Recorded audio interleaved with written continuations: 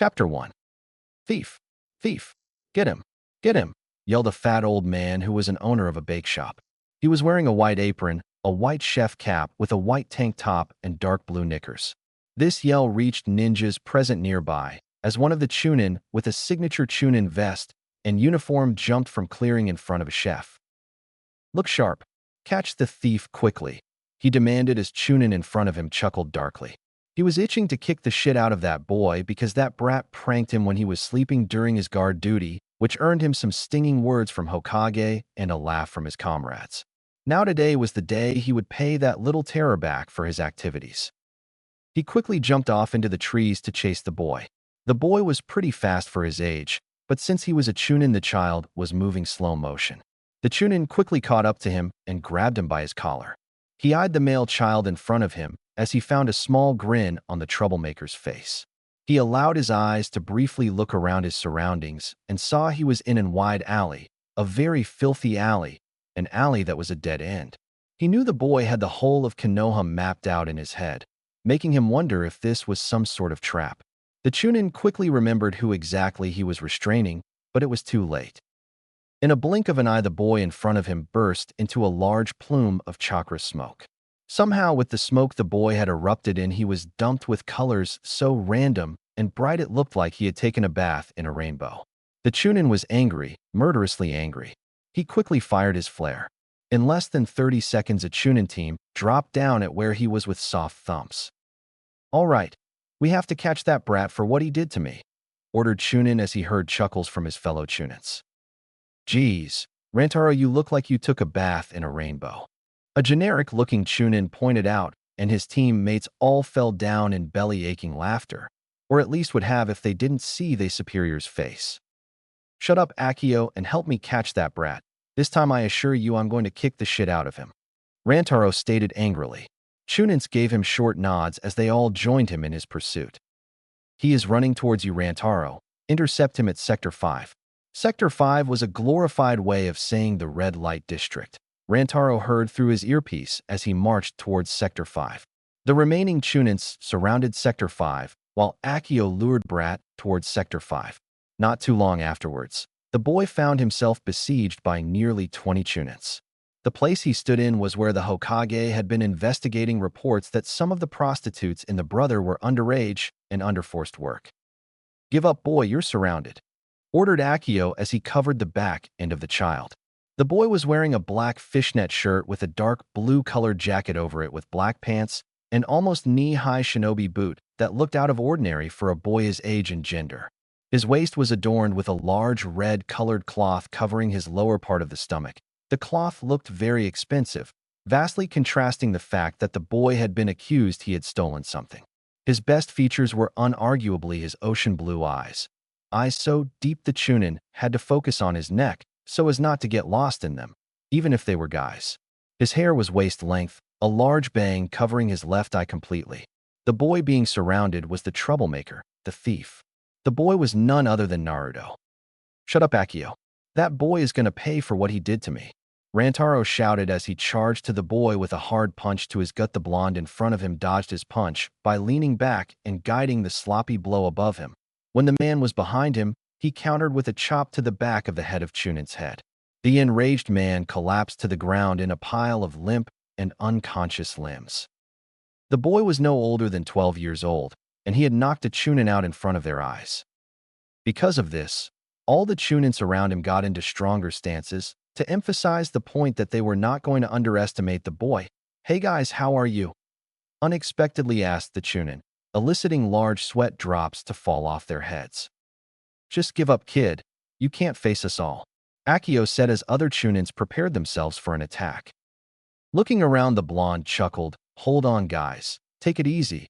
I'm not here to fight," he replied and exploded into a small plume of smoke that, thankfully for them, didn't carry any paint bombs.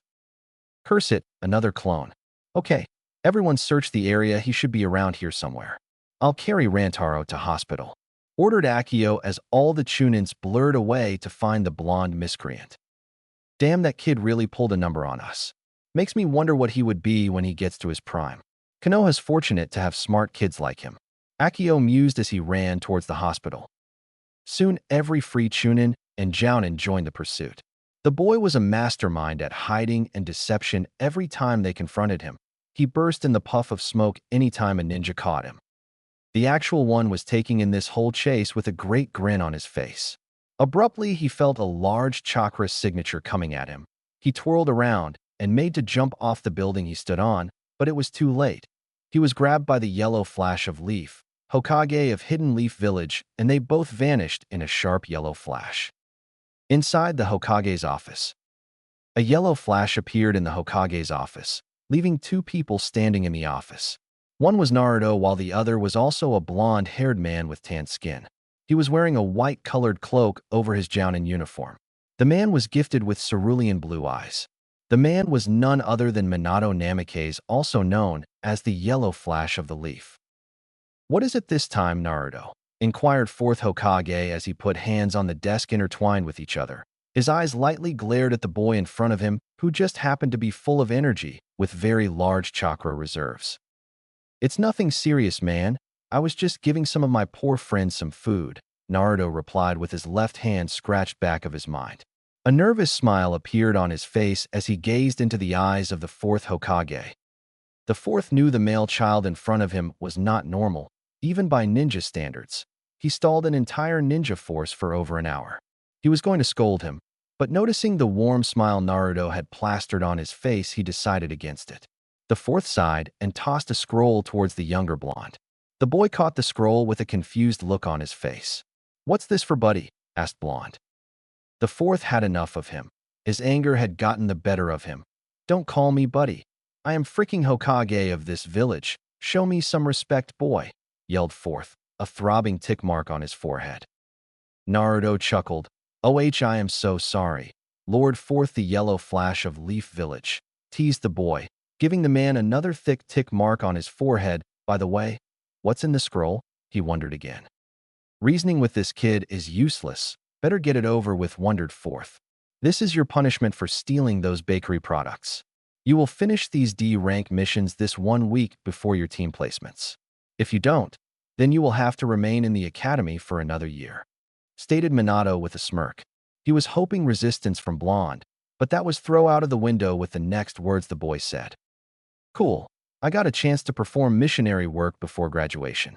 I would have stolen earlier if I recognized that you would give me missions earlier," said Blonde with adrenaline coursing through his body. He was ready for missions, even if they were troublesome D ranks. Today he would perform his first mission. "This kid, he's just like Kushina," Minato thought as he gave younger Blonde a small smile. "You start after classes, which, by the way, if you don't leave now you'd be late," stated the fourth as younger Blonde's eyes widened. "Oh crap, Irika-sensei's going to kill me for being late again," Naruto thought frantically. Cold shivers went up his spine as he remembered the particularly ruthless punishments the man could give out. He hated extra homework. He remembered another punishment Irika gave him. He had to clean the whole upper floor of the academy for coming in late. "I'll be on my way, buddy. Time to blend in," Naruto said before he disappeared in a swirl of leaves. "That kid learned Shunshin, and he knows Shadow Clone Jutsu. I guess we have another chakra monster," the Yonde muttered as he was brought back from his musings by his primary advisor, Hiruzen Sarutobi, dropping another stack of paperwork.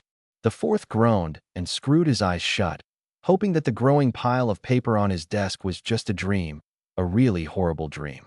He tentatively opened his eyes and groaned again when the pile of paperwork was even higher than when he closed his eyes. "You and Naruto have a master's degree in how to piss me off, don't you, third?" Minato asked as he again armed himself with his mightiest weapon against the paperwork, a fountain pen. Hiruzen smirked, feeling his pain but in no way wishing to go through it again. Outside the academy, the blonde just materialized outside of the academy in a small whirl of leaves. He was trying to directly enter the classroom with his Shunshin, but failed. "Damn you, fourth, for placing your stupid seals inside the academy." He sighed inwardly with disgust. "Seriously, how many seals did he put in this place anyway?" muttered Blonde as he quickly went upstairs and went towards his classroom full tilt. Irika was taking attendance. Everyone was present except for one long blonde-haired student of his, Naruto. He went forward and ended in front of the blonde's name. "Naruto, Naruto," he called but got no response. He would go for his lecture when suddenly the door of class opened by the missing blonde. "Present," boy yelled. Not even a second later, the irate man's head grew. "You're late," Irika yelled. Most of the class covered their ears with their hands. They were itching to see this confrontation. Naruto always outsmarted their sensei. While Irika-sensei, "I had to help an old lady with her shopping. After that, I had to rescue a duck from drowning in the river. When I got to the academy's gates, a black cat passed me, so I had to circle round the village and enter the academy through the ceiling.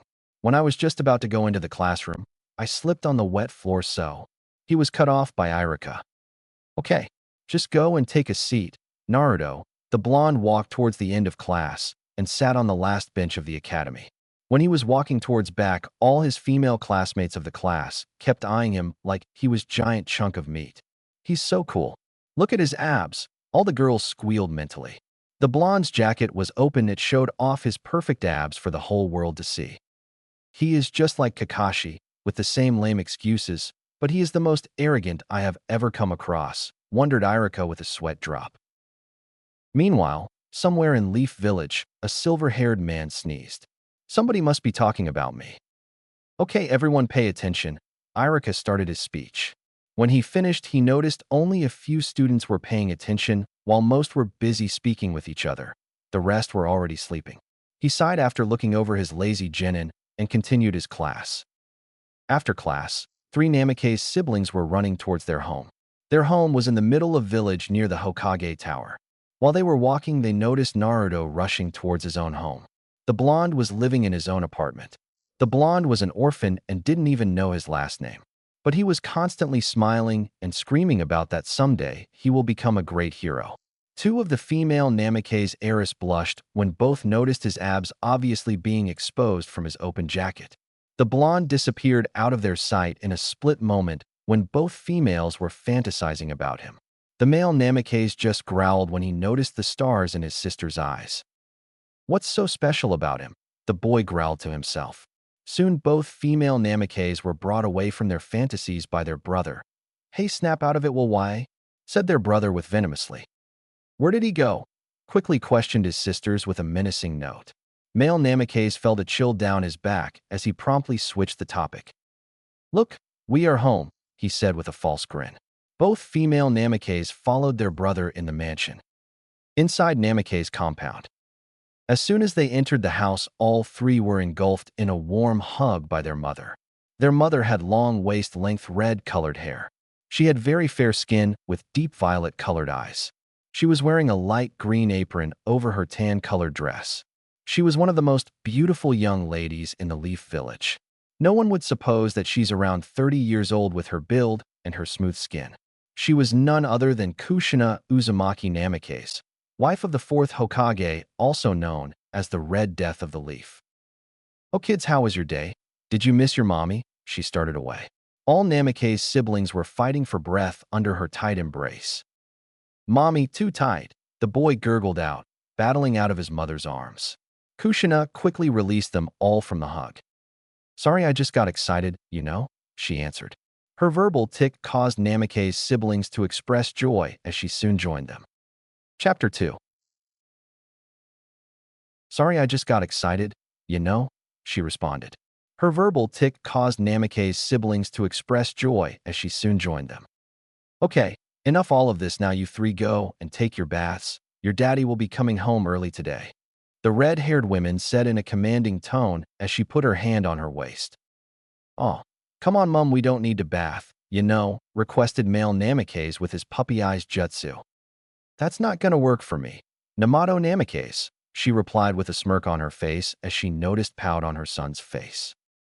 He was about 5 feet tall with slightly fair skin. Most said he got from his father.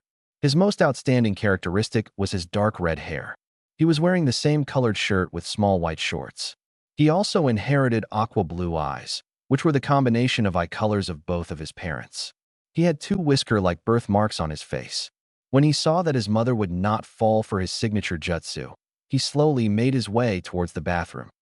While Namato was bathing, his red-haired mother noticed her daughters were lost in their thoughts. Looking closely, she noticed small blushes on each of her daughters. She was standing right in front, but neither of them seemed to notice. She coughed to gain their attention and demanded, "Who is he?" she said playfully. The Namikaze sisters blushed a deep red as their mother was looked down at them closely. And in no one. "Mommy," they both yelled in unison. The red-haired women smirked knowingly. Their stutter was just too adorable. She quickly thought up something to bait the truth out of them. "Well, I found out that a handsome blonde boy is in your class." "Naruto, right?" she inquired and got her reply by their nods. "Yes, Mommy. His name is Naruto," stated the blonde-haired girl. Her skin was very fair, matching with her orange-colored top and dark blue-colored skirt. She was wearing 2 pigtails. Her hairs were long and spiked like her male parent, while her eyes were hardly like her female parent. She was none other than Natsuki Namikaze. "Both of my girls are growing pretty quickly. Soon both of them will be the genin," she squealed inwardly. "How do you know about him, Mommy?" questioned Natsuki's twin sister. She was the most assertive of her children. She had inherited her paternal grandmother's raven-colored hair. She was wearing white-colored top and dark blue-colored skirt. Her skin was pale, borderline unhealthy pale. She was as well recognized as the Hokage's ice princess. Her most attractive feature were her eyes. She was blessed with sky blue-colored eyes. Her hair was also freely combed back, cascading down to her waist. She was the second daughter of the 4th Hokage, Sayuri Namikaze. "I don't know about him, not in the least," she sounded out with victory smug on her expression. Both Namikaze twins pouted when they discovered that their own mother played a joke on them easily. "Did either of you girls ask him out?" she queried with a hopeful tone, waiting for positive reply. Alas, she was filled with a negative answer from her daughters. Both Namikaze females wore a disappointed face. "Ah, don't worry, girls, I am sure you will find your man," she hinted, hoping to cheer them up. She got a nod from them as she walked back into the kitchen for preparation of dinner. Soon Namikaze's sisters entered the bathroom when their brother came away. Namato, who had finished bathing, spied the looks of disappointment on his sisters' faces, and he knew too well the reason for their disappointment. "That bastard Naruto," he grumbled inwardly. He didn't know why, but he hated Naruto more than anything. That blonde always made him feel inferior to him. One of his biggest dreams was to kick the crap of the blonde, but alas, he couldn't accomplish that. The blonde was a natural prankster with large chakra reserves as well. He was able to perform that bothersome clone technique. Suddenly, a yellow flash sparked behind him, and he was in his father's arms. His father, 4th Hokage, was home. "Hey, kiddo, did you miss your daddy? How was your day?" Minato got out. He noticed his son's mood change as he hugged his father back. "Yes, Daddy, I missed you. How was your day?" he replied while enjoying the warmth of Minato. Minato sighed and let go of Namato. "That classmate of yours is actually a great problem," he said.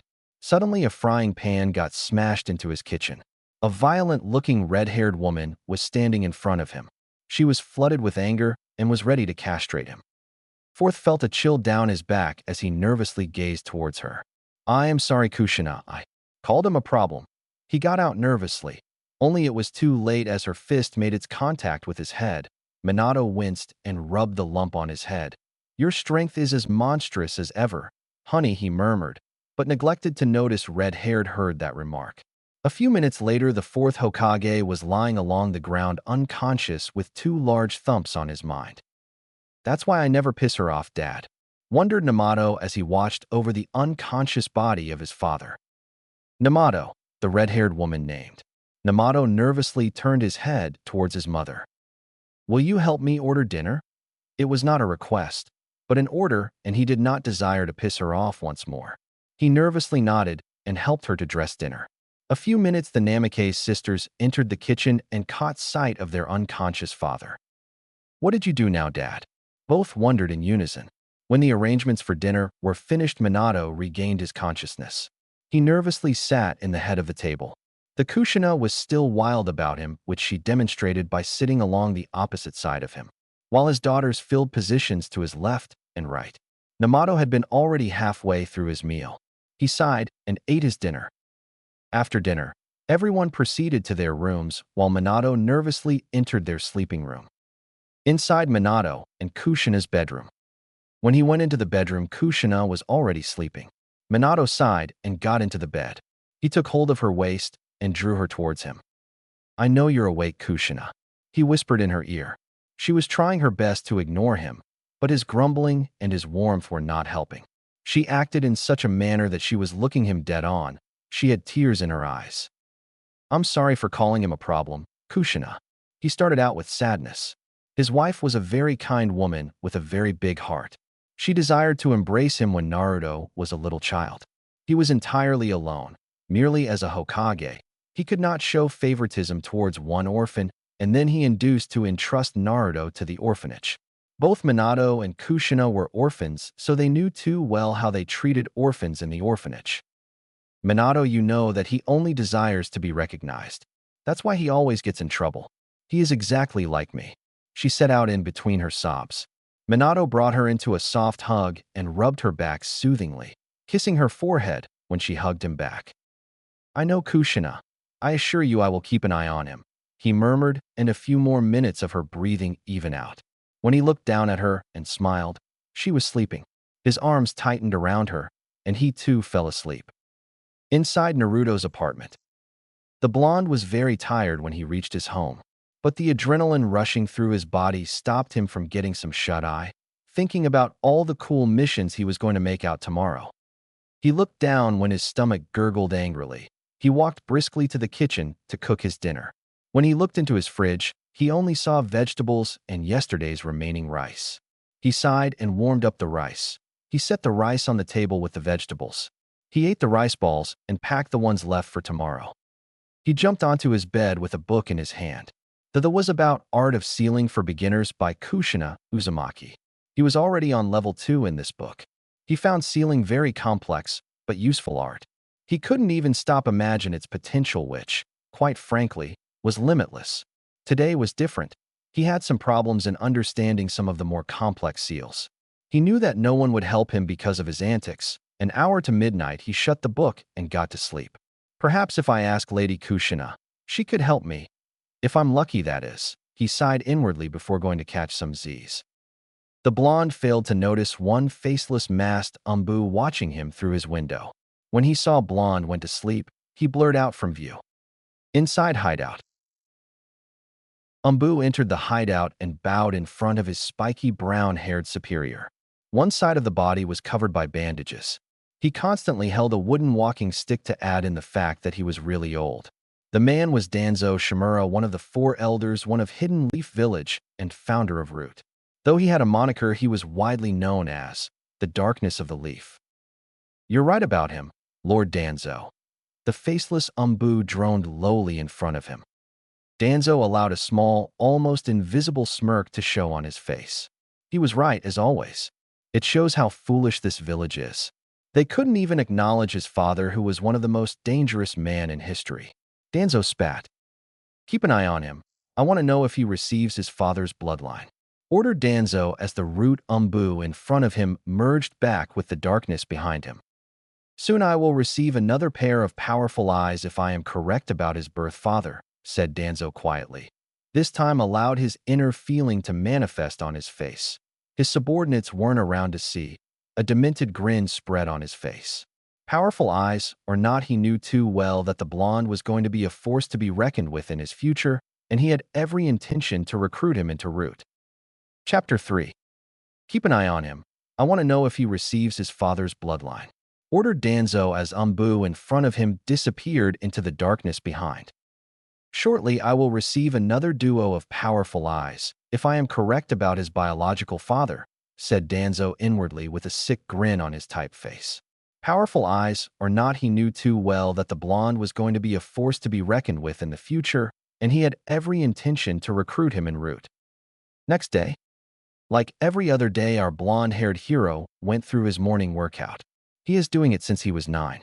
His determination showed results with the way his body had noticeable muscles. His morning exercise consisted of 10 laps around the whole village. After that, he would power through push-ups and sit-ups. He was so used to it now that he breezed through the exercises easily. After going through what most would call madness, he ran back home. He sighed as streets were empty, only some paper boys were around for delivering newspapers. It was still early in the morning, pausing to look at the sun's position, 6:30 a.m. He sighed again and continued his cool trek back home. When arrived, he veered straight for the bathroom to take his bath, brush, and, simply, to look presentable. Meanwhile, in Namake's compound, the fourth Hokage was in a bed with his wife. At least that's what he thought. When he opened his eyes, he saw that he was alone. He sighed and lazily got up from the bed and walked towards the bathroom, with sleep still flirting with his mind. He brushed and performed his morning rituals. Sometime later, he was ready for the day's work as Hokage. He noted that girls were already out of their bed and were helping their mom for the preparation of breakfast, but his son Namato was still in his bed. He was let down by the boy's laziness. He sighed and resolved to wake him up.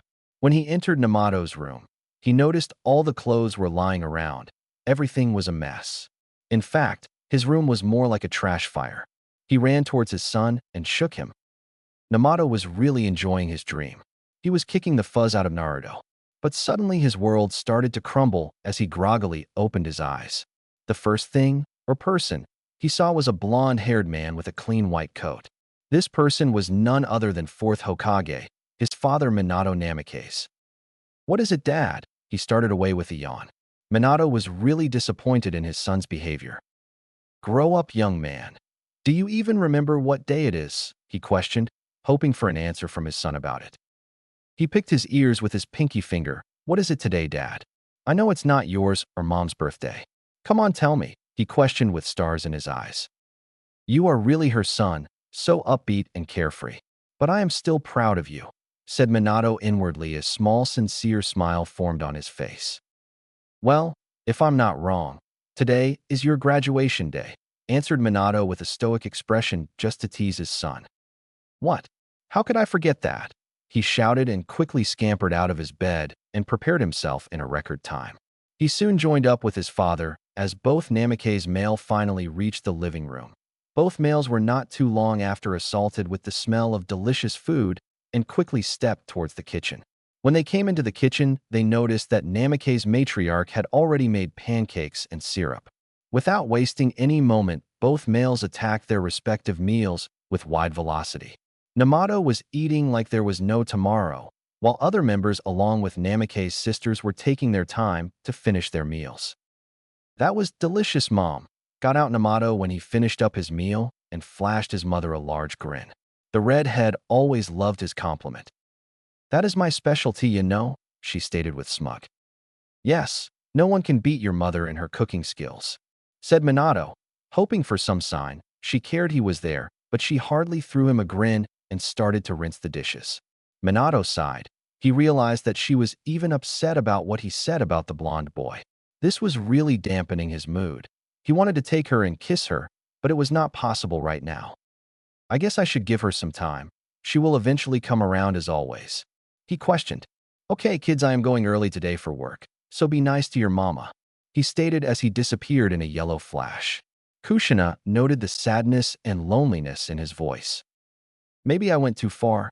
Guess I will have to make it up for him tonight," she wondered with guilt. She knew that her husband was very kind-hearted and nice. She sighed and went back to washing the dishes. Presently, it was 8 in the morning. All of her children scampered quickly to the academy. "All right, children, show them that what a true ninja is, what Namikaze Uzumaki truly means," she boasted with pride, and was filled with a loud positive reply from her children. She smiled and hugged them affectionately. After some time, all Namikaze's siblings started to march towards their academy. Meanwhile, with Naruto, when Blonde reached his apartment, it was already 7 in the dawn. He sighed as it was yet too early for academy to start, so he resolved to get a quick nap. But when he opened his eyes, it was already 8:20 o'clock. "Not this again," he mumbled as he quickly put on his jacket and boots and left for the academy. When he was moving towards academy, a delicious smell caught attention of his nose, and he picked up a familiar voice. His stomach gurgled angrily. Then instead of pursuing his route to the academy, he followed that delicious flavor. In less than 2 minutes, he was standing right in front of his favorite shop. The words Ichiraku Ramen Shop were pinned in large bold letters on a big wooden dining table which was present above the store. He went into the ramen shop and without sparing a single glance towards menu card quickly ordered 2 bowls of chicken ramen. "Old man," he yelled hungrily. Tucci started to gear up for yet another Naruto ramen binge, and within 5 minutes he made his order and served Blonde. "Here you go, Naruto, the food of the gods," he boasted and served 2 bowls. The blonde quickly started chomping, swallow, and destroying the bowl of delectable golden noodles. Tucci was busy working behind the counter. Then his gaze fell on the calendar and his eyes widened. Naruto, today is graduation, isn't it? He yelled, panicking, and soon saw realization dawn on the blonde in front of him. The blonde quickly sealed the remaining bowls in a sealing scroll. He was on level 2 of sealing, so creating sealing scroll was a piece of cake for him. No time to talk, old man. I am starting out late for my exam. He came out and evaporated in a whirl of leaves. In a few minutes, he was standing in front of the academy's gates and was pacing towards his classroom. He didn't even have enough time to curse the 4th Hokage for his habit of placing seals everywhere. When he arrived at his classroom, it was already 9 and written test had started off half an hour ago. Without even sparing a glance at Irika, he went to his desk and promptly began writing his examination. Irika sighed and resolved to scold him later after the test. Presently, it was 9:30 and written test had ended. All kids were exclaiming how more or less easy it was tested. Naruto barely managed to finish his exam. He sighed. He knew that his written exam was almost finished. After some time, Irika started calling individual students for ninjutsu test. They were all asked to perform the 3 basic academy jutsu: the clone, transformation, and substitution jutsu. Most of students were able to pass this test easily, while some were unable to. Naruto called Irika as almost every girl in the classroom began to ogle him. Naruto felt a shiver down his back as he awkwardly entered the room where Irika was giving them the test. Irika's gaze fell on blonde mop of hairs. Naruto was standing in front of him. The boy always reminded him of someone, but he failed to recall that person. He was brought back from his thoughts when he heard a cough from the blonde. "Sensei, are you there?" asked blonde curiously. Irika shrugged off his thoughts and regained composure. Sorry, Naruto. Perform the 3 academy justice?" he stated as he watched the blonde made one-hand seal, transformed himself into Irika in a burst of chakra smoke. The smoke cleared up enough to reveal a perfect doppelganger of the Chunin instructed. The clone then made a cross-hand sign, and another Irika poofed from out of nowhere beside the clone. He set up his clone to stand beside Irika and quickly substituted himself with clones. Irika was amazed by this accomplishment. He created a shadow clone of himself while balancing transformation jutsu, and so he substituted himself without hand seals. Shadow clone jutsu was a Jounin level jutsu, and this boy, standing right in front of him, was performing that jutsu without any problem. "Naruto, you are really something else," Irika said inwardly, a wide grin spread on his face. "Very good, Naruto, you pass," he shouted, proud of the knucklehead, and motioned for the blonde to come near him. When blonde was standing in front of Irika, Irika quickly removed his own forehead protector and tied it to blonde's arm with a true smile. The blonde was astonished. A few tears sprang from his eyes as he bowed respectfully to his teacher. "Thank you, Irika-sensei, for being my teacher," he said with a slight stutter. Irika smiled and quickly embraced his most unpredictable student. "The pleasure was mine, Naruto. Now just go and wait for your team selection," replied Irika as he saw the blonde leaving the room, but not before giving him his biggest smile. When he walked outside, he was nearly assaulted by fangirls. "Better leave before they try to rape me." Blonde shivered as he quickly disappeared in a swirl of leaves. Inside Hokage's office. Every Jounin was present inside the Hokage's office. They were all waiting for 2 remaining Jounins. One was son of White Fang and master of lightning element Kakashi Hitaki, while other was known for his visual prowess and space-time jutsu Obito Uchiha. They have all been waiting for roughly 2 hours, but no sign of the pair. Sometime later, they both entered office and shrugged all the glares expertly. 4th Hokage was very let down by them and wanted to scold them, but his lone female student beats him to the punch as she quickly set up herself off at them and bonked them in their heads. "You 2 lay off reading that smut and start reporting on time or else," she admonished them. Both male members of former Team 7 were sweating. All female Jounins chuckled while males felt sad for the couple. Meanwhile, Hokage was also sweating. Her student was becoming more and more like his wife, and her anger was just like hers. He awkwardly chuckled and started, "Well, today we are all here for team selections. Does anyone who want to volunteer for becoming Jounin sensei?" He wondered as he gave the jounin that wanted to back out a chance. Only 10 jounins stepped forward.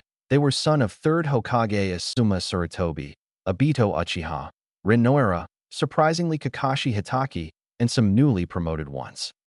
"Are you all sure about this?" he asked again, and all 4 jounin nodded. So his students were going to become jounin sensei. He could not believe that his cute little jounins were now jounin, and soon they all will be jounin sensei. He chuckled inwardly and dismissed the remaining jounins. "So sensei, who is going to teach Namato, Sayuri, and Natsuki?" Kakashi asked as all former members of Team 7 were waiting eagerly for their reply. The 4th Hokage sighed as he knew where this was going, and he likewise knew that it was going to end badly for him. Chapter 4. He awkwardly chuckled and started.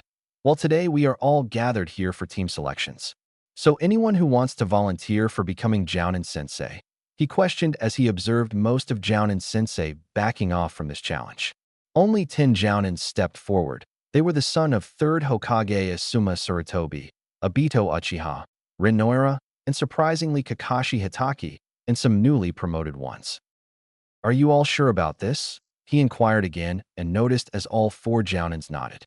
So his students were going to become jounin sensei. He could not believe that his cute little jounins were now jounin, and soon they all will be jounin senseis. He chuckled inwardly and dismissed remaining jounins. "So sensei, who is going to teach Namato, Sayuri, and Natsuki?" questioned as all former members of Team 7 were waiting eagerly for their reply. 4th Hokage sighed as he knew where this was going, and he also knew that it's going to end badly for him. 4th chuckled nervously. He knew this day would come, and he will have to make a tough decision, a decision that could break any of his students. He again gazed towards his 3 students and sighed. "Well, that is a really complicated." He started as all 3 former members of Team 7 concentrated on his words. "What do you mean it's complicated, sensei?" inquired his only female student. This question also got the attention of his remaining students. Both were also eager for his reply. "Well, you see, this year too many students graduated from the academy, because of which their number is uneven. We need 2 more students to form the last team, or one of the students will be placed in reserves until next year. As for your teams, I think I have already decided it," finished 4th Hokage with authority. Just as then, all of the students got in real dangerous feral position, ready to tear him apart if he had placed some idiot in their teams. Blonde Kage's sweat dropped by observing this behavior. "So what are you waiting for, sensei? Tell us already," replied black-haired Uchiha. He was just as tall as his teammate Kakashi Hitaki. He was wearing regular jounin attire with exception of his orange-colored glasses. But from the corner of his eyes, he was also eyeing his crush Rin. Obito was still an idiot when it came to girls. He was too coward to ask her out, which earned him mean nicknames from his other teammate Kakashi. 4th sighed.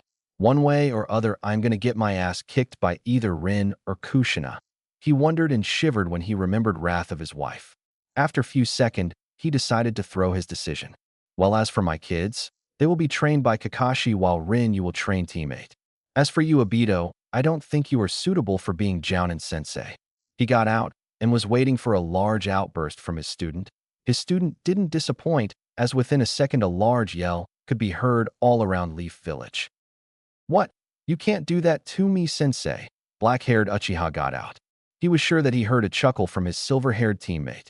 He badly wanted to beat the crap out of him, but that could wait for now as he again concentrated on his sensei. "Well, Obito, I know that you are one of the best Jounin in Leaf, but your mindset is still of a child. Because of which I can't assign you a Genin team." 4th got out as he noticed heartbroken Uchiha in front of him. Obito was on a different dimension totally.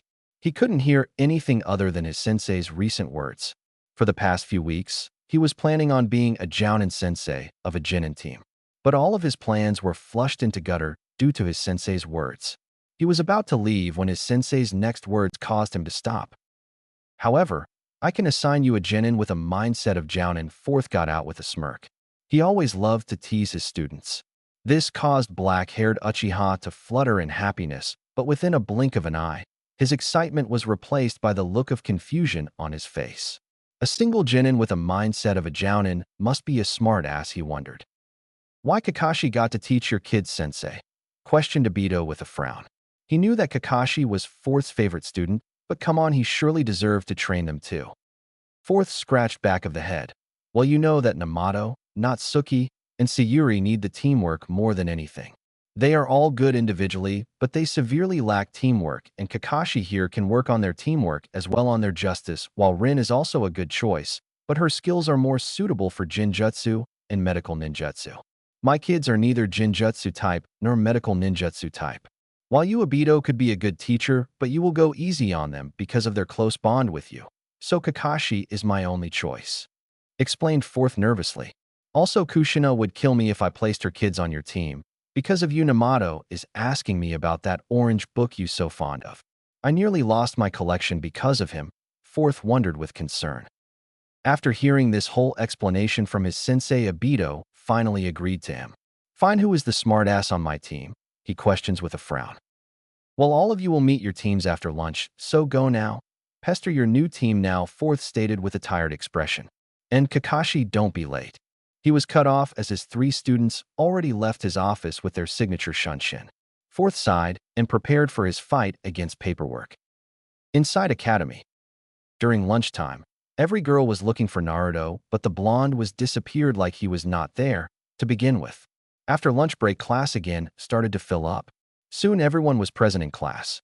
Suddenly through the door, Irika entered the classroom. When he gazed towards his students, he could not believe that his little students were Jinin now, and from tomorrow they would no longer be his students anymore. Everyone will have their own Jounin sensei, and they would never visit him again. These things saddened him, but he was also proud of them.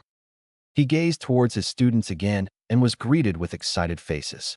His emotions were the mixture of sadness and happiness. His eyes started to search his favorite student, and then he found him, as usual, sitting on the last bench gazing out of the window without a care in the world. Irika sighed and decided to announce next procedure. Well, congratulations again, all you passed Jinin exams, and the next step is that you all will be placed in a team of 3 with a Jounin sensei to each team. He started and soon noticed that no one was paying attention to his words. Everyone was gossiping about team placements. Only one question was going through the minds of all girls: who is going to be on Naruto's team? Every girl was fantasizing about being on the same team as Naruto, while boys were wondering about who is going to be on the same team as Namake's sisters. Irika had enough of this. All right, pay attention here, he yelled with anger. Soon the room was again engulfed in a pin-drop silence. He sighed and started announcing about teams. Naruto was having the worst day of his life. He was nearly raped today, and now if Hokage placed one of his fangirls on his team, then he would be doomed. He was silently praying to God for it. Irika announced first 6 teams. Team 7 will consist of Natsuki, Sayuri, and Namato. Namake's and your Jounin sensei will be Kakashi Hitaki. He stated. Both Namake's sisters were disappointed as they would not be on the same team as Naruto, while Namato was celebrating that he was not on the same team as his nemesis. All the boys were glaring Namato because Namake's sisters will not be teamed up with them, while all girls were celebrating that Namake's sisters got what they deserved. Okay, silence. Team 8 will be of Hinata Hyuga, Shino Aburame, and Kiba Inuzuka. Your Jounin sensei will be Rin Noara. Team 9 is still in circulation, so Team 10 will have Ino Yamanaka, Choji Akimichi, and Shikamaru Nara. Your Jounin sensei will be Asuma Sarutobi. He said as he raised his eyebrow when he didn't observe the name of his favorite student. He changed the page, and his eyes widened. Team 11 will consist of Naruto and his sensei Obito Uchiha, he read inwardly. When students noticed their homeroom teacher frozen in his place, they decided to wake him up. Namato leads the charge as he threw a paper ball towards him. It landed right on Irika's face. He quickly regained his composure. Silence. Team 11 will consist of Naruto, and his sensei will be Obito Uchiha. He got out. What? Screamed all girls in unison. They were glaring Irika. If looks could kill, he would be dead by now. Quite its final decision. Wait here until your Jounin sensei picks you up, and again congratulations for passing Jinin exams, and thanks to you all for cooperating with me throughout these 4 years. I am proud to call you all my students. He got out as he bowed. After 3 hours, only 7 Genins remained inside the classroom. They were Team 7, Team 8, and Team 11. Suddenly, in a whirl of leaves, 3 people entered the classroom. 2 of them were males while 1 was a female. They were former members of Team 7, Kakashi Hitaki, Rin Noira, and Obito Uchiha. It appeared that female member of former Team 7 had to drag her male members. Two males were in severe pain as their female member bonked them with chakra-enhanced punch on their head. "Okay, Teams 7, 8, and 11 meet us on the rooftop," said Obito with a smile as all Jounins got sucked into a void and disappeared. Remaining Genins followed them to the rooftop. On rooftop. "Okay, so now you are all here. Introduce yourselves," Rin said with a bright smile. She was already looking forward to being sensei of Team 8. It was one of her lifetime dreams after all. While Kakashi was eager to train his team too, but unlike them, Obito got only one Genin to train, but he was also very excited to train her. He was willing to teach him everything and every technique. "MHHH. What we supposed to say?" slurred Hinata. Rin smiled. "Don't be nervous, dear. Just tell us about your name, hobbies, and dreams for future." "Kakashi here will demonstrate," she answered happily. Silver-haired ninja gasped after hearing words of his teammate, and he was sure that he heard black-haired Uchiha smirk. He sighed. "Well, my name is Kakashi Hitaki. Things I like. I don't have any about my hobbies. I don't have any," he got out with a smile. No sooner Kakashi finished, he was smacked hard on his head. "That's not how it's supposed to done," Kakashi Rin said dangerously. Almost everyone was sweating by her ki. Without wasting another moment, Obito started. "Hello guys, I am Obito Uchiha. I like to train and create new justice. My hobby is to read my favorite book, and as for future," he looks towards Rin and blushes. He was unable to finish his sentence as he was also smacked on his head by Rin. "To become Hokage," he got out before he lost his consciousness as her fist landed on his head hard. All Genins of Team 8 were in the panic about their sensei, while remaining Genins were amazed by her brute force. "Sorry guys, my name is Rin Noira. My likes are helping people in the hospital, developing new genjutsus, and my dream for future is to have a family of my own," she got out with pink cheeks glancing towards Obito, who was lost in dreamland. "Okay, you first, Hinata," Rin ordered, and positioned herself on the bench while her teammates stood up after gaining their consciousness and comforted themselves by relying on the railing. "Well, my name is Hinata Hayu Hyuga. I like cinnamon buns. And cooking. My hobby is training and cooking. I hate people who consider themselves VS above others. I also hate perverts and rapists. And my dream for year is to uni my famo ly and have my own fa mali after some time." She stuttered and her cheeks turned pink with a blush as she gazed towards Naruto. Rin followed her gaze and was now looking towards the blonde. Well, young love, how cute," she inwardly squealed and placed her hand on Hinata's shoulder. "Thanks, Hinata. Please make yourself comfortable and speak freely," replied Rin with a smile and observed pale-eyed girl nod. "Okay, your next guy with puppy," ordered Kakashi with a bored expression. His hand was itching to reach his pouch and pull out his favorite book, but controlled his urge when his gaze fell on Rin. "Well, my name is Kiba Inuzuka. I like to train with Akamaru and spending time with him. I dislike traitors and scums. My dream for future is to become clan head of Inuzuka clan," boasted Kiba with a puff of his dog Akamaru. "It's nice to meet you too, Akamaru," replied Rin while Obito and Kakashi smiled watching this interaction. "Come on, we don't have the whole day. Introduce quickly," ordered Obito with a scoff. Shino introduced himself just like Kakashi did. He only added about his hobby, that he collects insects. Now it was Namato's turn. Without even waiting for a second, he started. "My name is Namato Namikaze. I like spending time with my family and ramen. I hate brooders," glances towards Naruto, "and traitors. My hobby is to watch movies, and my dream for the future is to become Hokage just like my father," he finished with determination. While he is definitely Lady Kushina's son, three Jounins wondered inwardly. Naruto rolled his eyes. How much longer it's going to take? He wondered and waited for his turn. Both Namikaze sisters had same hobbies and dreams, having a family with someone. Both sisters gazed towards Blonde when they mentioned it. Well, he certainly is a chick magnet, wondered Rin. He could be a great inspiration for Master Jiraiya for his next novel, were thoughts going through the minds of Kakashi and Obito. But Kakashi made a mistake as a small giggle escaped from his mouth. Rin heard a perverted giggle from her teammate. She was glaring daggers at him before she started to beat the crap out of him.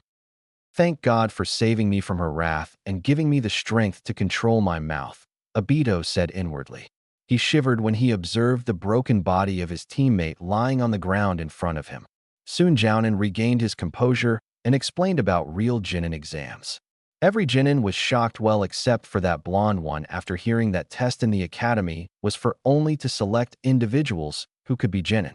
Then they informed them about time and place of Genin exam and disappeared in a void. Now all rookie Genin were left on the rooftop. Shino quickly left, followed by Kiba and Hinata. Members of Team 8 were clan heirs, hence their parents wanted to discuss some clan matters with them. In case of Hinata and Kiba, about their training too, so they left. Now only Namake's siblings and Naruto remained. Blonde got up and was about to leave when he heard some stutter. Nah. Naruto, would you like to join us tomorrow for dinner? Got out Sayuri. She felt sudden warmth in her heart and cheeks, because of which her cheeks turned pinkish. Her twin sister was glaring her while their brother was glaring blonde. Naruto was confused by her question. Why she wanted him to join them for a dinner? He was nothing but an orphan without even surname. He sighed. He knew if he refused to join, then Namato would irritate him by his continuous ranting. Then he suddenly remembered that he also wanted to meet Lady Kushina. This could be a golden opportunity for him. Besides, he would be able to embarrass Namato in front of his parents. He was not going to waste such honor. Pleasure will be mine, dear Sayuri, he replied politely as he observed her face turned into the darker shade of red. Another compliment, and she would faint. He did not want her to faint right now, so he took their leave as he dematerialized in Shunshin. Sayuri was fantasizing about blonde, but she was brought out of it by none other than her sister. Why did you do that? I was going to ask him on a date, and now you invited him to a family dinner. You ruined my plans, Sayuri. Natsuki was livid with her sister now. How could she do that to her? She always cared and helped Sayuri. But her sister burned everything on a single whim. I am sorry, Natsuki. If I'd known, I would never invite him. I am so sorry, Natsuki. Sayuri was very sorry to her sister now. She didn't know that her sister wanted to ask him on a date. Meanwhile, red-haired Namato was watching this whole conversation from sidelines. He was so angry right now that he could almost punch blonde until he could not feel his fists anymore. He could not believe that some orphan boy with no name could break his two sisters so badly. Let's go home. Mom would be waiting for us. Namato said. He was on a thin edge right now, his anger almost spilling out of him, but he somehow managed to contain it. He started walking towards Namake's Umaki compound, followed by his two sisters. Natsuki still holds a grudge against her sister, while Sayuri asked for her forgiveness for 1,000 times until now. After walking for about 10 minutes, they reached their compound. With Naruto, Blonde was moving towards his so-called home when he sensed a chakra signature inside the forest of death. He checked his watch. It showed 9 p.m. Usually no one wanders in the forest at this time. Gotta check it out. He changed his course and started moving towards forest along rooftops. Within few minutes, he was jumping from one branch to another one. After a couple of minutes, he caught up to the ninja. When he observed closely, he noticed that it was male with white hair, about 6 feet tall, wearing a regular Chunin uniform. Then he remembered that ninja. He was an instructor at the academy. What was his name? Mitsuki? No, Misaki. No, it's Mizuki. He wondered and was about a few meters away from him. Because of his pranks, he could easily bypass any Umbu and Jounin without alerting them. He threw a kunai towards him. It whirled past Mizuki's ear. His eyes widened as he came to halt.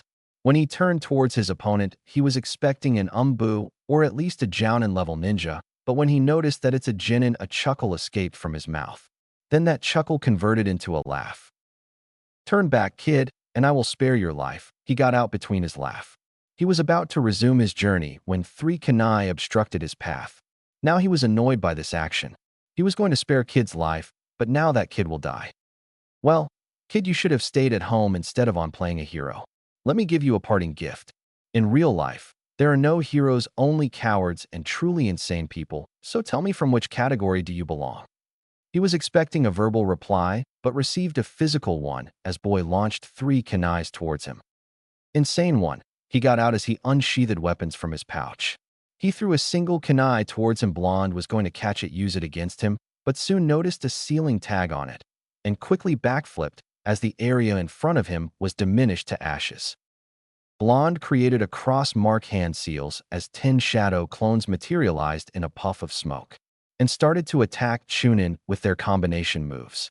But Chunin was good. No, he was very good. He must be if he was able to steal a scroll from Hokage's personal library. Mizuki quickly dispelled all of his clones and went for a gut kick to the original one. His kick connected with Blonde's gut as he got the wind knocked out of him. But Chunin launched the hail of kunais towards him instantly as kunais got impaled through some of his body. Blonde was pinned on the tree. Well, look at you.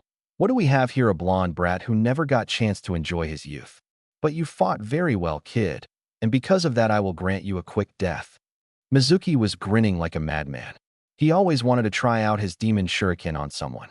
He unsheathed his demon wind shuriken from his back and got into his stance. He started to conduct his chakra through shuriken and whirled it towards Blonde. Blonde was finding it hard to move. Kunais were impaled through all over his body. But then suddenly time froze for him. He could see that shuriken was moving in a slow motion. Suddenly, he found himself in a dark room with no door and windows. He stood up and heard the chuckle from someone. Inside Mindscape. Who are you? Face me, coward. Blonde was seething with anger. He wondered if this was some kind of jinjutsu. He tried to dispel it, but no avail. Suddenly, a man in his 30s walked towards him. He was wearing a red-colored samurai armor. He was about 6 and 5 feet tall. But most striking resemblance he found was that his hair. They were just like him. In fact, the man in front of him would be his carbon copy when he would be in his 30s.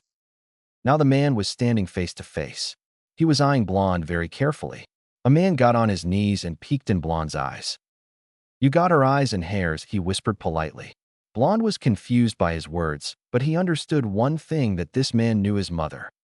Do you know my mother, and who are you? The blonde asked, almost grabbed the man by his collars. He wanted to know about his parents, his father, his mother, why they had abandoned him. He wanted answers. He was waiting for a reply from the black-haired man in front of him. Of course I know her. I am your father after all, chuckled man in front of him. Blonde could not believe his eyes. His brain stopped functioning. He only understood one thing: this man in front of him is his father. He quickly engulfed him a fierce hug. The man also hugged him back as he could feel wetness on his shoulders. His boy was crying. If he was alive, then he would have knocked some sense into his son. But he could not blame him. His eyes also watered as he shed some tears too. Why? Did you have to leave me? He got out between his sobs. He wanted answers from his father. He parted from his father and was gazing directly into his eyes. The man motioned Blonde to follow him as they both sat down on a wooden bench. I am truly sorry for abandoning you, son, but I had my problem which I didn't want you to be involved with. Blonde wanted some more answers, as this one was not satisfying any of his questions. Okay, father, tell me about you and mother, stated Blonde with newly found light in his eyes. He wanted to lock away this moment in a chest for eternity, but that was not possible, so he decided to savor it with his father. Well, her name was Midori. She was a very cheerful woman and very fierce sometimes. While my name is Madara Uchiha clan, head of Uchiha clan and co-founder of this village. But right now we don't have time for gossiping, son. My chakra is starting to dissipate. Remember this, your mother and I always loved you and always will. Don't come chasing back us too quickly. Have some kids and one big happy family and live your life happily. Also, after you dance with this puny idiot, check up with current Kage about your birth property and bring glory to your father's and mother's name. And always remember, whatever you do, we are always proud of you. Now this is the end for me. Now I can finally join your mother in heaven and take this as a parting gift from your father, said Madara as he ruffled Blonde's hair. In front of Naruto's eyes, his father was disintegrating into nothingness. He again embraced his father tightly as he felt his father's chakra leaving him. I will, father. I will. Blonde got out between his sobs as he gazed towards his father for one last time and captured his father's smile in his mindscape. Chapter 5. I will, father. I will. Blonde got out between his sobs as he gazed towards his father for one last time and captured his father's smile in his mindscape. Blonde was really happy. He knew now that he has the last name, that he is a son of one of the legendary and most powerful men of the Leaf Village. He was Naruto Uchiha, son of Almighty Madara Uchiha. With these thoughts, he left his mindscape and there was just one thing that he needed to act today. That was to kick the crap out of that traitor. Outside, in real world, Mizuki was grinning like a madman today. He would finally kill that blonde brat that pestered all of the ninja troops. He was practicing them a favor by getting rid of this terror. He was expecting his demon shuriken to cut the blonde in half. Only he was blown aside by what occurred next. Abruptly, he felt a chakra spike from blonde, and what he saw next caused his eyes to widen. Demon shuriken pierced blonde and sliced him into two voices, but that was not it. The blonde was walking towards him. The blonde was dragging his upper torso with his arms towards him while his lower half just marched towards him. WH. What are you, Stay? Stay freaking away from me, he brought out with Blanche's face. His legs turned to lost all of their potency. His heart was rushing 1,000 knots per HR. His optics almost glued to the blonde as he acted towards him. He was discovering it very hard to take a breather, and then his body finally gave up as he fell unconscious on the dry ground. The blonde was actually let down by this. He was desiring for some combat. He sighed and dropped his jinjutsu. When he dropped his jinjutsu, everything went to normal. The blonde was fine as he replaced himself with a log at last moment. Demon shuriken was embedded in the log. The blonde slowly adjusted his vision. He observed his surroundings as it appeared red to him. Then that's what father meant by a new gift, his bloodline, he marveled. He cut off chakra flow to his eyes and noted that his vision became normal. He moved towards Mizuki and tied him. His eyes fell on a scroll on Mizuki's back. What's so special about it? He grumbled and picked it up. When he opened it, his eyes widened as it was Forbidden Scroll. This scroll secured most dangerous jutsus. He peeked through it as his eyes fell on a certain fire jutsu. It was not a fire jutsu that caught his attention, but the figure of its creator. Fire style, great fire annihilation. His eyes followed. His chest was filled with pride. This was his father's bequest. His father gave his signature jutsu for him. He promptly went to do that jutsu. After half an hour, he got that jutsu down. But he did not desire his father's jutsu to hand down to anyone. He erased that jutsu from the Forbidden Scroll and replaced it by his own creation, Sexy Jutsu, though he changed its name as Ultimate Ninjutsu against strong opponents. His encounter with his father didn't change him. He was still a minor and was going to stay child with ninja skills. He closed Forbidden Scroll. He did not want to replicate any of remaining jutsus. He was going to craft his own jutsus. He created 2 shadow clones. One gathered scroll, while one picked up Mizuki. Naruto and his clones left towards the Hokage's office in a shunshin. Inside Hokage's office, 4th Hokage was pacing inside his office. He was enjoying some family time when a messenger Chunin burst through his door and informed him of the state of affairs. He quickly darted inside his agency and put whole of his ninjas to start a search for Mizuki. He glanced towards the clock. More than 1 hour passed since the theft, but no news of that traitor. Suddenly, he felt a chakra signature inside his office as a blonde-haired boy materialized. This boy was none other than Naruto. Only when he watched 2 of his clones, one with Forbidden Scroll and another with traitor himself Mizuki, he hurried towards them. He quickly snatched Forbidden Scroll from the clone. "Where'd you get this, Naruto?" he asked with curiosity. Serious reflection on his face went away and was replaced by an amused one. He was marveling how the blonde managed to not entirely get the traitor, but also secure Forbidden Scroll. "Well, buddy, you know, if you order these Umbu to leave, I will explain it to you. Subsequently, there is something I need to discuss with you in a private," the blonde muttered just enough for the 4th. Blonde Hokage's blind-eyed his nickname and motioned his Umbu to leave. After all, he was itching to find out his explanation. Inside a minute, all Umbu left the agency. "Okay, now explain," ordered Hokage with authority. Blonde chuckled and took out a kunai from his pocket. 4th tensed by this action. He knew that the kid was only one flash away from death if he tried something. But to his surprise, kid threw it towards the ceiling. "Your dance ends here. Pathetic," he said with disgust. As kunai struck Umbu, his body got slammed on the floor. Only in that respect was something different about this Umbu. His face was hidden by a faceless mask. The 4th was about to unmask him when suddenly his body caught fire and got disintegrated.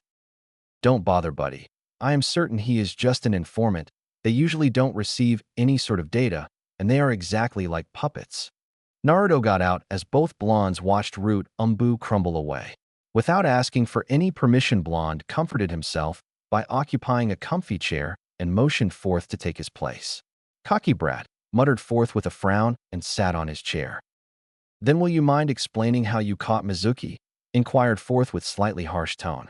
Blonde Kage-eyed Naruto as he simply put his legs on the Forth's table in a losing location. He also placed his arms behind his head and tilted chair in such a fashion that his comforts matched his expectation.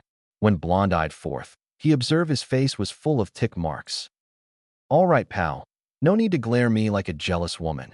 He sighed and went to explain about his confrontation with Mizuki. Only the blonde smartly dropped the region where he met with his father and about how he learned and erased one of the most dangerous forbidden jutsu from the roll, but replaced it with another ace. At least that's what Naruto thought. "So let me stick this straight. You just accidentally stumbled across Mizuki, tricked him using a jinjutsu, and managed to acquire Forbidden Scroll without a fight?" stated Forth as his eyes scanned Blonde for any sort of prevarication. He knew Naruto was hiding something, but what and why? "Bingo! You are really smart, Lord Forth," Blonde teased with his sarcasm, which Forth caught on rapidly. "Well, you can go away at present. I have better things to do," ordered Forth. He wanted to return home and relish with his family. After all, today all of his kids graduated from the academy, and from tomorrow they'd set out to do missions. He urgently desired to revert promptly to deflect the wrath of a certain red-haired woman. "Sorry, pal, but I call for some intel from you," said Blonde. He knew too well what was haunting Forth today and was hoping to mess it up for him. Seriously, how can an SS-rank ninja is afraid of his own wife was beyond his logic, but he knew one thing, that Kushina Uzumaki was well known for anger.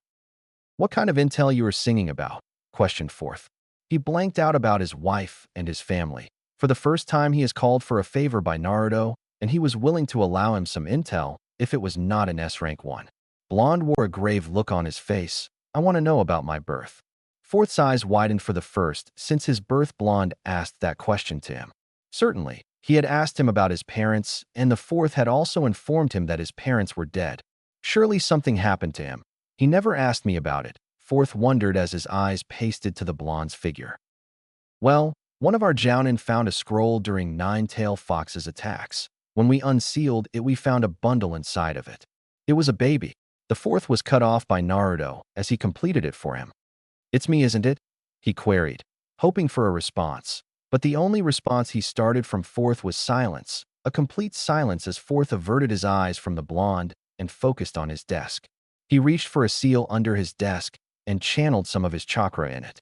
It was his own personal secret locker.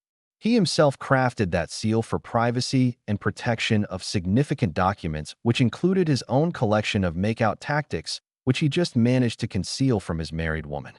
He unsealed a scroll from a stamp and placed it on the desk. Naruto's optics glued to the scroll. This was it. Today he'd found out about his parentage. "Inside of this scroll we found you," Naruto, Forth replied with sadness. He knew this was going to get a heavy toll on Blonde. To learn about parents was one of the most significant destinations of any orphan, and Blonde was very tight to his. Blonde stretched his arms and tenderly picked the scroll and put it in his pocket. "Thanks for securing my property, Lord Hokage," bowed Naruto with respect. For the foremost time, Minato observed a glint of a secure, mature, and intelligent ninja. His eyes captured determination and grit from Blonde's eyes, which pictured him a future legend and a potential successor of his. He answered as his bow with a sincere smile. "Don't sweat it, Naruto. Just turn a strong ninja to protect the Leaf Village," he stated with a sincere grin. Today he found out how brightly will of fire burned inside of Blonde. "I will, and you better prepare yourselves. I will be doing for your hat in the future. Until then, hold this chair warm for me." He grinned and disappeared in a whirl of leaves. "Huh. You still got 1,000 years of training in front of you, brat," replied Hokage, but was too late as Naruto had already flown in a vortex of leaves, but he was certain that he heard his smirk. His eyes got out of his sockets when he found out that it's almost midnight. "That brat surely knows how to keep me entertained." He sighed inwardly and disappeared in a yellow flash. Inside Namake's compound. When Forth flashed inside his home, he observed that the party has been already over. He missed the party because of that traitor Mizuki. He sighed and began to walk towards his sleeping room. but not before glancing in the suite of his youngsters. He went into the chamber and was greeted by his married woman. She was still awake, probably waiting for him. He entered the bed and positioned himself in such a fashion that his face was facing hers and was about few inches away from her. "What took place that pushed you to depart the party?" she asked worriedly.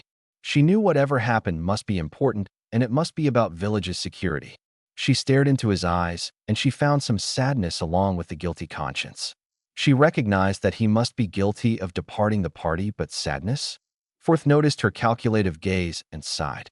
He enfolded his arms around her waist and laid his head on her shoulder. His warm breaths caused red-haired women to put out some moans. He laughed softly and went to explain about Scroll incident. He also explained about Naruto's request and his scroll. This saddened red-haired woman. "Minato, how was he? Did he take it well?" She blasted him with her question. Fourth chucked this was his wife, always softy and kind. That's why he hooked up with and grown to love this woman. Considerably, he accepted it like a true ninja, and for further questions, "You could call for him yourself, dear," he muttered. The dark was going to take a toll on him. His eyes were half shut. "Very well, honey. I will ask him tomorrow on dinner," she replied with slight anger. Blonde Kage's eyes widened after hearing these words. "I will ask him tomorrow for dinner," this sentence repeated in his mind. What? Who invited him to a dinner? He was livid now. Tolerating Blonde in his office was another thing, and at dinner was another. He wanted answers from his married woman. He seized her by her shoulders, staring into her psyche. "Well, your ice princess invited him on a dinner. I was thinking about inviting him, but she made it easy for me," she got out with a smile as she observed nervous look on Minato's face. The fourth Hokage learned that arguing with his wife about that topic will be useless at present as he shut his eyes firmly and tried to catch some Zs. Kushina giggled when she discovered her husband. Seriously, he looks so cute when he is angry. She wondered and pecked him on lips and placed herself in his workforce. Inside Naruto's apartment. Naruto got to his apartment. His workforce was hired by his favorite Ichiraku ramen.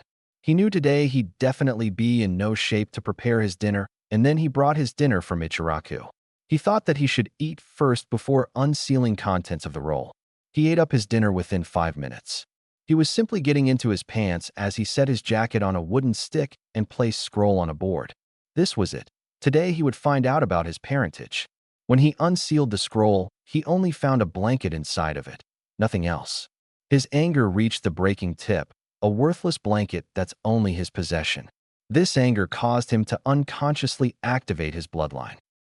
Directly, he watched more or less kind of letters on the mantle. He found out that his father built it so that no one could get out about it except for him. He put the blanket on the table and commenced reading the missive. Ichiwai Naruto. If you were reading this then, I failed to protect you and would be probably dead in a fight against my rival Hashirama Senju. I don't recognize how much time has expired since then, but I desire you to recognize that your mother and I loved you from the bottom of our hearts. She was a very kind person. Simply because of a wretched man like me, she went. One of the ninjas from Senju clan attacked her and killed her after your birth. I want to tell you I am sorry for giving out to protect your mother, for destroying your childhood. Because of me, you must have a hard childhood. I don't know how to ask you this, but please forgive me and become a strong ninja, have a family and kids, and shower them with love, and if you don't, then be ready for a long dance with me in the afterlife. Always protect your valued people, and please don't turn a loser like your male parent. Be a respectable and kind human being. I don't know if I should tell you this, but we are royal blood of the Uchiha clan. The clan, which was well known for their curse of hatred, so please don't come down for it, counter it with passion. Now is my time to go away, but I am placing you inside a special sealing scroll inside of which time flow will be blocked. I truly, really hope to render to you after my fight with Hashirama, but if I don't, then I pray to God that somebody with a large heart adopts you, someone who deserves you rather than me. Once more, I am sorry, my son. Please forgive me, and if you want to hate me, not your mother. I wish there would be more time. Your Tusan father. Madara Uchiha. Chapter 6. Naruto. If you were reading this then, I failed to protect you and would be probably dead in a fight against my rival Hashirama Senju. I didn't realize how much time has passed since then, but I want you to know that your mother and I love you from the bottom of our hearts. She was a very kind person, and because of a wretched man like me, she went. One of the ninjas from Senju clan attacked her and killed her after your birth. I want to tell you I am sorry for giving out to protect your mother, for destroying your childhood. Because of me, you must have a hard childhood. I don't know how to ask you this, but please forgive me and become a strong ninja, have a family and kids, and shower them with love, and if you don't, then be ready for a long dance with me in the afterlife. Always protect your valued people, and please don't turn into a loser like father. Be a good and kind person. I don't know if I should tell you this, but we are royal blood of the Uchiha clan. The clan, which was well known for their curse of hatred, so please don't go down with it. Fight it, counter it. It is time to go now, but I am placing you inside a special sealing scroll, which time's flow would be blocked. I truly hope to render to you after my fight with Hashirama, but if I don't, then I pray to Kami that somebody with a good heart adopts you, someone who deserves you better than me. Once more, I am sorry, my son. Please forgive me, and if you want to hate me, don't hate your mother. I wish there would be more time. Your Tusan father. Madara Uchiha. Upon reading the letter, Naruto broke down. Tears streamed down his cheeks and onto the letter. He clutched the letter to his chest and swayed uncertainly on his feet. They loved me. My dad even started this much work to keep me safe. The Uchiha legend Madara Uchiha, the co-founder of the Hidden Leaf Village. The man who tamed Nine-Tailed Fox with only a glance. And I am his son. I am Naruto Uchiha. Rapid-fire views flying through his head. His sobbing subsided 20 minutes later, and he noted that blanket crumbled away, leaving only ashes. It must have been some sort of sealing jutsu. Suddenly, he remembered about the sealing he was finding hard. He sighed and collected ashes from the table inside a little box. He was dying to preserve any belonging to his parents, even if it's some ashes. He shuffled to his bed and fell asleep. Next day, members of Team 7, 8, and sole member of Team 11 had shown up early. They were waiting for their respective Jounin senseis. In the absence of their sensei, they took seats on small rocks and on tree branches, finding some shelter from rays of the sun. The Namikaze siblings were chatting with members of Team 8.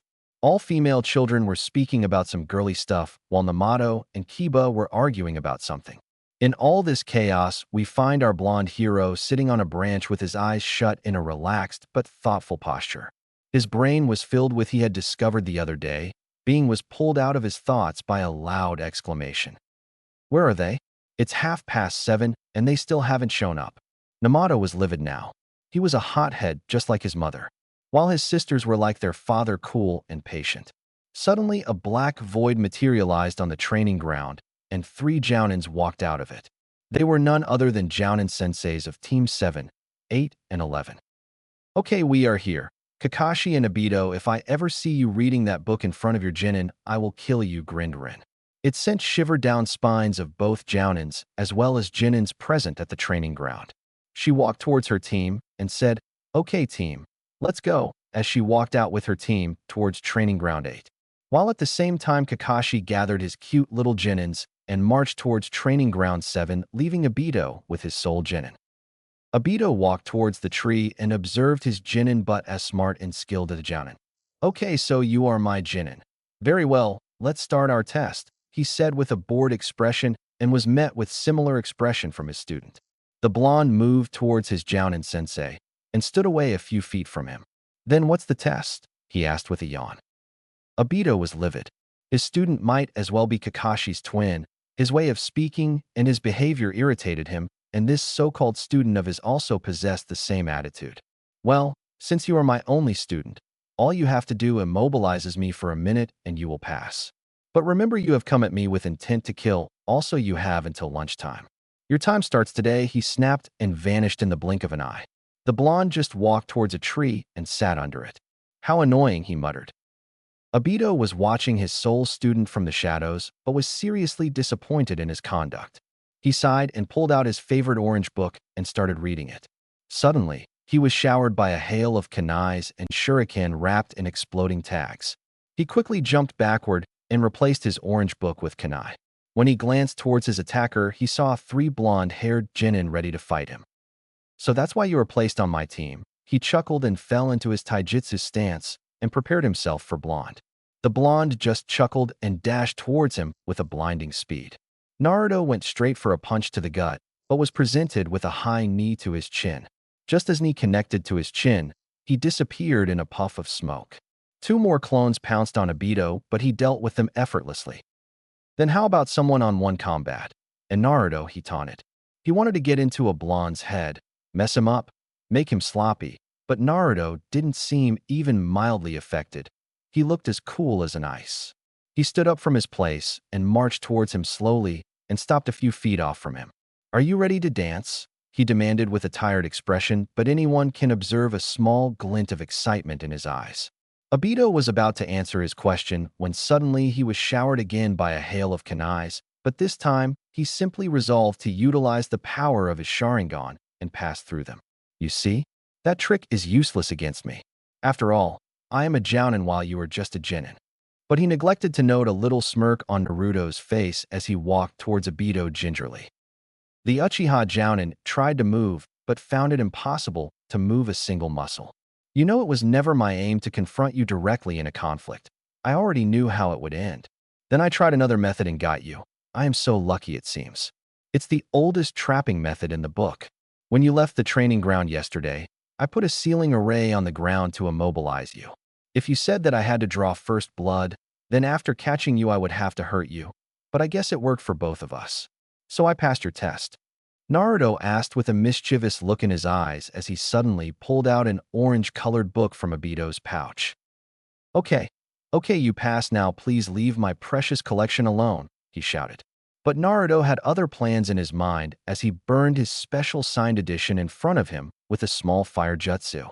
In a flash, he was punched hard in the face by Obito, who was so angry he could burn wood with a concentrated stare.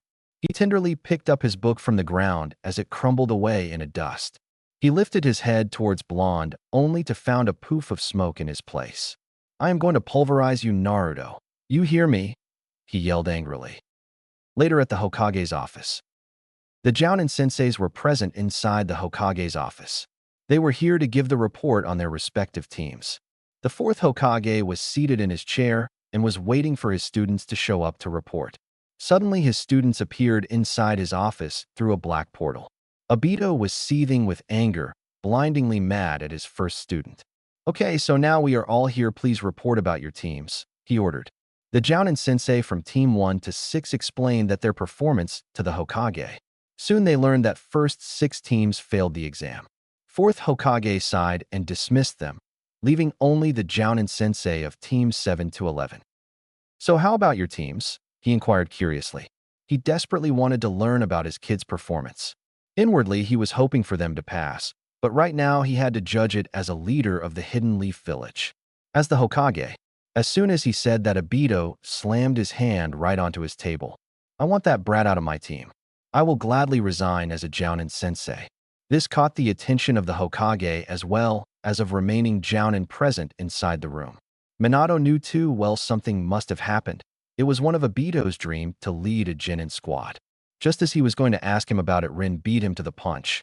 "What happened to Obito? What did Naruto do to make you so angry?" she asked worryingly.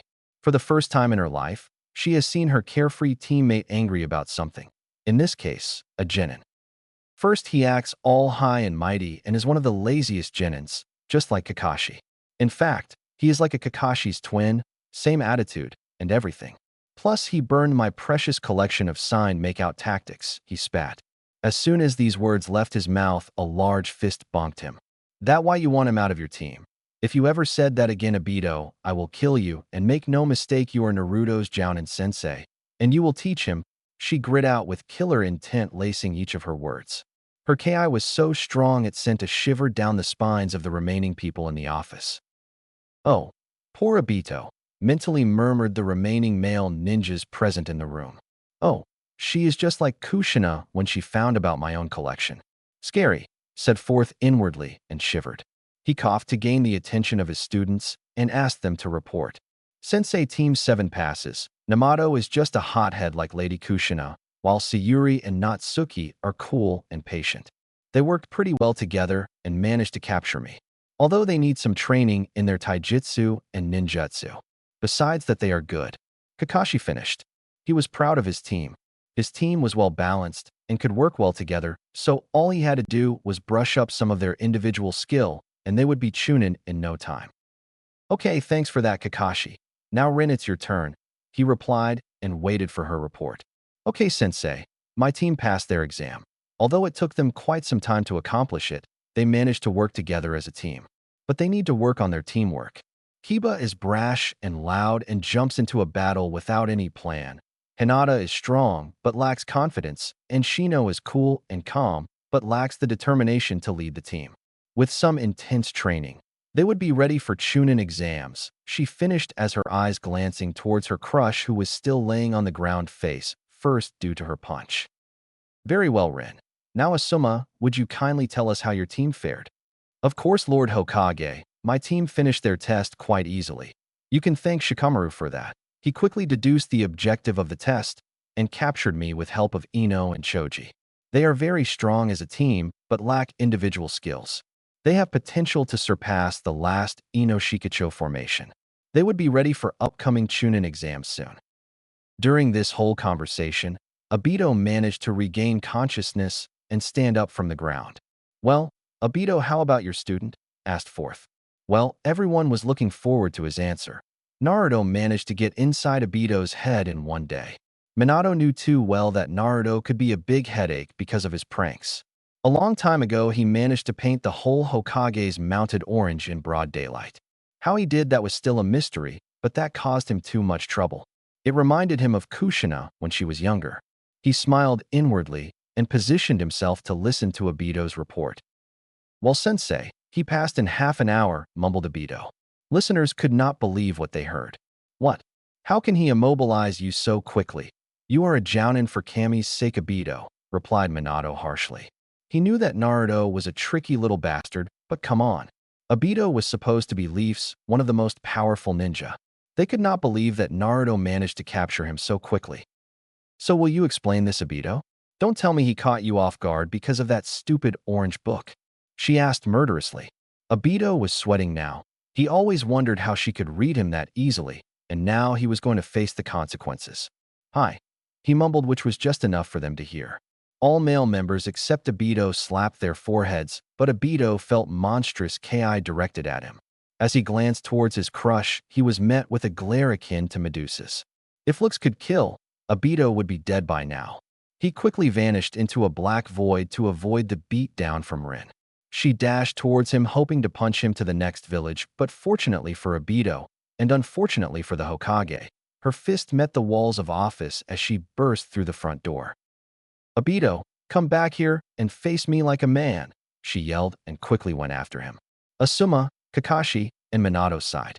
So, sensei, should I send workers today or tomorrow to fix that hole? Inquired Kakashi stoically. Not today, Kakashi. I still have to go through that dinner with my family, and guess what? My ice princess asked Naruto to come for dinner. Wish me luck, Kakashi. He got out and disappeared in a yellow flash. I hope you come out of the dinner unharmed, sensei, replied Kakashi. He too left the office and went towards his home. He knew too well that from tomorrow, everything going to change. He wanted to get as much rest as possible for tomorrow. Chapter 7. With Naruto. I can't believe that Obito, my sensei, is an Uchiha like me. I mean, come on, he is so adolescent. You will pay for that fourth Hokage. Just wait. He chuckled and entered his alleged home. He generally felt pitiful that he could never have a family that would love him, worry for him. He sighed and shrugged his musings. His gaze shifted towards an old-fashioned clock arranged on the desk. It showed 6:30 p.m. in it. Better get ready for the dinner with Namake's family. What a bother. However, I would get an opportunity to chat with Lady Kushina, he sighed, and went to prepare himself for dinner. Inside Namake's compound. Today, air inside the Namake's compound was obliging. All females were glad, and reason of their joy was none other than the most exceedingly terrible bad dream of Namato and his dad, the fourth Hokage Minato, Naruto. I have never observed mother so cheerful since our birthday. I get a kick out of the chance to see her being upbeat. However, I hate Naruto. I mean, come on. Namato's thoughts were hindered by an extensive screech by his twin sisters. Oh, I can't believe it. Naruto is going to be here for the dinner, squealed Natsuki as she was hurrying towards her room. Her hands were brimming with different clothes. She was joined by her sister Sayuri. Both of the girls rushed into changing room, slamming the door quickly. I hope they would be ready. Till the dinner, otherwise Mom will detonate like a nuclear bomb, he gulped when he remembered his father's condition after her eruption. Namato, will you come here for a bit? Kushina reverberated from the kitchen, and Namato was smart enough to rush towards the kitchen in no time. When he entered the kitchen, Niagara Falls erupted from his mouth. He was about to devour the delicious food prepared by his mom, when abruptly a dark shadow covered his frame. He ceased his movement as he heard a crackling sound of bones. When he shifted his gaze towards his mother, he observed his super scary mother with a sinister smile. "What do you think you are doing, Namato Namikaze?" she sweetly asked, and was about to bonk him. "Oh crap, what do I do? What do I do?" Young Namikaze was sweating when all of a sudden his gaze fell on his golden ray of hope. He observed his father Minato Namikaze moving towards kitchen.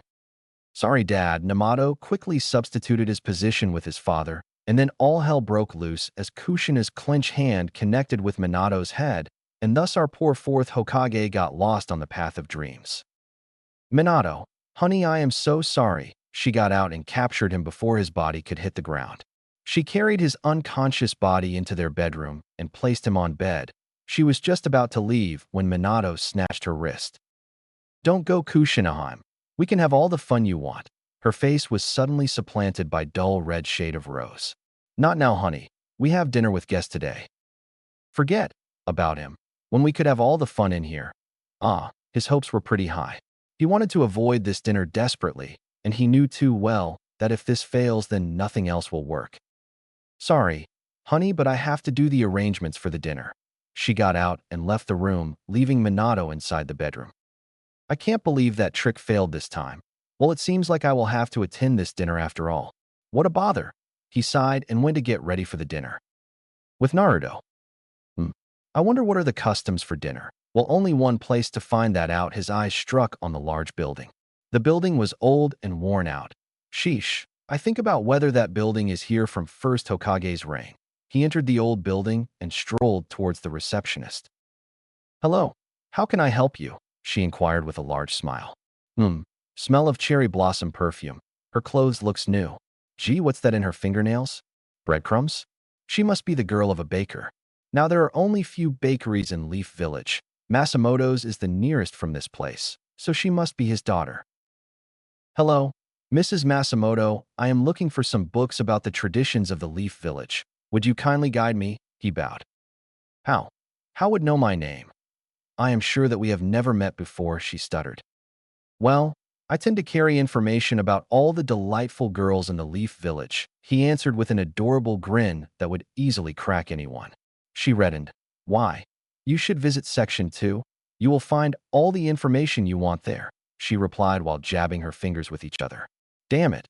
How could a 12-year boy can be that smooth with ladies? "You're the best. Gorgeous," he remarked and left towards Section 2. How annoying. Blonde searched the whole section and selected some books for reading. How to Not Ruin Any Dinner Party by Sano. He read inwardly and went through some pages. Never wear your napkin as a kitty apron. Never use the table as an elbow rest. Never overreact if you spill something on yourself. Never talk with your hands while holding cutlery. Never reach over the table for the salt. Never talk with a mouthful of food. How annoying. I know this stuff already. Well, this author must really suck. He murmured and placed the book back into the shelf. He placed his hands inside of his pocket and gradually moved towards the door. "So, did you find something interesting?" the female receptionist chirped. He lazily turned his eyes towards the voice. "Yes, yet not in the book. Something, or perhaps someone else," he replied with small smirk and left the library, leaving behind the tomato-red receptionist. Inside Namikaze's compound. "Gracious, Kami, it's almost time," both sisters squealed. The duo was waiting for their crush. Natsuki was in a golden yellowish kimono. It was decorated with finely cut silver covering. She nearly resembled a blessed messenger. She likewise wore her hair back, giving it chance to free seeking after winning Blonde's consideration with her looks. While at the same time her twin sister wore a dull blue shaded kimono, which was additionally embellished with dark red coating. It nearly embraced her body, speaking of her curves. She wore an expansive ponytail which was also enlivened by red ribbon. Her pale white skin perfectly matched with her attire, while at the same time, she was anxious about him. She really wanted to impress him, and this was her chance. "Oh, how cute!" Their red-haired mother squealed inwardly as she glanced towards them. She was extremely cheerful today. She would finally meet him, and she was going to make the most out of this meeting with Naruto. "Oh, my cuties are growing up too fast. I think I have to station an umbu to protect them from boys. No, I think I should place my spy seal on them. But the problem is Kushina will kill me if I did that," he sighed. Lately, he has been sighing frequently, and he knew too, well, the reason the boy Naruto. After an hour. "He's late," both Namake's males shouted. "He's not going to come. Perhaps we should begin the dinner." Namato expressed his thoughts, and within a second a fist bonked on the top of his head. "Shut up, Namato." Namake's matriarch chirped sweetly, which sent shivers down the spines of other members. Ding-dong. The chime rang, and twin sisters along with their mother surged towards the door, leaving Minato with his unconscious son. Minato soon joined them, leaving behind his son. Satsuki took the initiative and opened the door, and her heart fluttered when she noticed the person standing before her. He was wearing a white-colored yukata with dark lining. His hairs were made into a ponytail, while the white yukata was scarcely covering his entire chest, as a large portion of his torso was visible, showing his perfect body. Namake's twin sisters along with their mother blushed. "Welcome, Naruto. I am really glad you decided to join us today." Kushina greeted him. Blonde eyed her for a minute and then bowed. "The pleasure is mine, Lady Kushina." "Oh, and where are my manners? You all look exceptionally stunning." This caused all females to blush again. He is much smoother than Minato. It's no wonder he managed to snatch the hearts of my girls. "Okay, so can we go inside?" whispered Minato, and left followed closely by his family. Entire Namake's family along with their single guest entered the kitchen. There stood heir of Namake's family Namato. "Greeting, Namato."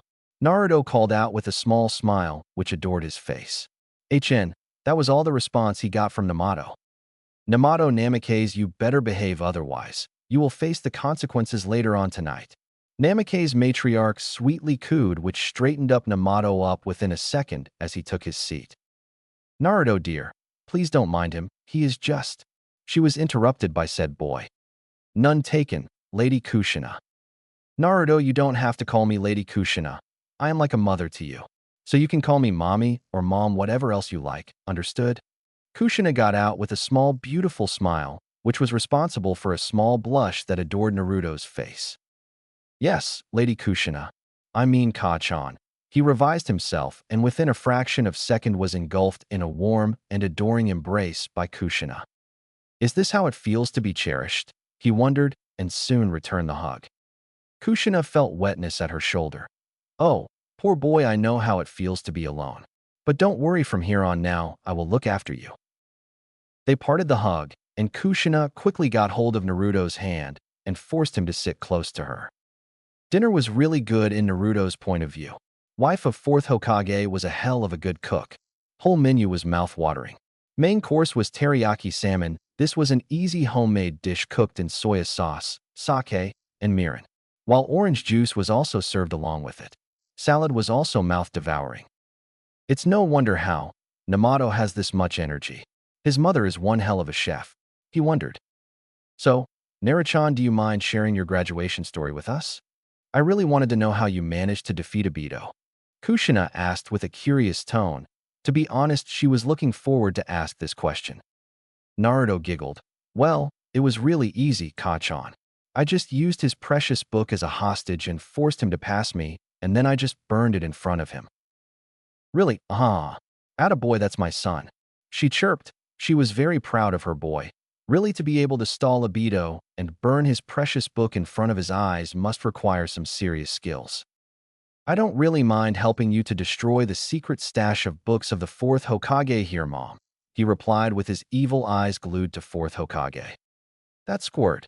Better get ready to teleport back to the office." Minato was sweating as his loving wife was out of trance for a minute, and then all of a sudden, "What? Minato, what is he talking about?" she almost shouted. "I don't know anything about it." He tried to defend himself, But when he observed a small smirk on Naruto's face, he knew too well that his chance was over. Kachan, you should come over to the office sometime and check inside his desk. If I am not mistaken, then it was loaded with a vast reserve of make-out tactics alongside with sake from MT Moboku, he added with a smirk, and sitting tight for an explosion of Kushina Uzumaki, or also known as Red Death of Leaf. Minato. She almost pounced on him, but he wisely teleported back to his office. Remaining Namikaze members just sweat dropped. I can't believe our dad's a pervert, Namikaze clan heirs wondered. HRRR. That Minato, he's gonna get it when he returns. She was flooding with rage. Her beloved husband was snatched by those filthy books written by none other than his sensei. It's worthless to waste our time on 4th Hokage. We should destroy the root of this problem, which is the author of these books. Jiraiya, Naruto answered with teasing tone, was able to divert Kushina's rage towards him. Yes, you are absolutely right. Jiraiya, I am going to destroy all of your work. Just you wait. In the land of Wave, a large man about 6 feet tall, with white-colored hair made into a large ponytail, wearing a chainmail armor with red jacket over it, sneezed. Some hot chick must be calling the great Toad Sage, he wondered as his imagination went rogue and some perverated giggles escaping his mouth. Little did he know bad days were up ahead for his work. So Kachan, do you mind if I ask you a favor? Naruto sweetly questioned. He extremely preferred calling Kushina mother, and little did he know her heart fluttered when he called her that. Of course, Naruto-chan, I don't mind, she replied. She was curious about him. She knew that he was a self-dependent, and he never liked any help and would always try on his own to achieve anything. Well, if you don't mind, I want to learn the art of sealing from you. He finally managed to ask her about it, and was waiting eagerly for her reply. Oh, of course I will teach you. But I better warn you that it is very difficult art, and I will not be soft during our training. She cleared her role as a sensei inwardly. She was glad that this boy was eager to learn art of sealing. Absolutely, Ka-chan. I don't expect you to be soft with my training, he bowed in front of her, showing his respect to his newly found sensei. Great, now mom's gonna be a fangirl too. Namato sighed and went to his room without sparing a single glance towards his mother. Chapter 8. With Team 7. Target acquired, about 10 meters away from me. Give me the signal, I am ready, believe it, whispered heir of the Namikaze household. His attire was a blood-red shaded shirt, which was matching with his hair. His ninja headband was firmly tied to his forehead. He was wearing black shinobi sandals with white-colored shorts. Imagine Sasuke's attire with crimson-red t-shirt. I am in the position as well.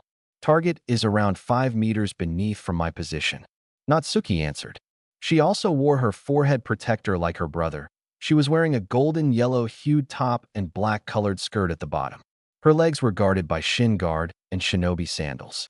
She was looking like an angel who descended down on the earth. Come on, let's do it, Satsuki replied. Usually, she preferred to take things slowly, but today was something different about her. She was profoundly energetic. Her attire was screaming beauty and elegance. She wore a white-colored top, which did a very poor job of hiding her curve, while she dressed a dark blue-colored skirt in the bottom with shin guards and sandals similar to her sister. But unlike her siblings, she wore her head protector around her neck.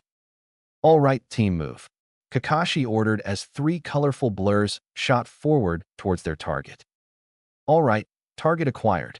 Namato grinned, but within a second his grin was replaced by a frown as the so-called target started to redecorate his face, so he quickly shoved it into his sister's hands.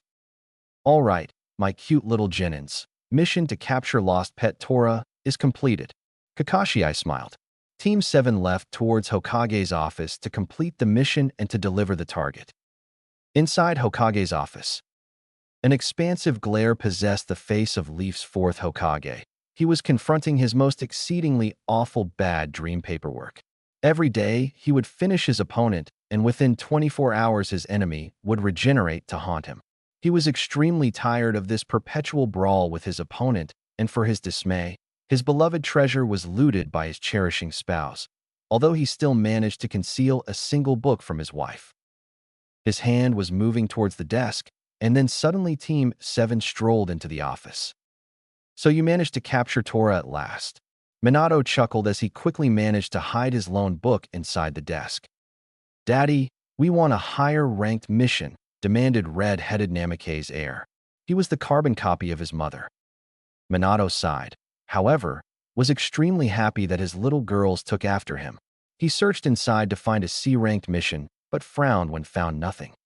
Sorry, Team 7, no C-rank mission for you guys today. Come back tomorrow. You can also have rest of the day off if your sensei allows it, of course. Fourth finished, he was cheerful as well, because C-ranked mission generally wind up outside the village, and tomorrow they would be able to start the mission early in the morning without much of the risk. Indeed, all of you can have a day off. Simply meet me tomorrow at our usual spot for the mission.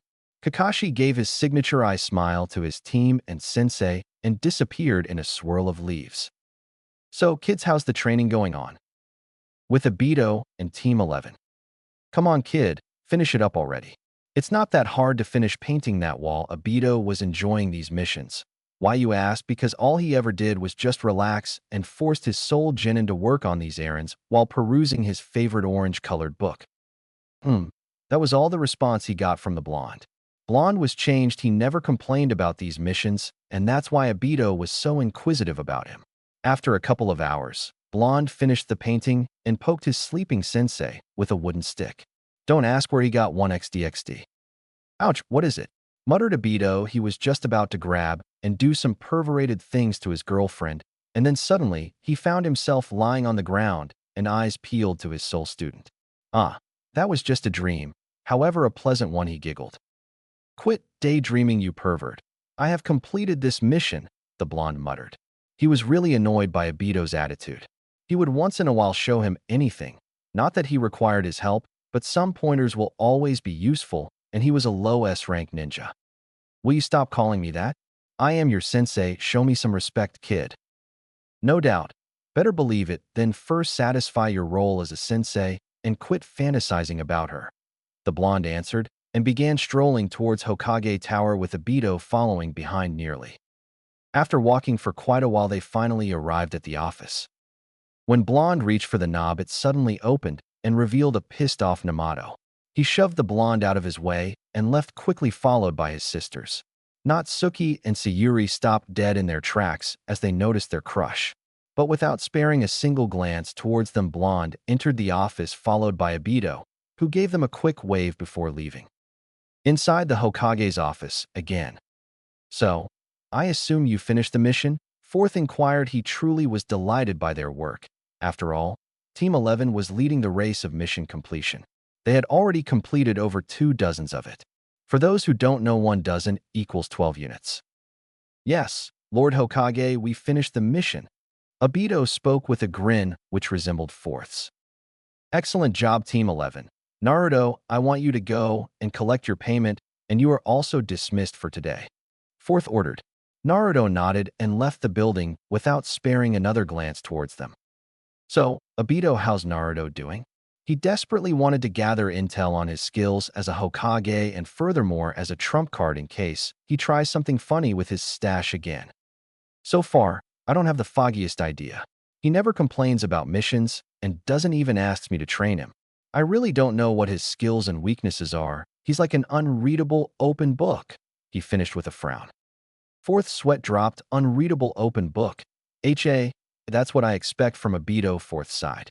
Okay, keep a close eye on him and inform me any new developments about him, and also push him towards C-Rank's mission so that we could get some intel on him.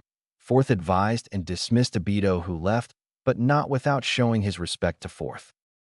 Tomorrow is going to be a really long day. He sighed and hauled out his favorite book for some relaxation. With Naruto, Namikaze's siblings were enjoying ramen inside the Ichiraku ramen shop. Namato, as usual, was eating like there's no tomorrow. Suddenly, a customer slightly pushed him, which resulted in a large, hot, steaming bowl of miso ramen to spill on Natsuki, and as usual, she was livid with her stupid brother. Why the hell it's always me, Namato? She shouted as she grabbed him by his collars. Sorry, please forgive me, sister. I will help you clean it up when I finish my meal. Namato managed to get out, but was soon dragged out of the shop by Natsuki. We are going home. Right now. Her voice echoed along with cries of young Namikaze heir. Sayuri sighed and also got up from her spot and left the shop, but not without paying for the ramen. She was wandering in the market later that night when she spotted a familiar mop of blonde hair and decided to follow him. Soon she came to know that she was walking towards the forest of death. She hesitated for a bit and then entered the forest hoping to see her crush. However, abruptly, she felt two chakra signatures behind her. She quickly got into her battle stance. Facing them, she observed two ninjas. Well, look what we got here. One of the IWA ninjas grinned maniacally. Daughter of Hokage, all alone in this forest, makes me wonder what to do with her. The second one laughed as he removed hood, which was covering his face. It displayed stone emblem. Well, we can take her back to the hidden stone. Such a kid will reward us highly. First one grinned and blurred towards her within a minute. Sayuri was frozen. She never faced the enemy of this caliber. She knew she was defeated right there and then. She quickly closed her eyes waiting for the hit, but it never came.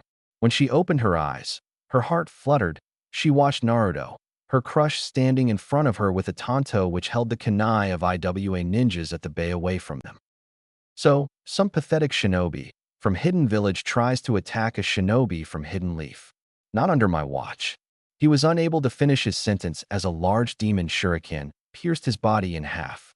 His body fell to the ground motionless. Sayuri was stunned, completely paralyzed. Her crush was dead. They murdered him. She was livid. She was about to attack them when suddenly a hand knocked her out cold. Why did you kill the kid? One of the IWA ninjas addressed as they were moving towards the border. I got some sort of evil vibe from him. Also, I sensed some high-level chakra signatures moving towards our location. That would keep them busy, he replied as they were leaping the trillings. After moving for a couple of minutes, they observed the border of Fire Country. They were about to cross it. However, all of a sudden a figure materialized in front of them. They could only see its red eyes. Everything else was secured by dark shadows of night. You know how fucking rude was that? Well, I guess you guys will find that out pretty soon. Naruto grinned and raced towards them at a blinding speed, and within a minute a body collapsed to the ground. What? What are you? I killed you. He almost screeched. His heart was racing 1,000 miles per hour. Blonde was moving towards him slowly. Jinjutsu, he muttered as he made an eye contact with his prey. Well, you must be mistaken then, 'cause I am alive and well as you can see me. He grinned and continued his approach towards the enemy. Stay. Street.I away you monster. IWA Ninjas was about to lose his mind, but then he mustered up his courage and went on to stab the blonde. When he felt his blade struck the blonde, he grinned maniacally. Not so tough now, HAA. But soon he found that blonde was not even sweating, so he kept on stabbing him in the gut. Do you know the definition of insanity? Insanity is doing the exact same fucking thing over and over again expecting shit to change, and you IWA ninjas kept doing it. Now you will face the consequences. Anyone who finds this dialogue will get a cookie from me. He raised his voice and then within a second decapitated the IWA ninjas. Naruto then went on to search their bodies for some information about them. He found their ninja registration ID along with some jutsu scrolls. He quickly pocketed them and went on to destroy the evidence. He wanted to keep this fight secret and his abilities too. He always followed his father's advice that a ninja should always conceal their true strength. Now that the evidence was destroyed, he slowly approached Sayuri. She was unconscious on the ground. He proceeded and picked her up from the ground bridal style. He gazed towards her and found himself attracted towards her, and this closeness was not helping at all. He wanted to caress her face so that he could gaze into her beautiful face. When he moved a cluster of hair from her face, she suddenly felt some warm sensation and quickly opened her eyes. Her eyes gazed into the cerulean blue one while Blonde's gazed into her violet blue one. Both seemed to lost in each other's eyes, and then realization hit Sayuri as she remembered the previous incident, and without sparing a moment, she quickly lip-locked him. Naruto was surprised by her reaction at first, but then started to return her kiss. Soon this kiss turned into a passionate one. Sayuri after a couple of minutes realized that she was kissing her crush, and this feeling caused her to faint. How cute. My ice princess just fainted. Naruto chuckled and left towards the Leaf Village conveying Sayuri bridal style. I am really Fortunate that I learned the art of sealing from Lady Kushina, otherwise I would be dead right now, he wondered as he recalled the earlier incident. Flashback. It was a week since Blonde started his training with Lady Kushina, and the training meant visiting her when Blonde got stuck as she was very busy, but she would supervise him and would always guide him the right direction. His determination and dedication paid off as he was able to create his first original seal, which he called Chakra Containment Seal. It was nothing short of a miracle. When he showed it to Kushina, she was thrilled and awed. Thrilled in light of the fact that her student was doing so well in this art, and awed that he could come up with such an extraordinary seal. So from that day forward, Blonde used his special seal on his clones to make them last longer. After completing a couple of D-rank missions, he learned that these types of missions were not worthy of his time. So he started to send his clones to complete those stupid D-ranked missions while he perfected his ninja arts. Today was no different, as their mission was to paint the wall, and he knew too well that, as usual, his lazy sensei would do nothing more than laying on the ground and reading the stupid smut book, so he purposefully sent his clone to finish the mission. After finishing the mission and collecting the payment, his clone was moving towards the hideout where his boss was training. But then he sensed 3 chakra signatures nearby. So he decided to check it. When he reached there, his eyes glued to the IWA ninjas, and without any hesitation, he jumped right in front of Sayuri and saved her. But one of the stone ninjas managed to dispel him. This alerted the Blonde as he surged towards the spot hoping to save Sayuri, and he was really glad he did. End of flashback. 2 figures dropped down from trees when Blonde left the clearing. Their face was covered by blank black-colored masks. One of them moved and collected the ashes of the enemy, while other just contacted the commander. Commander, just as we thought, 2 IWA ninjas were able to infiltrate the village. What happened to them? Do you killed them or left them alive? Commander questioned. He desperately wanted to decimate that village. During Third Shinobi War, he had lost his family to them, and now they were making move on the Leaf again. He wanted to demonstrate them that Leaf is not going to tolerate them anymore, and this was his opportunity to send them a strong message. No, Commander, one of our genin managed to kill them and left with daughter of the 4th Hokage, who IWA ninjas captured, he replied through his earpiece. Meanwhile, other route shinobi finished collecting the ashes of enemies. Okay, bring back any accessible evidence ASAP. I want to know about our enemy. Yes, Commander, Root Agent answered and disappeared along with his partner. Lord Danzo, Naruto killed 2 IWA ninjas, Commander informed his superior. He was standing in front of Lord Danzo waiting for orders. Excellent. I knew that kid has what it takes to protect this village. Send some of our men to fetch him here. I want to talk to him about some matter, Danzo ordered and dismissed the commander, who left in a swirl of leaves. Finally, found someone who has the courage to do what it takes to make things right. He grinned and went back to his work. Inside Hokage's office. As usual, Minato was present inside his office finishing up his paperwork. He really wanted to finish it up quickly and go home, but Lady Luck was not on his side, probably due to his perverted habits. He was about to leave when suddenly someone knocked on the door, and without waiting for his permission, a figure entered the office. And this figure was none other than his most exceedingly terrible bad dream, Naruto.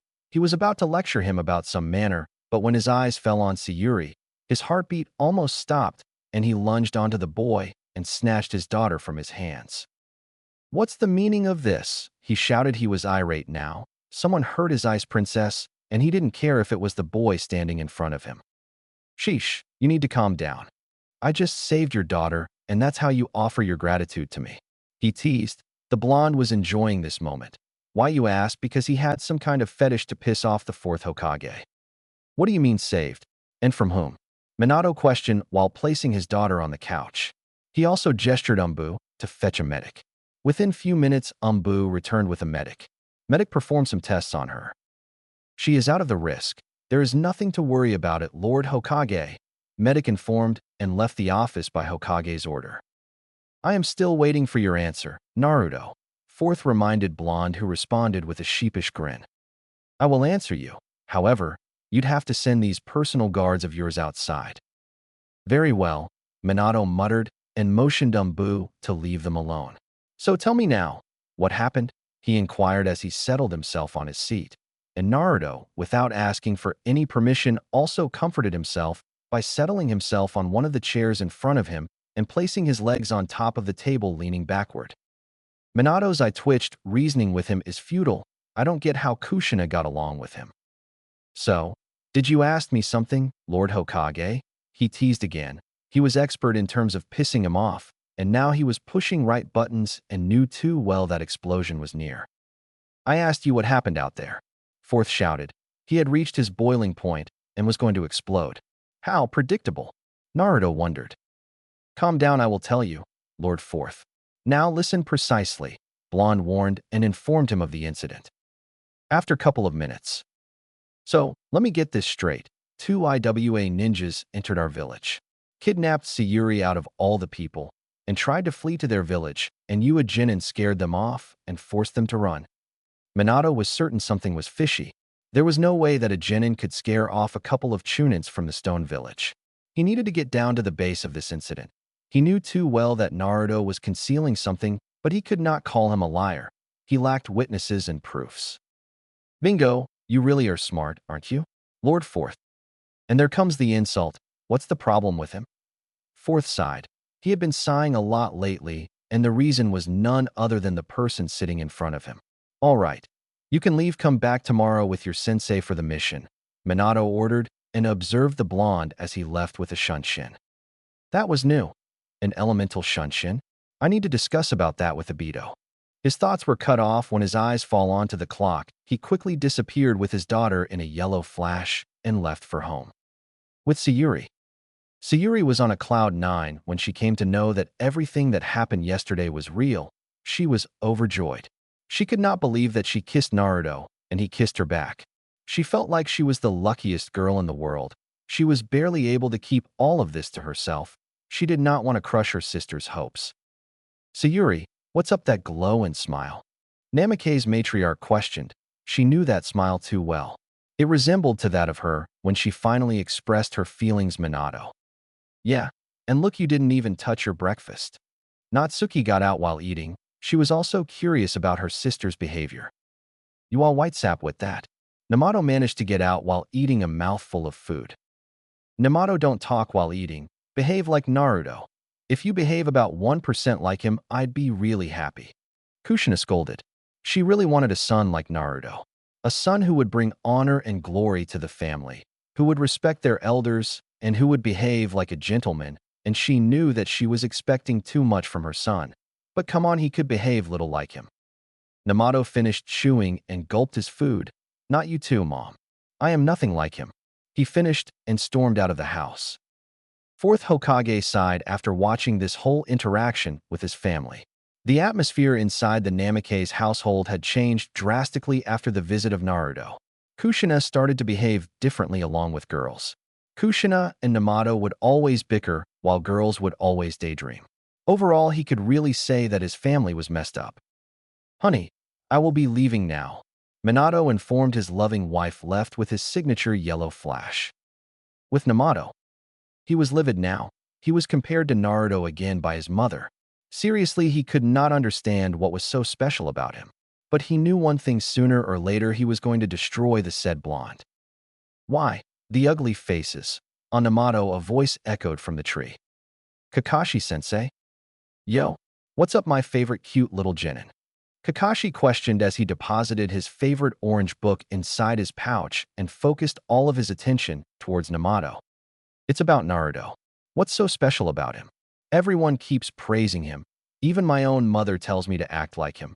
What's so special about him? Namato got out. He really was sick of this. You see, Naruto here grew up without his parents. Unlike you or any other child, he did not even get a chance to meet his family once. Still, he turned up like this. I've been observing him since he was the kid, and I have never seen him cry or requesting for anything to anyone. Since the beginning of his life, he learned the harsh truth about this world, which is you have to endure what fate throws at you, and you know what shinobi means. Kakashi was clarifying, however, was cut off all of a sudden by none other than Namato.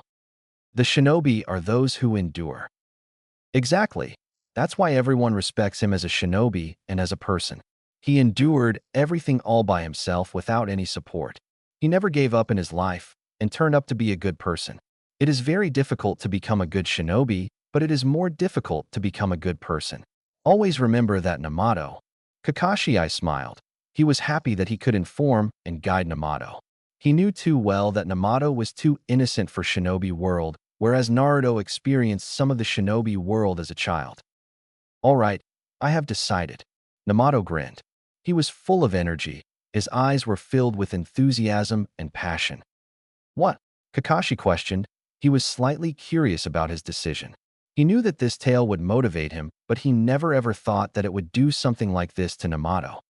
I have decided that I will surpass Naruto, and I will defeat him in one-on-one battle in this year's Chunin exams. That's good and all, but who informed you that I will allow you guys to enter the competition this year? Kakashi, I smiled. He was curious too. He was going to enter them in the exam.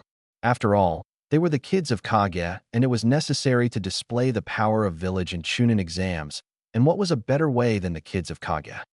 What? Are you not going to nominate us for Chunin exams? Namato inquired. He really wanted to enter this year's Chunin exam, so that he could beat up Naruto and show the village that he the strongest genin. Well, to nominate a team to Chunin exam, there are certain requirements. One of them is that teams should at least have about 24 of D-ranked missions under their belt. And by my calculation, we lack about a dozen more. Kakashi replied as he withdrawn his orange book for reading. What? That many?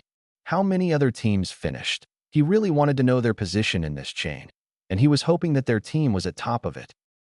Well, Team 8 finished 16, Team 10 finished 20, and the best part is that Team 11, which consists of only one genin, completed 28 missions. Kakashi finished as he turned the next page over of his book, but soon covered his ears due to the redhead. What? How come we are the dead last? Namato screeched. He could not believe that their team was dead last in the missions department. Well, do you know someone who whined about, we want high-ranking missions, or, I am not going to do another D-rank mission. It's because of this we are this far behind from other teams. Kakashi replied and turned up another page of his book. Hey guys, what's up? Natsuki made her presence known as she, along with her sister Sayuri, entered the training ground. Later was looking too much excited and happy. Do you guys know that we are dead last in missions department, and we need to complete another dozen of D-ranked missions to qualify for Chunin exams? Namato informed his sisters. He shouted so hard that it almost destroyed others' ears. What? Namake's twin sisters shouted. It's all your fault, Namato. Because of you we are this far behind. Natsuki finished. She was not happy at all. She could not believe that they were dead last in missions department. Sayuri was also disappointed by this news, and she desperately wanted to catch up to the other teams. All right, team. If you want to enter the Chunin exams, we better hurry towards Hokage's office for our mission. Kakashi replied as he again deposited his favorite book inside the pouch and left towards the building. Chapter 9. Minato was going through the mission requests. He was on his own quest to find a simple C-rank mission for his kids. He went through all the C-rank missions, yet was not able to find an ideal threat-less mission. He moaned and was about to take a sip of water, much to his dismay, as his stash of sake was confiscated by none other than his adoring spouse. Unexpectedly, entryways of his office went totally open as Team 7 strolled in with their Jounin sensei, Kakashi Hitaki. We want a C-ranked mission, father, Namato shouted. His eyes were loaded with passion and he was motivated. He was ready for this. He wanted to display his strength and wisdom to the shinobi world. Ma, slow down, Namato. Kakashi's sweat dropped. Minato sighed and hauled out a C-ranked mission scroll. He was glad that he managed to secure a C-ranked mission scroll for Team 7. All right, Team 7, listen up. Minato got out and was successful to gain their attention. Your mission is to retrieve the inheritance of Ugarashi family. The fourth was then all of a sudden cut off by his own child. Awesome. Let's go, everybody. He was about to jump out of the office, but then suddenly he felt a hand snatching his collar, keeping him glued to the same position. He twirled his eyes and noticed that his sensei was holding onto him while having his own face shoved inside his favorite orange-colored book. Stop it. Namato let sensei finish the briefing. He finished and pocketed his book. Minato coughed, "From Fire Daimyo, and I just want to say be careful." And Namato listened to Kakashi, "And no more running into trouble, and behave before Fire Daimyo." "Understood," Minato cautioned and hurled the scroll towards Kakashi. "Okay, team, let's go."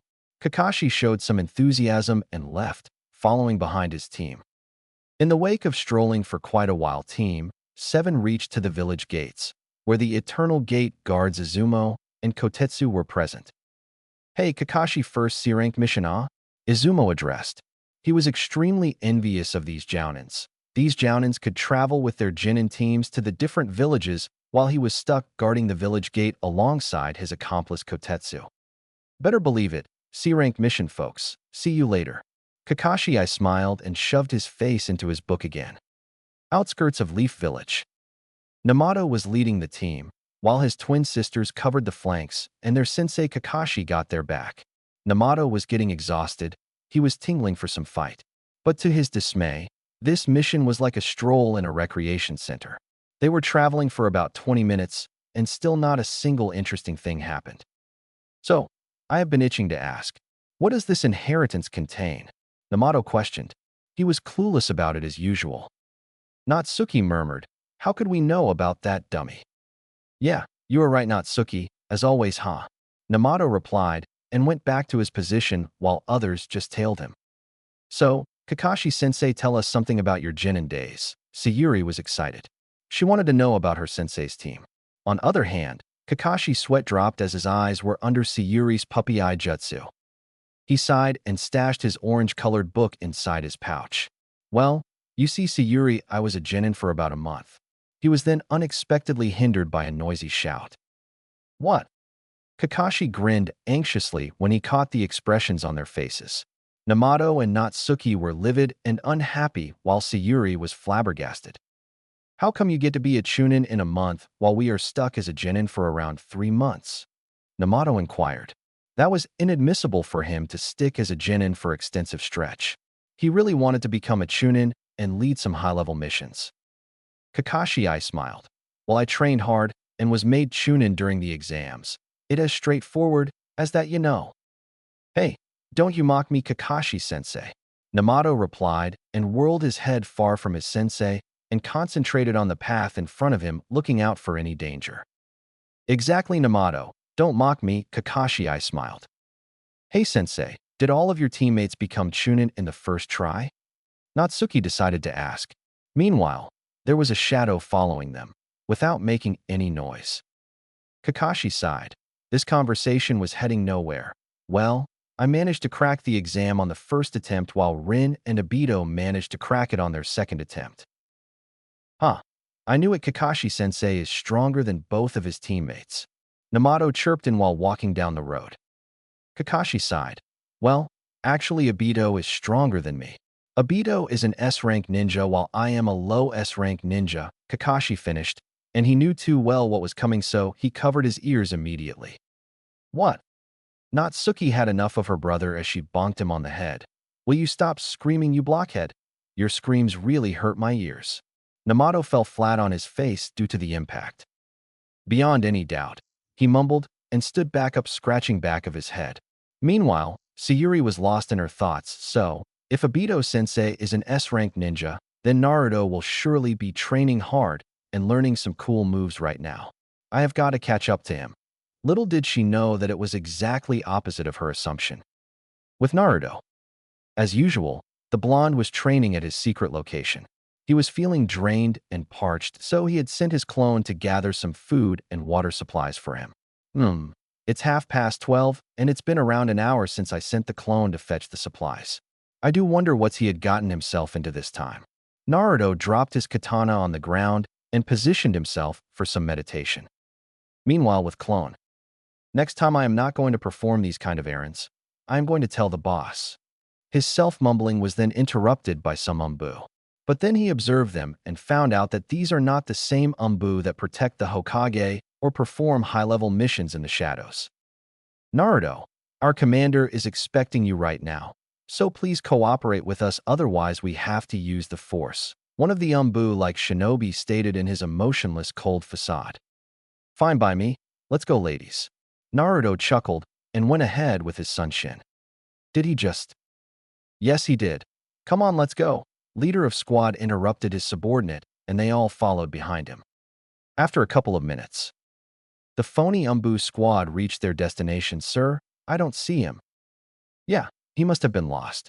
It's obvious that our base is in the secret location. It is impossible for a genin to discover its location, Leader boasted, and started walking towards the base. So, Leader, what are we going to tell the commander? He is going to beat the crap out of us. One of the squad members scrutinized the leader. Don't worry, I will handle it, the leader replied and signaled them to follow him. After walking for a couple of minutes and going through some checkpoints, they at long last made it to the commander's cabin. Okay, squad, whatever happens, just follow my lead, understood? Umbu squad nodded and entered the cabin. They all bowed to the commander. So, where is he? Commander questioned. He was utterly disappointed by this team. Team 13 was one of the worst team in the Root Division, hence they were assigned to do these kinds of errands. Sir, it is because of these useless pricks our Team 13 failed to bring the target. What? You moron, that's what you meant by handling the situation, you jerk. His squad members exploded onto him verbally. All right, enough, Squad 13. Commander got up from his chair and gestured. Within a minute, an agent appeared. Agent, ensure these boneheads tidy up the toilets for about a month and keep a close eye on them. Agent nodded and left with shivering Squad 13. You know that's not a way to treat your comrades, a voice echoed, and within a minute dozens of agents surrounded the commander. Who are you? If you want to live, surrender yourselves, Commander threatened. He was curious, though it was the first time that someone has managed to infiltrate the Root facility. Is this how you welcome your guests? I am not very pleased, Commander. Same voice resonated, but this time it was concentrated at a single spot, and then a blonde-haired kid came out of the shadows. Oh, it's you. Agents, leave us. Commander ordered. All the agents left them alone. You know it's not an easy task to infiltrate this facility. Commander praised the blonde and started walking towards him. Yeah, but you know it's impossible to ignore a monstrous tree with a large building carved right into its trunk too. Naruto chuckled as he got down from his position and was standing in front of the commander now. Indeed, my child. A rogue voice got the attention of both Naruto and Commander. Later soon recognized the voice and kneeled in a spur of a moment. Lord Danzo, my apologies. But the commander was abruptly interrupted by this man, known as Danzo. No need to apologize, Commander. Now will you excuse us? Danzo stated and gestured Naruto to follow him. The blonde followed him, and soon they were inside a large fancy room, having fancy furniture. Damn, you surely got some fashion sense, old man. Naruto grinned and comforted himself on a chair, and as usual, he positioned it in such a way that his legs were resting right on the Danzo's table. So, Danzo, tell me, why did you call me? Naruto questioned as his eyes were peeled onto the said old man. Well, you see, Naruto, there is something that concerns me, Danzo said while gazing right back onto the blonde. And may I know what is it? It's about those stone shinobi that you massacred on the borders of Fire Country. Danzo opened up his mouth and could see a glimmer of outrage in Blonde's eyes. I don't have any idea what you are talking about, old man. Naruto half grinned. With Team 7. Hey, Kakashi-sensei, how much longer? A certain red-haired genin whined. Guess who? Ma, where's all of your energy now? Show some enthusiasm, Namato. Kakashi grinned while perusing his favorite orange-colored book. Namake's twin sisters were also tired of all this walking. Finally, look, there's the daimyo's place. Namato grinned and began strolling towards the destination, followed closely by his sisters and Team Sensei. After a couple of hours, they left Daimyo's palace. But one thing was different. Namato was infuriated because of the incident that happened inside the palace. Son of Daimyo tried to flirt with Sayuri and Natsuki, and he got on Namato's nerve. So without sparing a moment to think about the circumstances, Namato beat the crap out of him, leaving a large bonk on his head and ever-apologizing Kakashi Hitaki. Seriously, Namato, what's wrong with you? I think that I had already told you to follow my orders and behave, hadn't I? Kakashi gazed towards the redhead.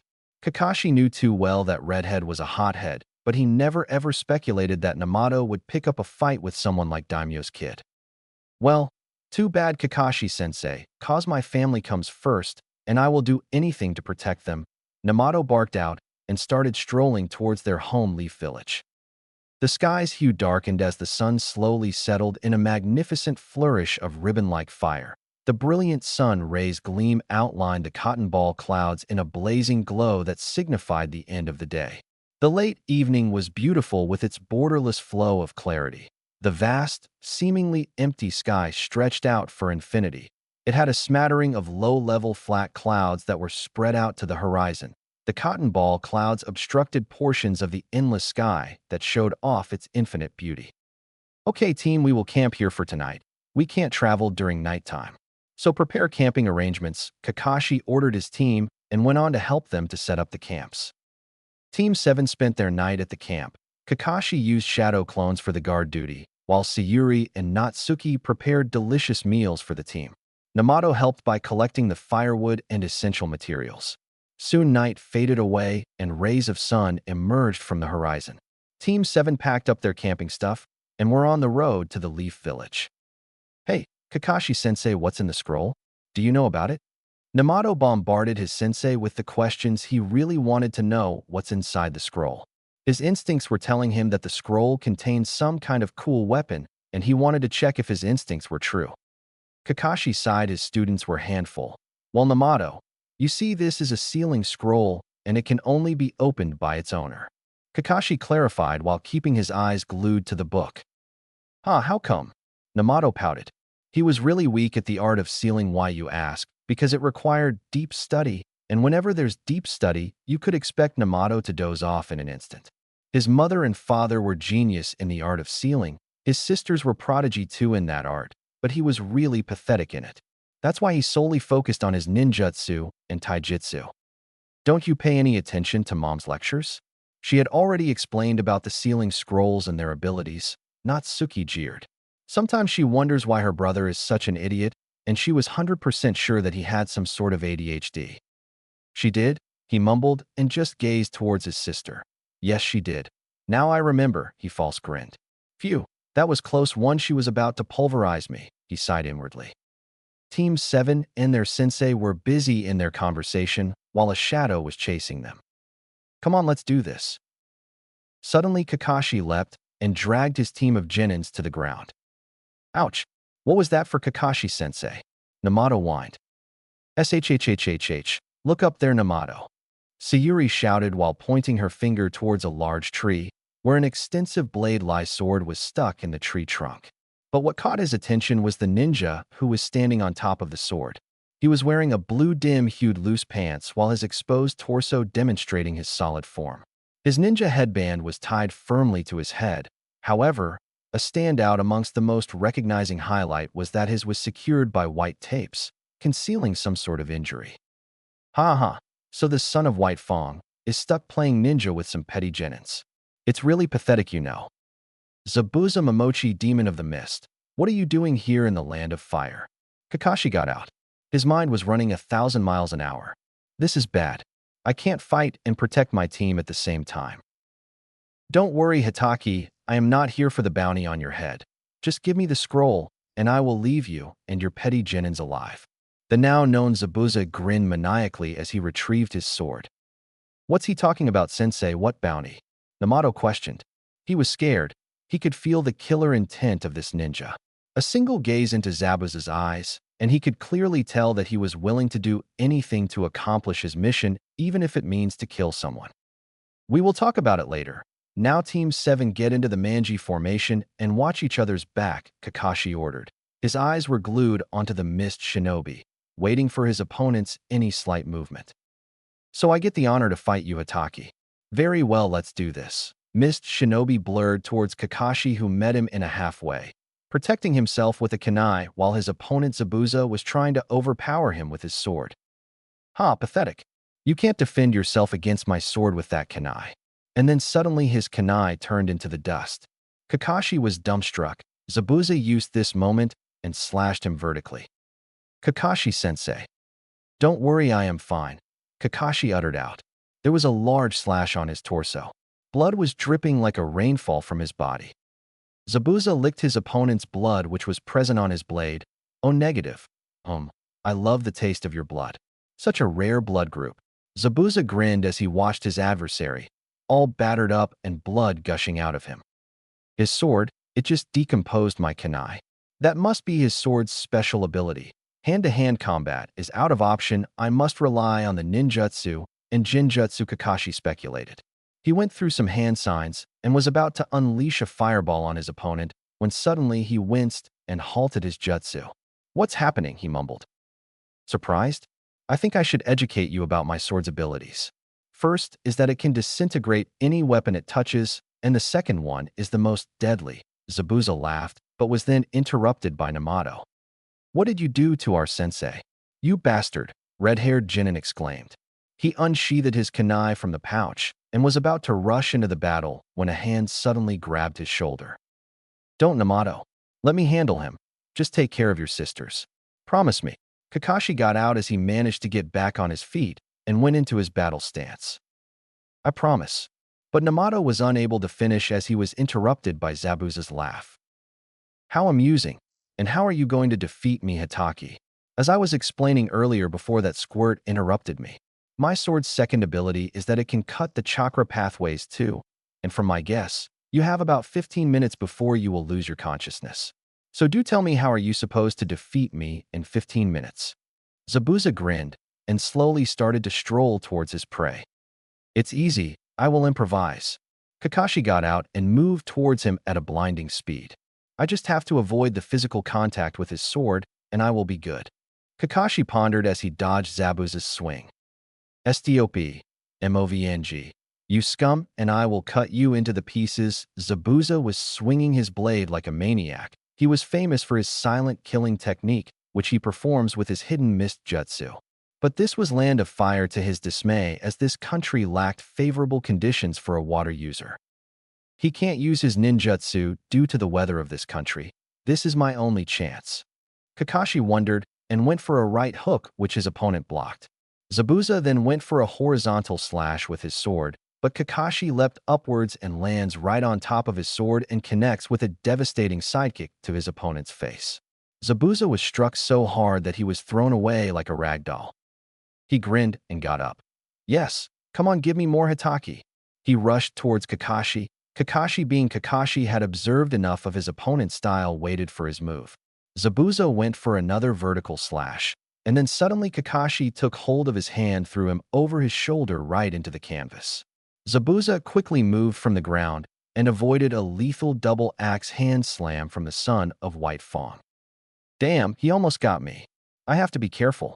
Zabuza got up and threw some shuriken towards his opponent, which were deflected easily by Kakashi, who rushed towards his opponent with a blinding speed. Zabuza smirked and allowed Kakashi to stab him in the gut. It's over, Zabuza. Kakashi got out while twisting the kunai deep inside the gut. Zabuza winced. Think again, Hitaki. Zabuza grinned and stabbed Kakashi with his sword right through his heart, but abruptly Kakashi burst into the plume of smoke. A clone. Zabuza cursed as he pulled out a kunai which was embedded in his gut. He gazed around for his opponent's presence, then suddenly 2 hands took hold of his legs. Earth style. Headhunter jutsu, Kakashi shouted, and was about to pull Zabuza right into the ground, but Zabuza did the unthinkable as he cut down his own legs.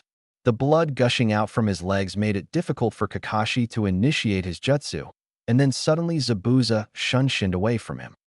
Kakashi himself was astonished by Zabuza's action, decided to resurface again. It's over, Zabuza. You can't move now. Surrender yourself. Kakashi ordered. He was panting too. He was barely able to that earth-style jutsu. Speak for yourself, Hitaki. Zabuza got out and did some hand signs, and within a spur of a moment, another ninja resurfaced beside him. That ninja's attire comprised of dark, greenish-blue colored yakuta. Underneath of it was a brown-tinted shirt.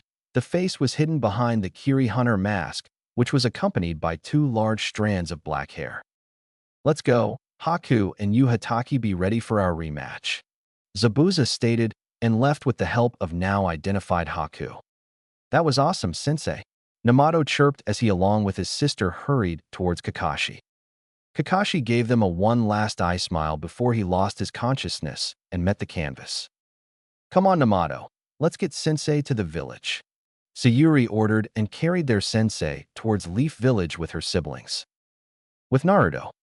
Now he was pissed. His clone was gone for about 4 hours now. Where's that moron? He mumbled and left his secret hideout.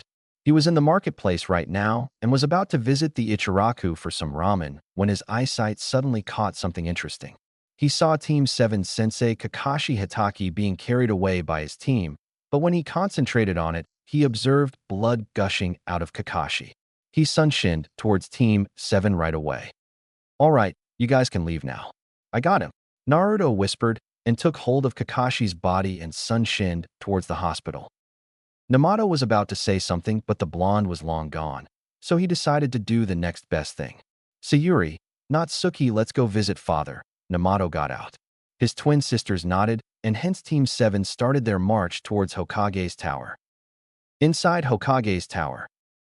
As usual, Minato was fighting his arch-nemesis, the paperwork. He was really tired of all this paperwork. His timetable comprised of wake up, eat, do the damn paperwork, and sleep, that's it. He sighed, after Kushina's raid there is a little that I could do besides this paperwork. Damn you, Naruto. He cursed. Suddenly Team 7 minus Kakashi barged into his office. Hey, please knock before entering the office. Don't barge in even if I am your father. His lecture was short-lived as Team 7 quickly interrupted him. Dad, stop your lecture and summon forth the Ugarashi-sama quickly. Natsuki interjected and pulled out the scroll of inheritance of Ugarashi family. Okay, could anyone tell me what's going on?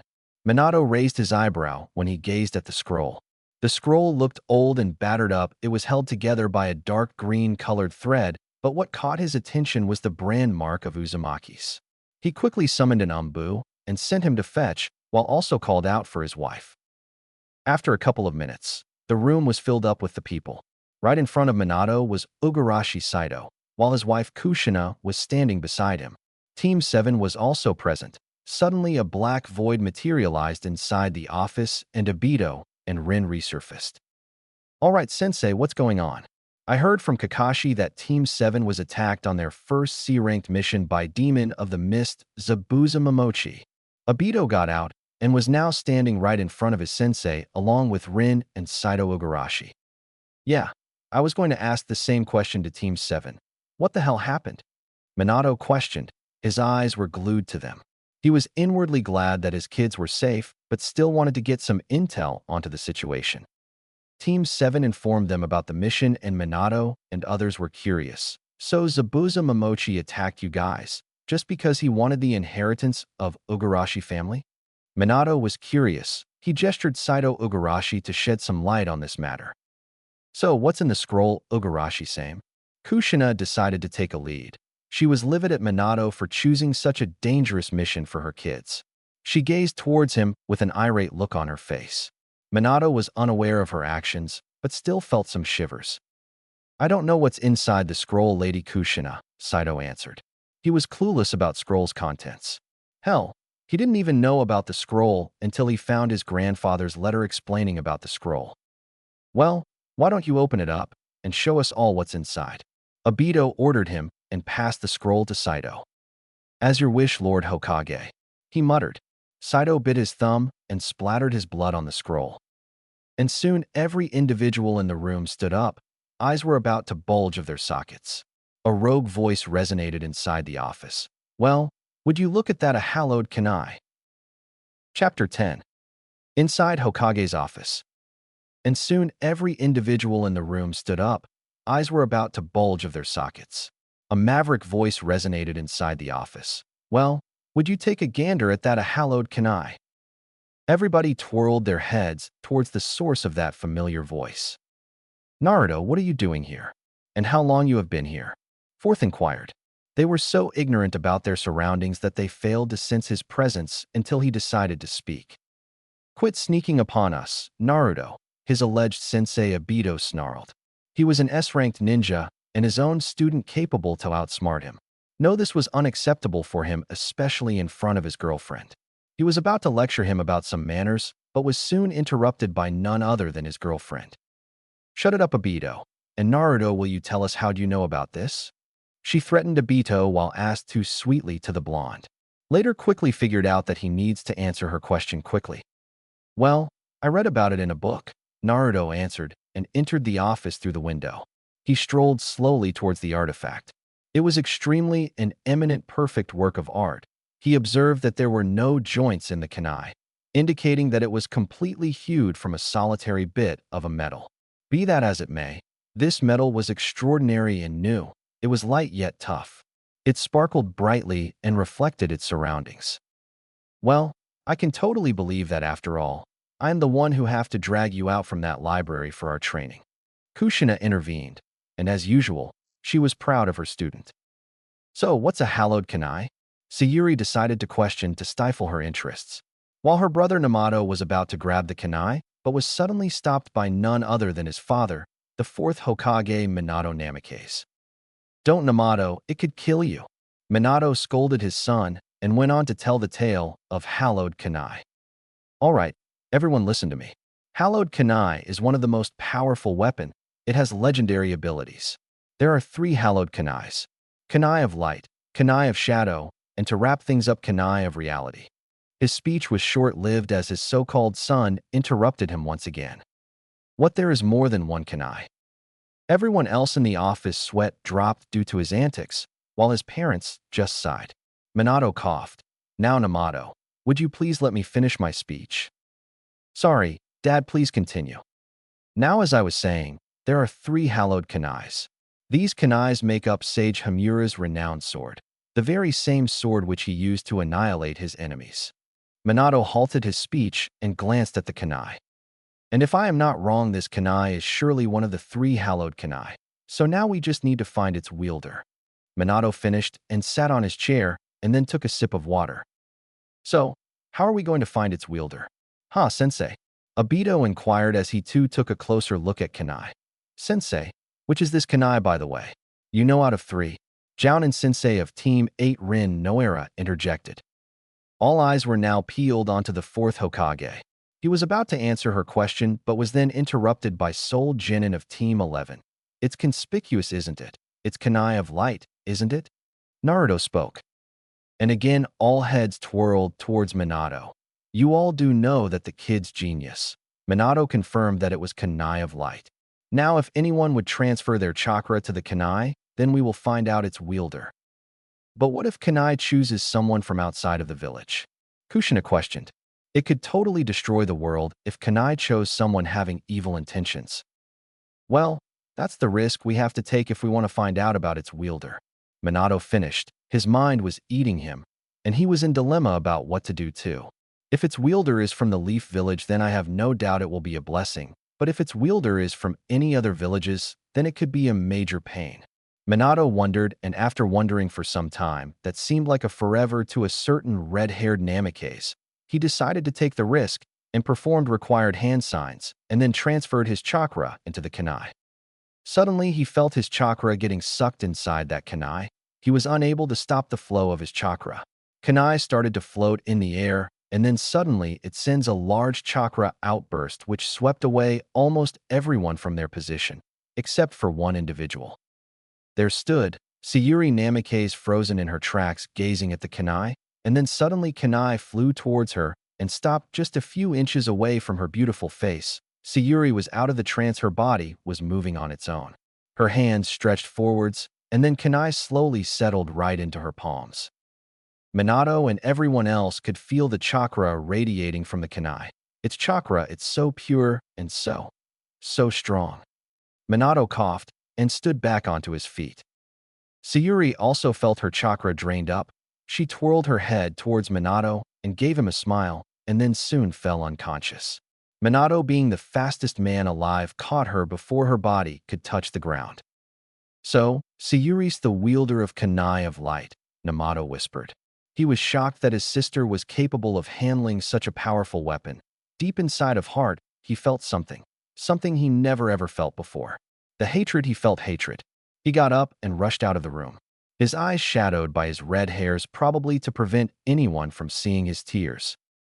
Namato, Kushina exclaimed. She was proud of her daughter, but also felt sorry for Namato. Don't worry about him. He just needs some space, Naruto muttered and left following him. With Namato, He was running, without thinking about his destination. His eyes were shadowed by his red hairs. He was angry and disappointed in himself. He felt miserable. He just wanted to end this nightmare. Suddenly, he felt a powerful strike on his back, which caused him to fall right on his face. He opened up his eyes and observed a pair of feet in front of him. He twirled his head and glanced at his attacker. There he observed his so-called self-proclaimed rival, Naruto, with a scowl on his face and eyes peeled onto him. "Get up, you pathetic worm." Naruto spatted and lifted him up by his collars. "What the hell, AR?"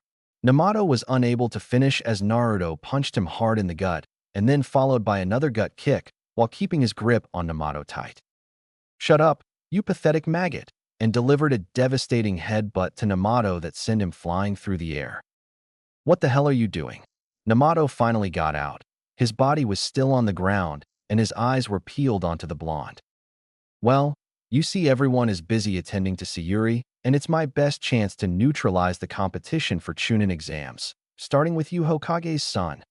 Naruto rushed towards Namato with a kunai in his hand, ready to stab Namato. Namato was frozen. He could not move. All that killer intent from Naruto was almost suffocating him. His eyes were still peeled on the blonde who was rushing towards him with a blinding speed. Suddenly, Namato felt this burning sensation in his stomach, and he could feel like his insides were on a fire that was burning him slowly and painfully. The fire was slowly spreading through his whole body, but he felt that it was not burning him physically. Naruto was also surprised by this development.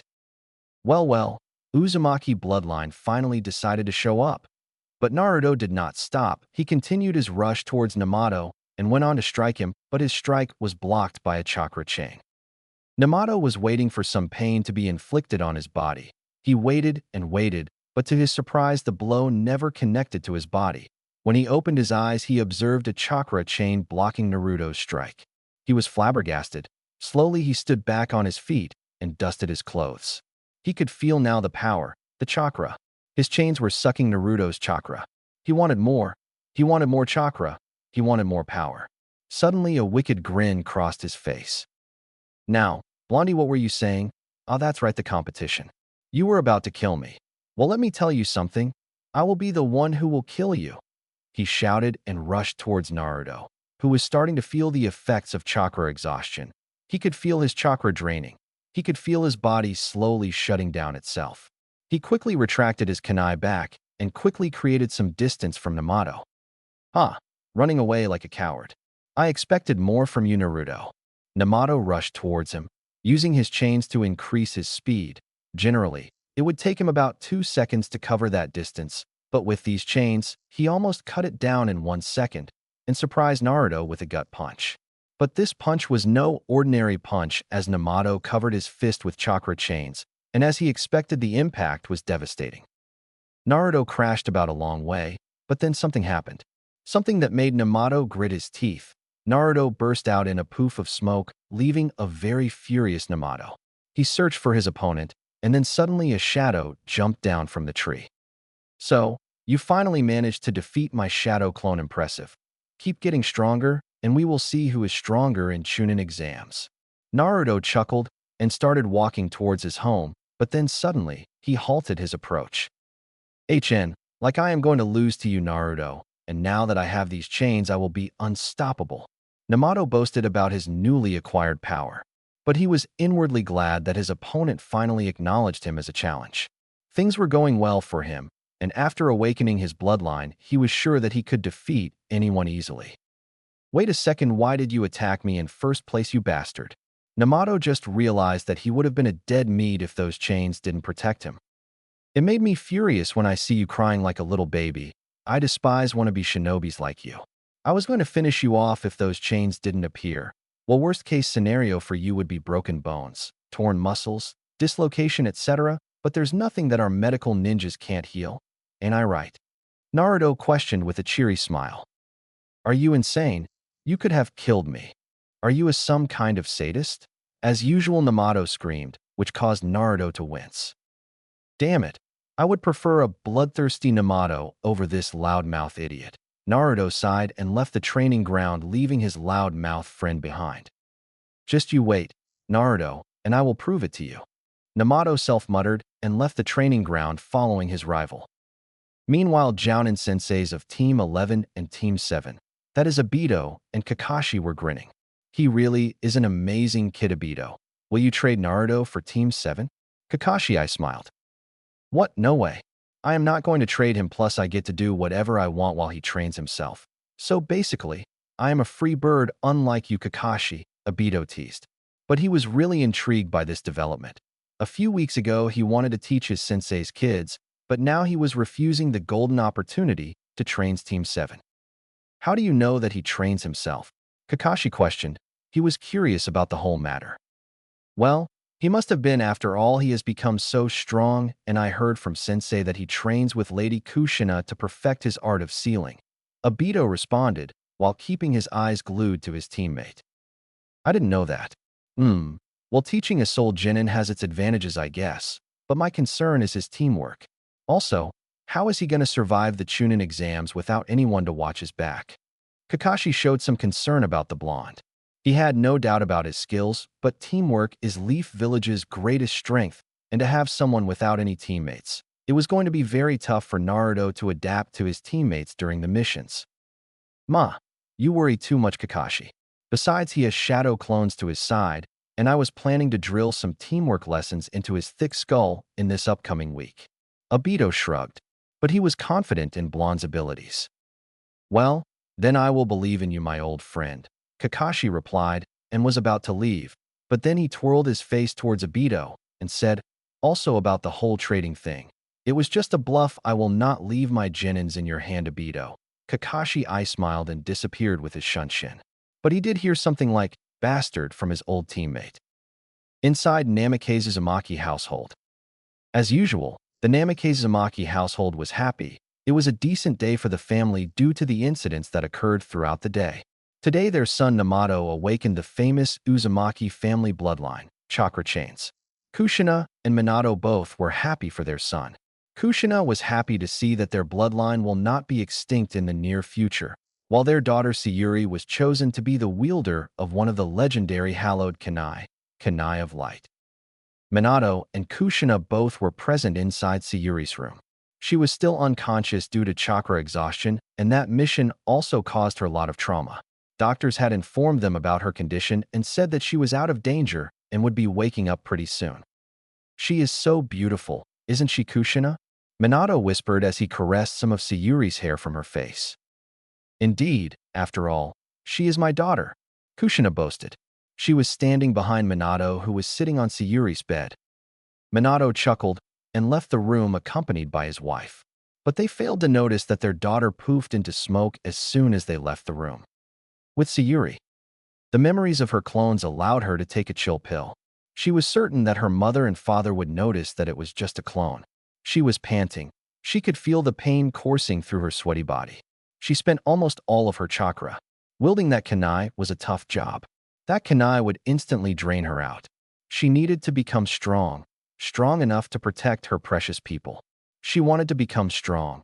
She was the one chosen by faith to guide the humanity towards the peace, and she was determined to accomplish her job. Suddenly, a figure jumped right next to her. Her hands traveled quickly to her kunai, but when her gaze shifted towards intruder's face, a face familiar to her, she relaxed. What are you doing here, Naruto? She stuttered. She was curious about him as always, and that's why she was interested in him. Ho, does that kunai read the mind? 'Cause I was going to ask you the same question. What you are doing here, Sayuri? He quizzed, his eyes observing her. He could literally see a torn portion of her attire, and some cuts on her body suggested that she was training. I was training here to increase my chakra capacity, she replied and strolled towards a wooden bench and sat down on it. Naruto followed her and sat beside her. His gaze traveled all around her sweaty body, and some pervy thoughts appeared in his mind, but he casted them away rather quickly. So, why are you working on your chakra reserve? It's not like that having higher reserves would allow you to win your battles. The higher the reserves are, the more difficult it is to control your chakra, the blonde whispered. He knew these things like the back of his hand. After all, he was the one with large chakra reserves and without any control over him. That's why he still could not perform a regular clone. You see, this kunai sucks me dry pretty quickly, which make me an easy target and a burden to my team. I don't want to be a burden. I want to protect my team and my precious people. She answered. Her eyes were peeled onto the ground. She was frustrated. She wanted quick results, but it was taking her too long, but she would not back down from her training. Naruto was trying to control his laughter, and suddenly he lost the control and burst out laughing. Sayuri was glaring daggers to him. If looks could kill, Naruto would be dead right now. What's so funny? Sayuri grumbled and twirled her face away from him. Sorry, I couldn't contain all that laughter. Naruto apologized, but Sayuri was not going to fall for his sweet tricks.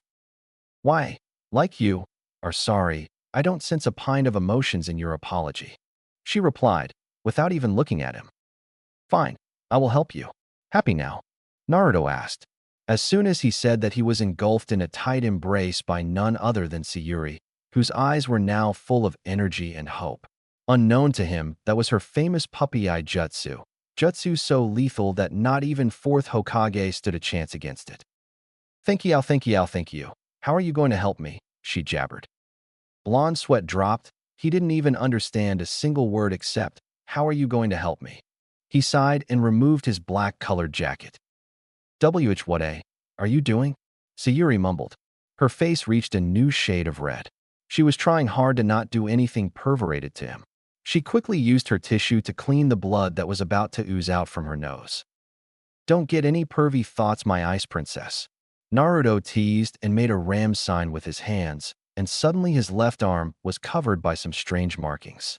Sayuri soon realized that these markings are some kind of seals. What are those seals for?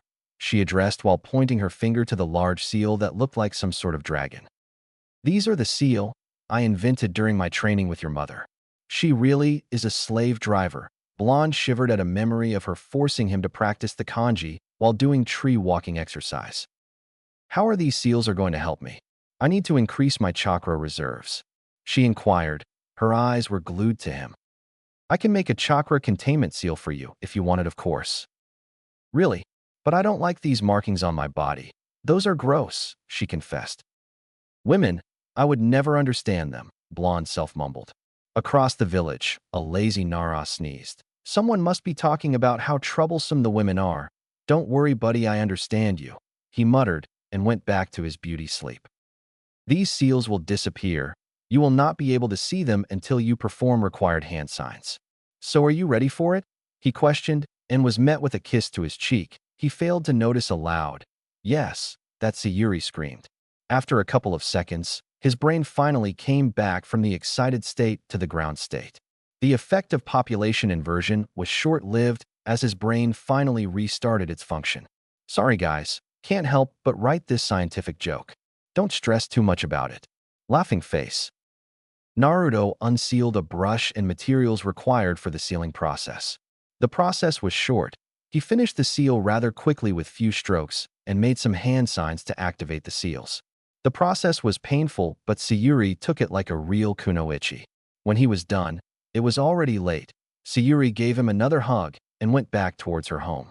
Naruto chuckled and left for his home, but they failed to notice a silver-haired jounin who was grinning like a madman. Oh, I must inform about this to Master Jiraiya. After all, it's a shame to waste such an amazing material for an Iko series. I know he would love it. Next day, with Kakashi. As usual, Kakashi was strolling around the marketplace. He was looking for something to eat. After all, a shinobi is just a thug without his proper meal. So his strolling led him to his sensei's favorite ramen shop, Ichiraku Ramen. He went inside and grabbed a chair. But to his surprise, he found an interesting sight for his eyes. There he saw his teammate Obito with his genin, Naruto. Interesting, what are they doing here? Kakashi wondered and walked towards them and sat beside his teammate Obito. Hey Obito, what's up? Kakashi smiled. Obito was as excited as always and showed him his evergreen smile. Nothing, Kakashi, just treating my genin to the lunch, Obito replied. Oh really? I guess I could leave my bill for you then, ha-sensei. Naruto teased as he finished his broth and shoved in his bill inside of Sensei's pocket. Well, you could at least pay my bills if not training me, I suppose. Oh, and please don't waste your time to find me for your D-rank missions. I will be training for Chunin exams. So please excuse me of your missions. Blonde reverberated and started to march towards his destination, but suddenly his eyes glued onto the Kakashi, and he stopped. You must be Kakashi Hitaki, son of White Fong, I presume. Kakashi nodded and twirled his head towards the said blonde. Your father was a true hero. It's such a shame we lost him. He would have made a great commander. Anyway, see you later, Kakashi-san. Naruto spoke and left towards his destination without sparing another glance towards the duo. How come he speaks with you with such a respect? He never calls me Obito-san.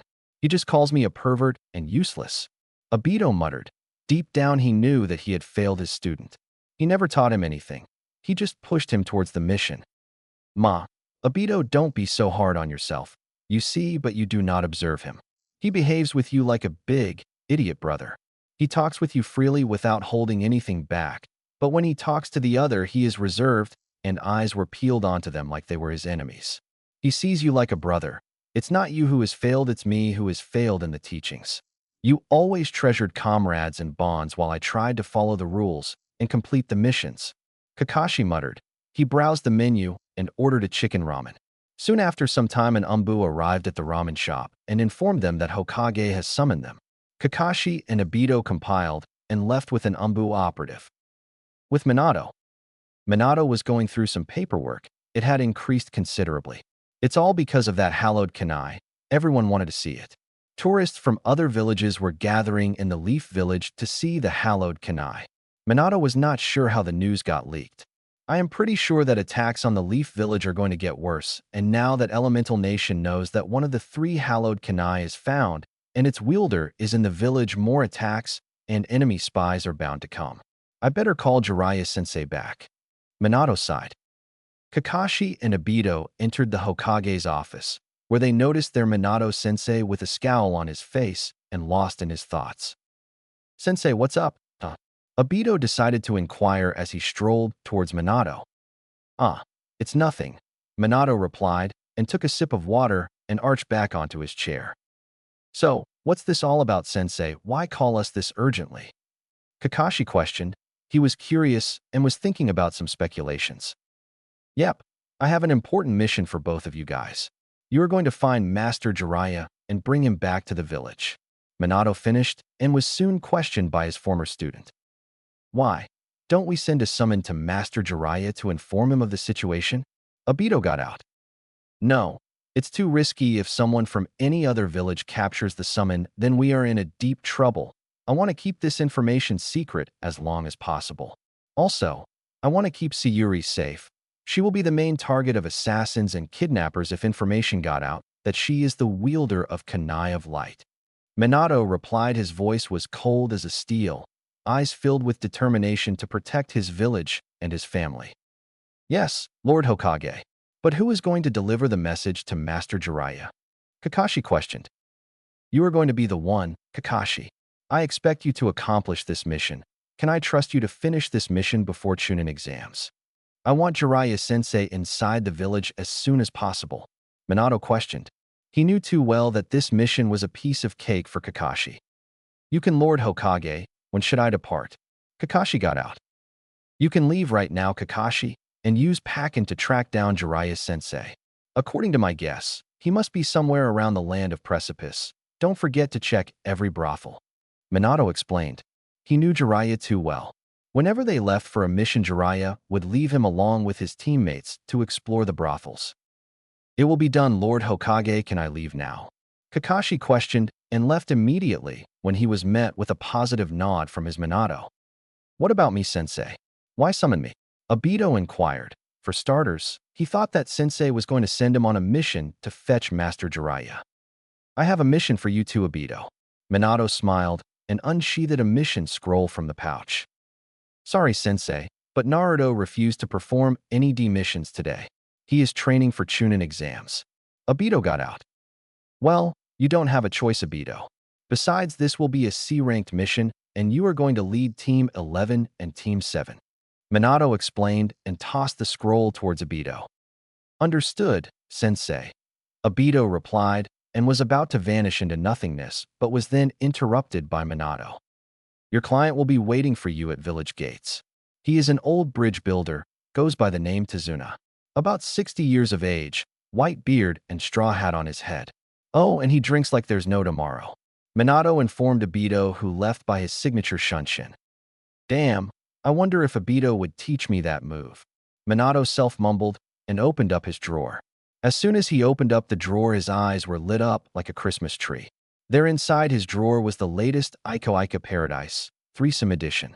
He was glad that he managed to snuggle this book from the bookstore. Now he was going to enjoy the latest masterpiece of his sensei. This was the first time that someone from the Elemental Nation managed to come across the Arashir Ocean. But it was not the last time. Lord Orochimaru, we have arrived. Captain of the ship informed as he walked inside the cabin of Orochimaru. Orochimaru was perched on the seat. The cabin was dull, it lacked light. His whole body was engulfed by the shadow. His hand was caressing some kind of creature. The creature had yellow slitted eyes. His body was covered by white-colored fur. Excellent. Prepare to land, and will you send Kabuto in? I need to speak with him about some matter. Orochimaru grinned as his creature managed to engulf him with his body. You really are a clever boy, aren't you, Baku? Snake Sanin whispered. After a couple of minutes, Kabuto entered the cabin, sweaty and looking pathetically weak. You summoned me, Lord Orochimaru? His voice was scarcely capable of being heard. What happened, my child? Don't tell me your stomach can't digest some seasickness? Orochimaru snickered while his pet slithered its tongue out. Not everyone is blessed with an iron stomach like you, my lord. Kabuto replied and coughed up some vomit. Indeed, my child. Start the preparations and gather some interesting specimen. I heard that land of Wildlands is blessed with some intriguing bloodlines. Yes, my lord, I will start the procedure. And please take it easy, my lord. Your condition is critical. You need rest. Kabuto warned his master and left the cabin to start the preparations. Soon I will have the fruit of my hard work. With Obito. Obito was cursing himself. He was on a C-rank mission with his soul Genin and Team 7-Kakashi. Their mission was to escort Tazuna to his village, Land of Waves. Up until now, Namato and Tazuna were bickering like children, while Naruto and Namake's twin sisters were silently walking down the road. They were walking for about 3 hours, and they could feel the change in the atmosphere. Humidity in the air was increasing, while the temperature was reaching towards zero. The road started to blur as well as their surroundings. It was getting harder and harder to breathe normally. Don't you think it's getting hard to breathe? Namato questioned. His voice was sunken. Yes, it's due to the mist surrounding the area, Obito replied. He was feeling a bit uneasy, but then he noticed something. They were short a member. Naruto was missing. Naruto, get out, it's not a place for your silly pranks. Obito voiced, and waited for a reply from his student. Suddenly a shadow emerged from the tree lines and walked towards them. Obito quickly armed himself with his kunai, while others were confused.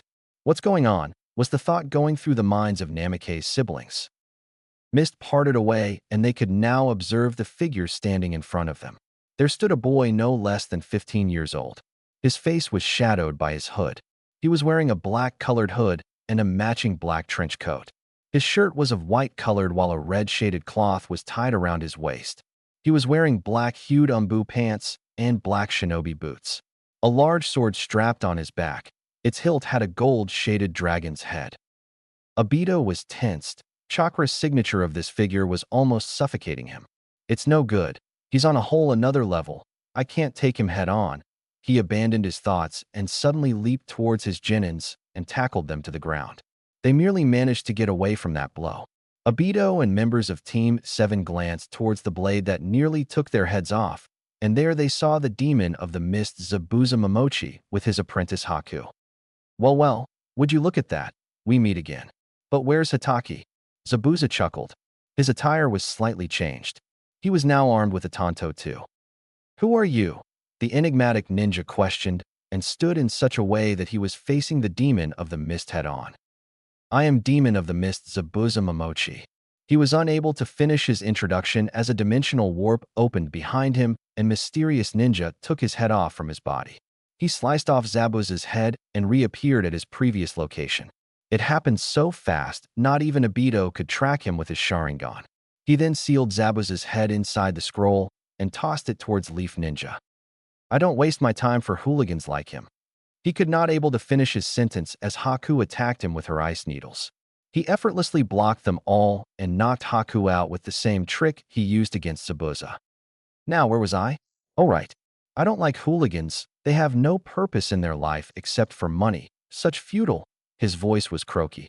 It was like he had a sore throat. Obito along with Team 7 were back on their feet. They could feel killer intent in the atmosphere. Obito was keeping up with him, but others were suffocating. Who are you? Obito snarled, his Sharingan activated to keep a note of his slightest movement. The enigmatic ninja twirled towards the source of the sound and grinned.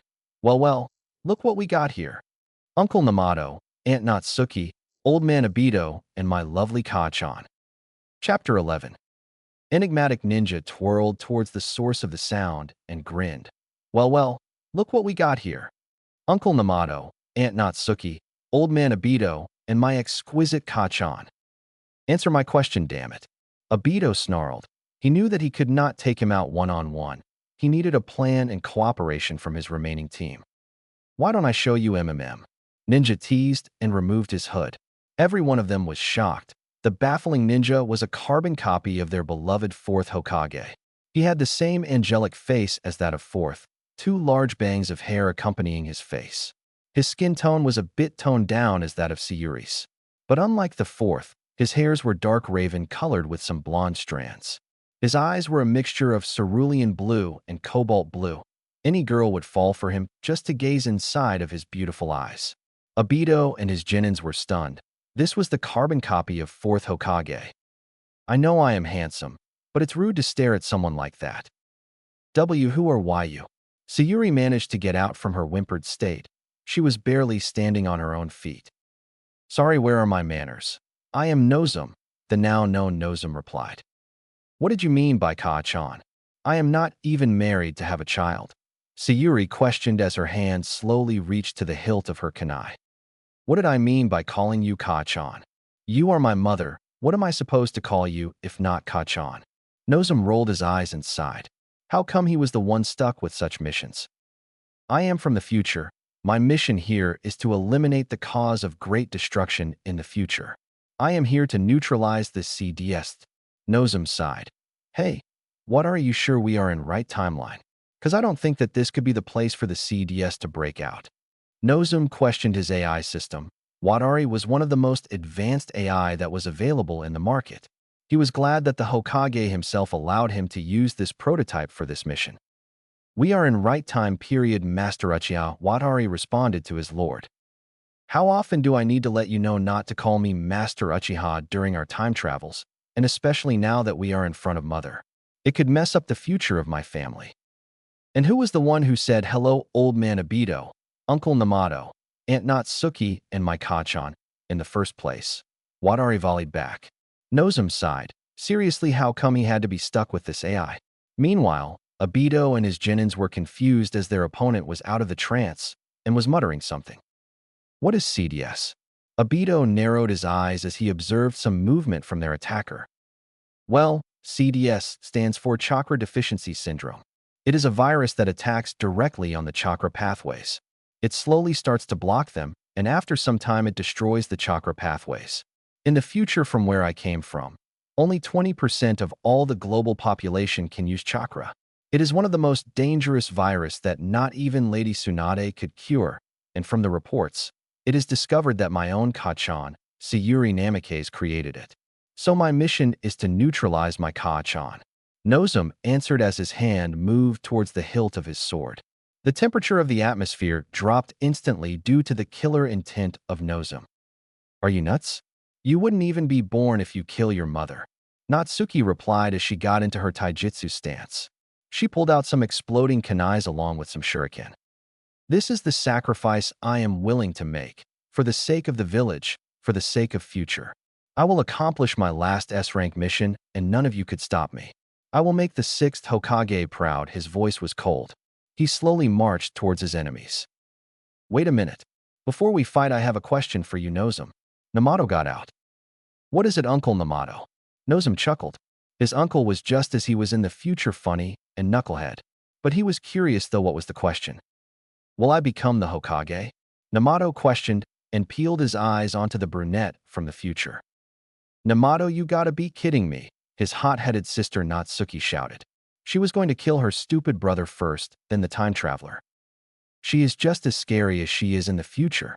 I still remember how mad she was when I added some glue in her nail paint. Nozum shivered. He was wise enough to know her anger. "So should we start some fight? I am itching for a good one. I hope you could give me one," he added, and then disappeared in a whirl of leaves. With Naruto. "Ow, where am I?" he muttered and tried to get back onto his feet, but to his dismay, he could not. He could not feel his legs anymore. In fact, he could not feel anything. Then he remembered his encounter with the mysterious ninja that used some sort of trick to subdue him. But the last of the Uchiha bloodline was one lucky bastard who refused to die. He could move his finger, his forefinger. He smirked. That was enough for him to get out of this shit. He channeled a large amount of chakra into his finger, which caused it to burst out. Bones shattered. He could see his flesh, his Uchiha blood. He growled, and then suddenly 4 more shadows materialized before him. "What happened, boss?" "Nothing. Just some random guy attacked me with his jutsu, or some kind of poison. I don't know, but I can't move my body, only my forefinger." "Where's Lily?" "She's the medic if my information is correct." "Hi, I am Naruto-sama," she replied and stepped forward to heal him. She used her mystical palm technique, the technique that was taught to the medic Neens for the purpose of diagnostics. After checking his chakra system and body for the second time, she frowned. "It's not a poison, Naruto-sama, and it's some kind of seal that is interfering with your body." "Really? What kind of seal it is?" "It's hard to tell," a tall teen about 16 years old replied. He had brown-colored hair and wore a standard umbu uniform, but unlike any of the other ones, his face was concealed by a kitsune mask. Well, not just his. All 4 members were carbon copies of each other. Lily was also the part of the group. She was the medic. While other members were, say, the leader of the group, Goma the scout, and Ryza the tactician of the squad.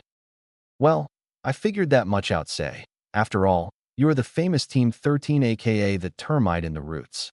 I swear that I am going to kill that commander of yours for sticking me this team of rookies." "Well, what are you waiting for? Carry me, say. And you too, Gomu and Ryza, search for the enemies and any hidden traps." Naruto commanded. He really liked bossing around these guys. Flashback. "I want something that will ensure your loyalty to the Leaf." Danzo sighed. The blonde had killed foreign ninjas, but the worst thing was they were IWA ninjas. IWA was their sworn enemy after what Fourth did to their village during Third Shinobi War. Danzo knew too well that Anoki the Third Tsuchikage will want the compensation for his ninjas. Danzo would have to sacrifice some of his men from the root. "What do you mean by loyalty?" "I am always loyal to this village. After all, this my home." Naruto growled. He was pissed. Who was this man questioning his loyalty to the village? If he was not surrounded by these rude agents, God knows what he would have done. "Listen to me, boy.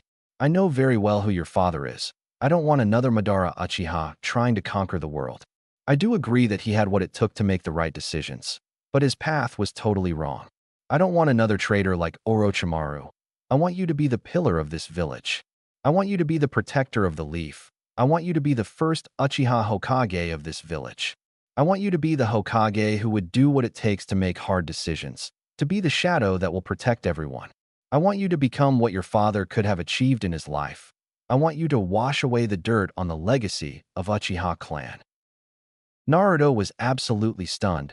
He had underestimated this old crow. He knew too much about him and his father. How do you know I am his child?"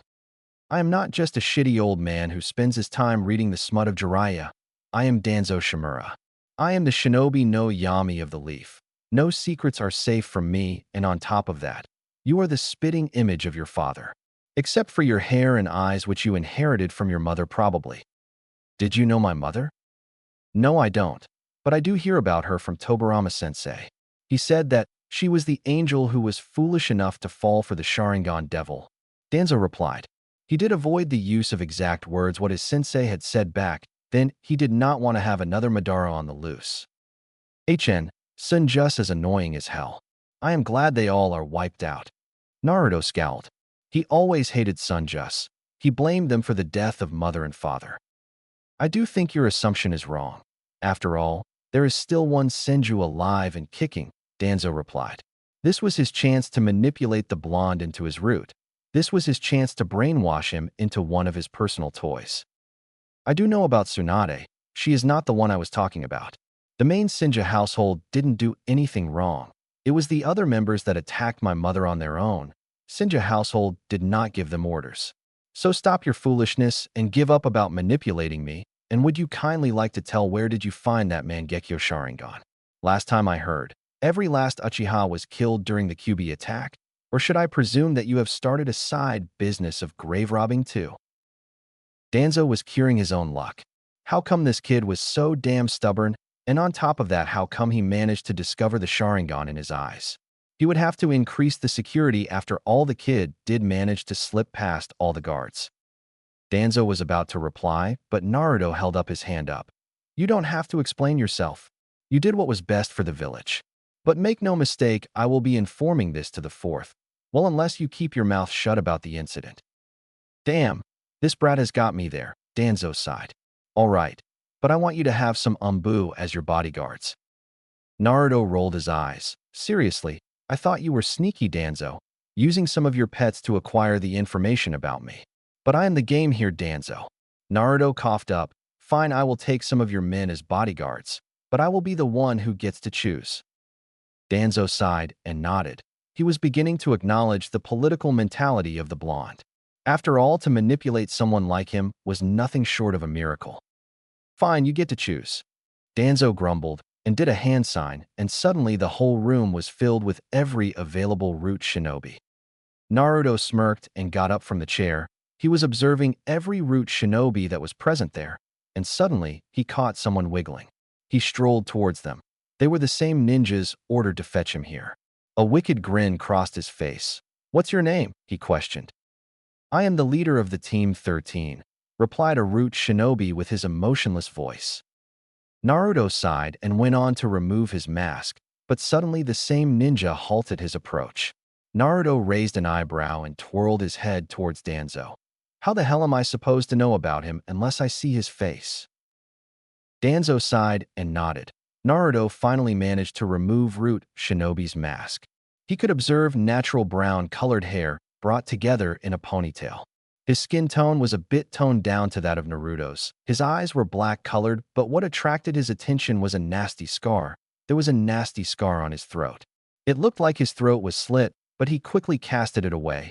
After all, no one would survive from that injury. But there was something more when he observed carefully. He could see some letter. Cut here, his eyes traced.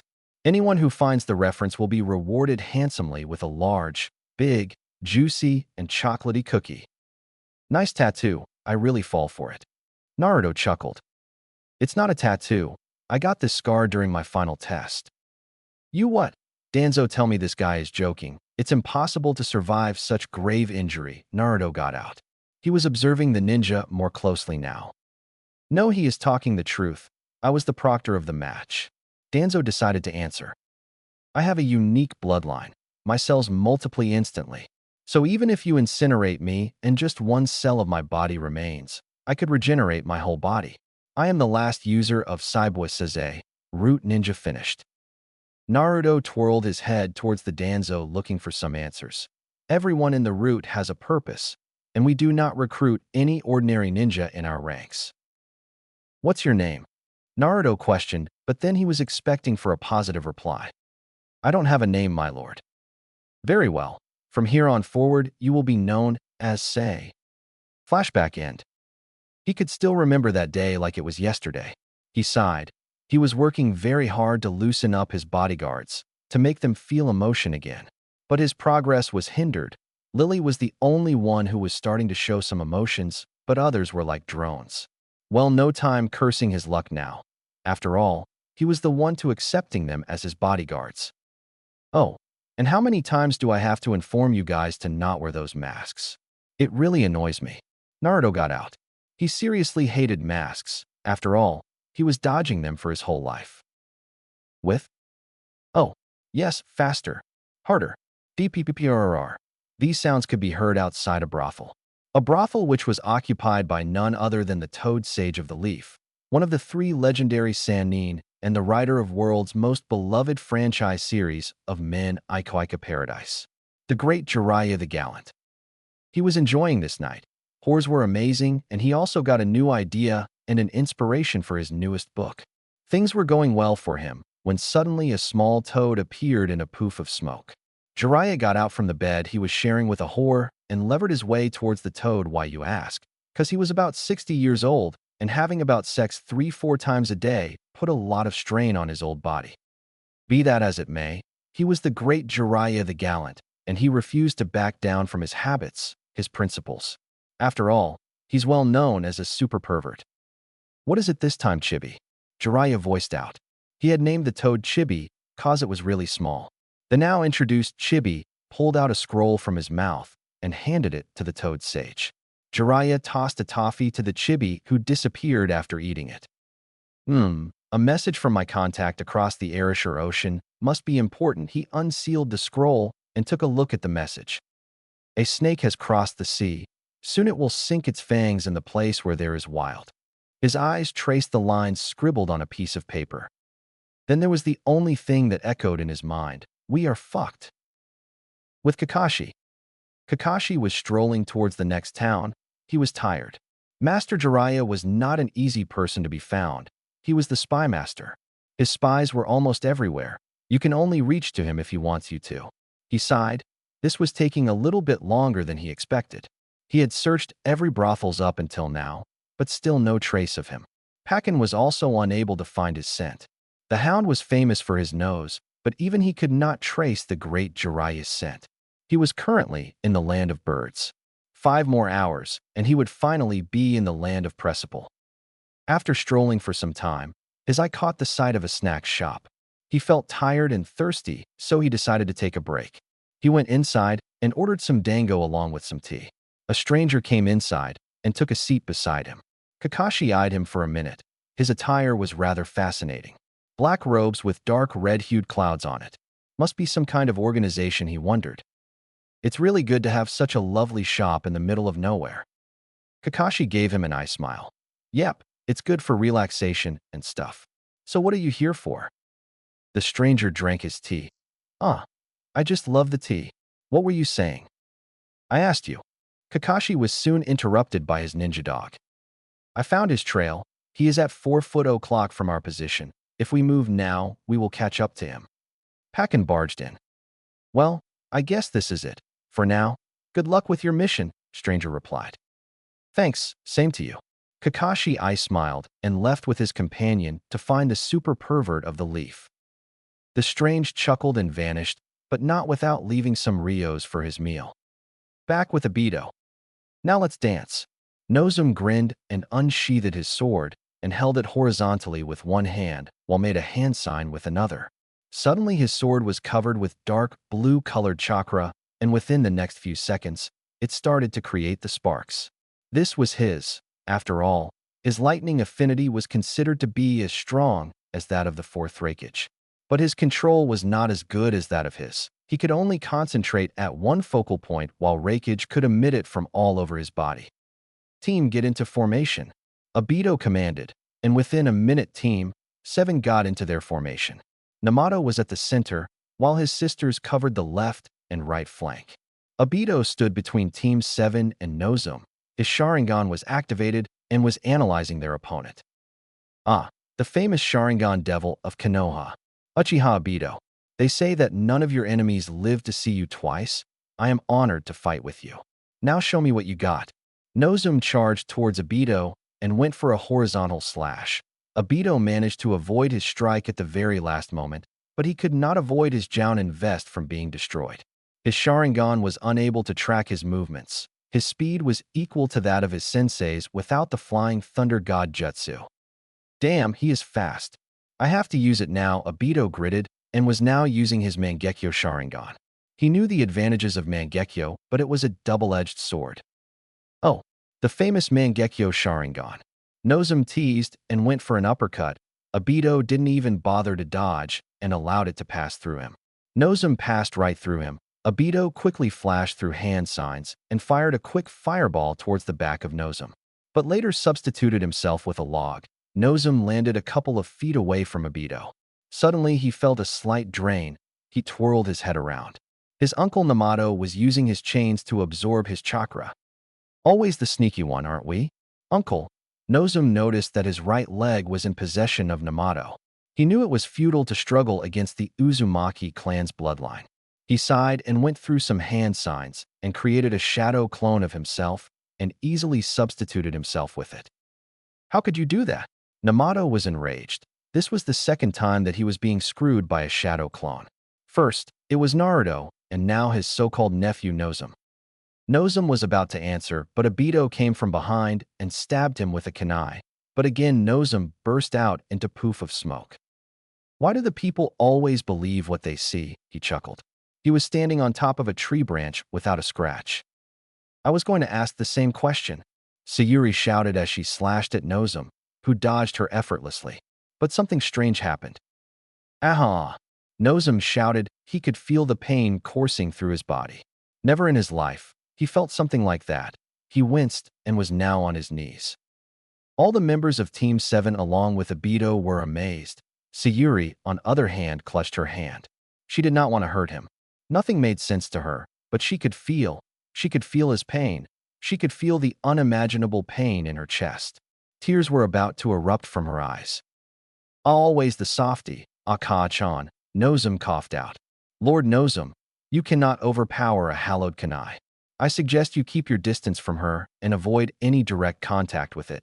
That kunai could destroy anyone, Wadari suggested. You could have warned me earlier. Nevertheless, I think you have analyzed everyone. So could you tell me about their natural abilities and the easiest way out of this battle? Nozum hated to rely on anyone, even on an AI. Sure, Master. First of Obito Uchiha, natural affinities are earth and fire, but he could use any of the 5 elements due to his Sharingan. But the most troublesome thing is that his space-time jutsu. He could become intangible, which is why it is nearly impossible to defeat him. But he can only remain in that state for about 5 minutes. If you attack him for more than 5 minutes, you have a higher chance of defeating him. You could use your Mangekyo Sharingan against him. No, it's impossible. It will reveal the existence of Uchiha clan. I don't want to screw with the timeline. Nozum interrupted him. He could not endanger the future of the Uchiha clan. What did you do, Sayuri? Obito questioned. He had observed her strike and was sure that the blow missed Nozum by miles. I don't know. I just felt a pull to my chakra, and I just let it loose. Sayuri screamed. She didn't know what she had done. She did not want to injure the child too badly. It must be the kunai's doing. I didn't even sense the chakra emitting from it, Obito wondered. Sayuri, don't give him any chance to recover, he ordered and lunged towards Nozum, who was still on his knees. Obito went through some hand signs. Fire style, flame harpoon. His hand was covered in a fire. Soon fire started to take a shape of harpoon. It was his signature jutsu, a jutsu inspired from Kakashi's Chidori. A pinnacle of fire manipulation. His fire was so hot that flames had icy blue colors. It impelled Nozum's chest where his heart should be, but something strange happened again. This time Obito passed right through him.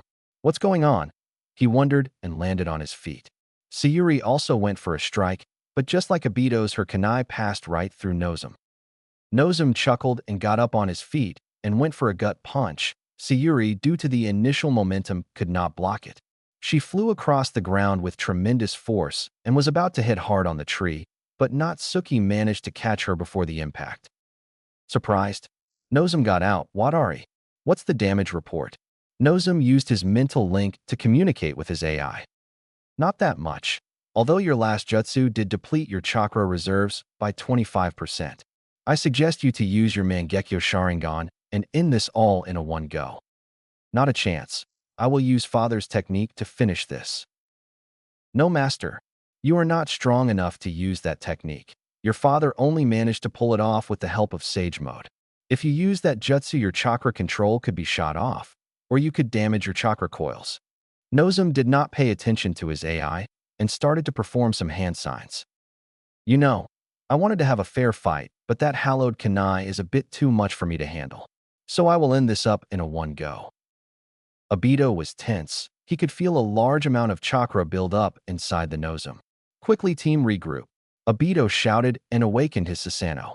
Team 7 was inside the Susanoo along with Obito, later was having trouble. It was putting too much strain on his body. Lightning style, Zeus's bolt, Nozum shouted and fired his lightning bolt towards Obito's blue-colored Susanoo. The impact was tremendous. Obito could feel some current flowing through his body. The bolt already had pierced the shield of Susanoo, and the armor was next. This attack was using the chakra of Susanoo to amplify its strength. Never in his life, he had seen something like this. A jutsu that amplifies by using chakra of their opponent. Obito went through some hand signs. Earth style, exoskeleton, he shouted, and suddenly Susanoo's core was covered by an armor made up from the soil. The bolt pierced all the layers in Susanoo and finally impacted on the earth armor. Obito was hoping that armor could hold off the attack, but suddenly it started to crack, and within a second it burst out. A large explosion could be seen on the battlefield. The blue-colored giant was engulfed in the blast. Nozum was panting. He was on his knees again and was coughing up some blood. After a couple of seconds, the smoke cleared out, and he gazed towards his targets. He could only see withered land and ashes, nothing more. "Hey, Watari, did we succeed?" Nozum coughed up. "No, sir. CDS is still active in the future," Watari responded. "What? How is this even possible?" Nozum wondered. After all this, he still failed. He ended up killing his uncle, aunt, and his mother. He was on the verge to cry. He tightened his fists so hard that blood was oozing out of them. Suddenly his ears perked up when he heard a cough. He twirled his head towards the source and observed some wiggle. Within a second, he felt a chakra signature behind him. Suddenly, he felt a disturbance in the space-time. He experienced a long fall into the time. Soon he landed. But the place, it was barren, made up of strange materials. "So that's how your pocket dimension looks like." Nozum chuckled at Obito, who was standing in front of him, staring with his Mangekyo Sharingan. "How do you know that this is my pocket dimension?" "It's really simple. After all, I have the Mangekyo as well." Nozum chuckled and activated his Mangekyo Sharingan. It's impossible. All Uchiha clan members were wiped out during the attack of Nine-Tailed Fox. Obito growled. It was one of the worst days of his life, the day on which he lost his mother, father, and his beloved sister. Flashback 13 years ago. It was a nice day in the Leaf Village. The village was decorated like a newly wedded bride. After all, the day when Hokage's child will be born was close. The atmosphere was really tempting, and people were enjoying the carnivals and feasts. Markets were offering a special discount today to show their gratitude towards the Hokage. Villagers were happy as well. This was the ideal environment for them. A feast, carnivals, and discount on the various shops. Out of my way. A black blur was moving towards the hospital. This blur was none other than Obito Uchiha. He was in a big trouble. Why, you ask? Cause today he was going to become an uncle. That's right, today his sister was supposed to give a birth to a baby girl, and he was late. He was accompanied by his trusted friend Kakashi Hitaki and the love of his life Rin Noara. The trio was moving with a lightning-quick pace. "Obito, take it easy. She is not going anywhere," Kakashi shouted. Obito was tense though. If her sister managed to learn why he was late, then he was sure that his niece was never going to see her uncle's face. He was reading the latest edition of the Make of Tactics, Ika Paradise, signed by none other than the author Master Jiraiya.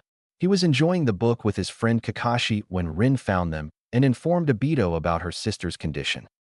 "Rin, I beg of you, please don't tell my sister that I was reading that book." Obito got out. He had learned that pregnant women tend to go berserk during labor. He did not want to get crushed by his sister. Rin nodded. She did not know what was so special about that book, but she was going to find out about it. Maybe I should ask Kurenai about this, or maybe Lady Kushina. She wondered. She then suddenly remembered. "Hey, Kakashi, when is Lady Kushina due?" she questioned. I think she is due tomorrow," Kakashi replied. He was looking forward to that. Soon they reached the hospital. Obito rushed towards the receptionist. "Mira, Uchiha, what's her room no?" Obito blabbered. Now, hold your horses, young lad. Who are you? And what do you want?" Receptionist questioned. She was an old lady. From the looks of her, Obito could tell that she was far older than anyone else he had seen in the village. "I am Obito Uchiha, and I want to see my sister." Who are you again?" I said. Kakashi interrupted his teammate and jumped over the desk and snatched the list of patients from the desk. He glanced through it and found what he was looking for. "She is in the room 201, Kakashi replied and went along with his teammates. "You stupid brats. No respect for the elders." Receptionist was screaming, which gathered an audience. She was rambling about them, but they paid no heed to her and rushed towards the room 201. After a couple of minutes of running and jumping around, they finally reached the room 201. Obito barged in followed by his teammates. When he entered, he saw his sister Mira resting in a bed and a small bundle, which was present near her. "Hey sis, how are you?" Obito got out as he moved towards the bed. Mira opened up her eyes. She had the onyx-colored eyes. Her skin was pale and soft. Her hairs were tied together in a ponytail. Her angelic face was similar to that of an angel. Overall, Obito could literally brag about his sister's beauty and get away with it. After all, she was one of the most beautiful women in the Leaf Village. "Hey Obito, when did you come?" She was about to get up from the bed when Obito rushed towards her. "Don't. Get up. I am fine and I am here to see you and my lovely niece." Obito replied. "Oh, being a responsible uncle, ah?" Mira teased and handed him her daughter. "Here, take her and don't drop her," she warned and handed her daughter to Obito. Obito gently picked her up and was observing her features. She had the same pale skin as that of her mother, or even paler than hers. Raven-colored hair sprouted from her head. Perfectly pink-colored lips, not too much dark or too much faint, very smooth skin. Overall, Obito have to scare off all the boys chasing her in the future. "She is beautiful. What's her name?" "Her name is Saya Uchiha," Mira replied with a cheery smile. Chapter 12. With Obito. Yo old man Obito. Are you still there, or the old age finally caught up to you?" Nozum smirked. He had a tremendous amount of respect for Obito Uchiha. After all, he was the 5th Hokage, well he will be one day. Obito snapped out of his musings and glared at his opponent. He could see the flow of chakra and was amazed. His chakra was overflowing, but what got his attention was the origin of his chakra. His chakra was not coming from the chakra pathways or chakra points. Nope, it was being injected into his body. Obito could clearly see the origin of his chakra. It was being generated from his left shoulder. "What's up with his chakra?" He scowled and went into his taijutsu stance, the Uchiha Interceptor style.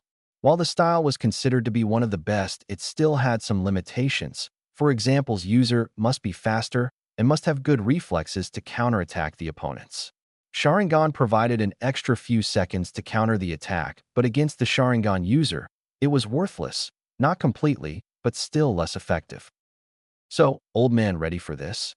Nozum questioned and made a ram sign with his right hand. Suddenly 5 shadow clones poofed into existence, all of them ready to attack moment's notice.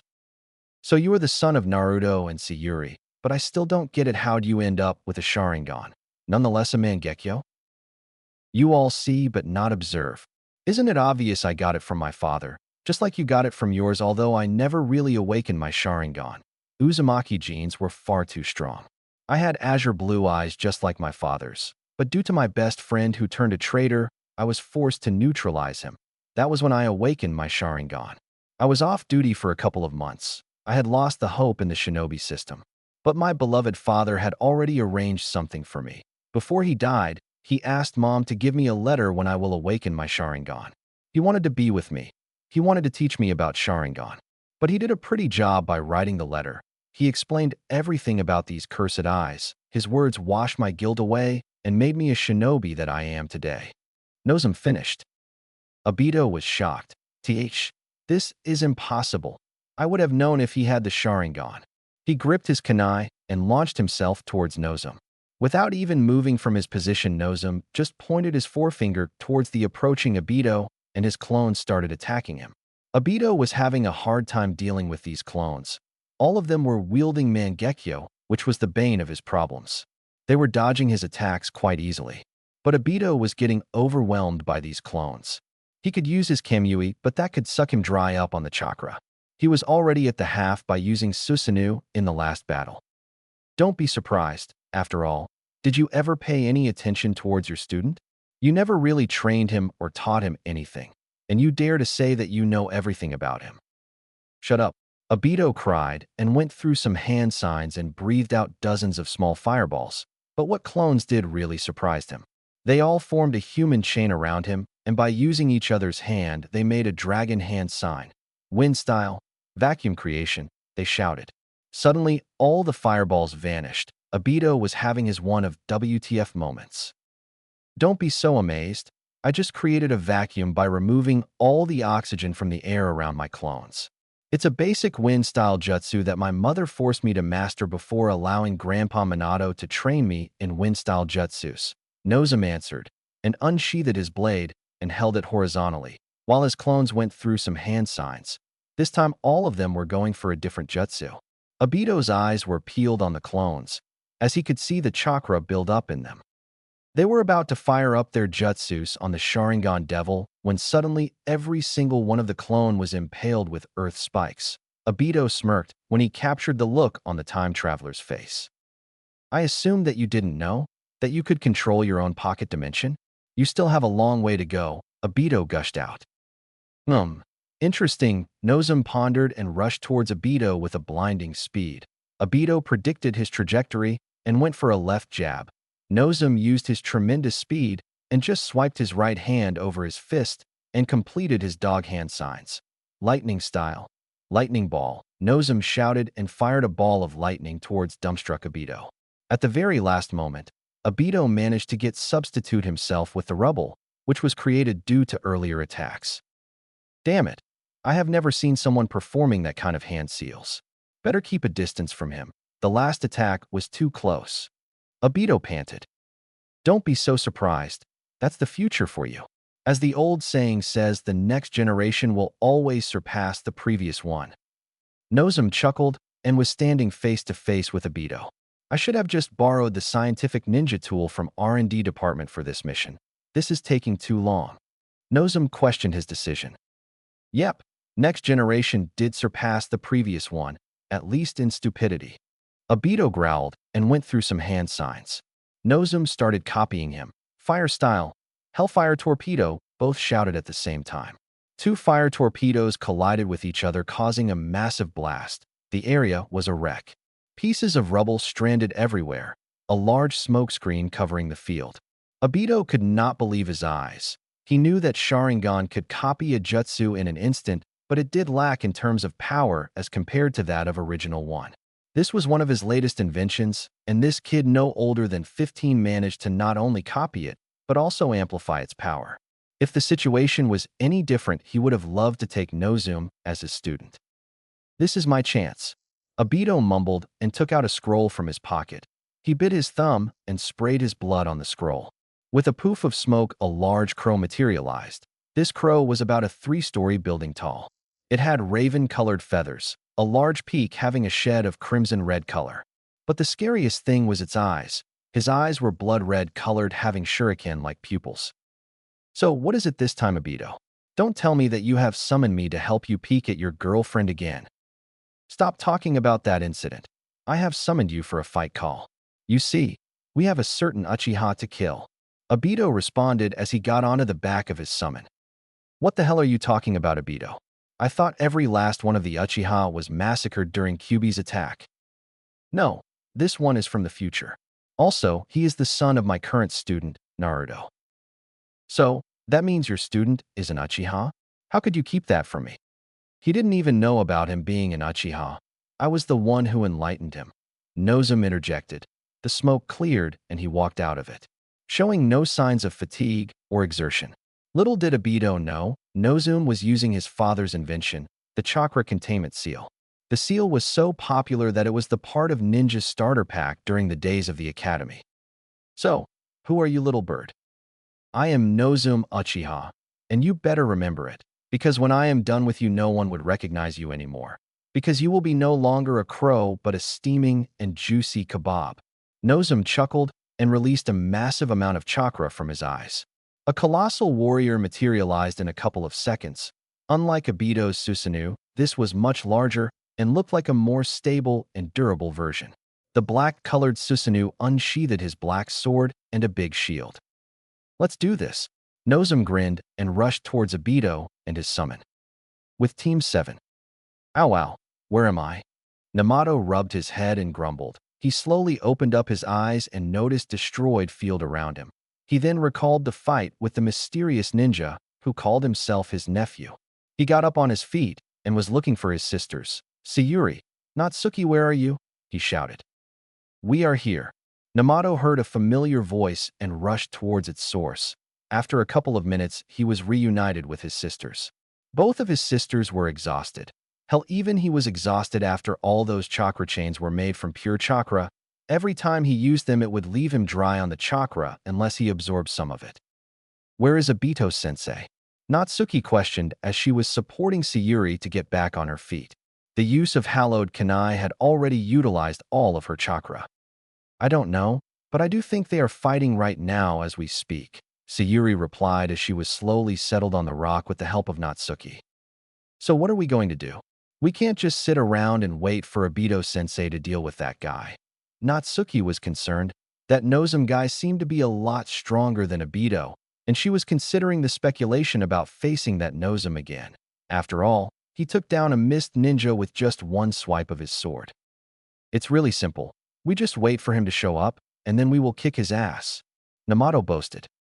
No, none of us is strong enough to take him down. Hell, we would be having a hard time to take him down as a team. And if he showed up, then we will have to face him alone. This time, there will be no Obito-sensei to cover us.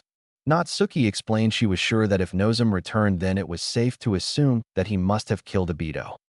I have a plan. How about we make some kind of poison to slow him down? Sayuri got out. After all, she was the daughter of Red Death of Leaf Village, and you're bound to pick some things up by living with an umbu. That's a nice plan, Sayuri, but none of us know how to make one. Natsuki sighed.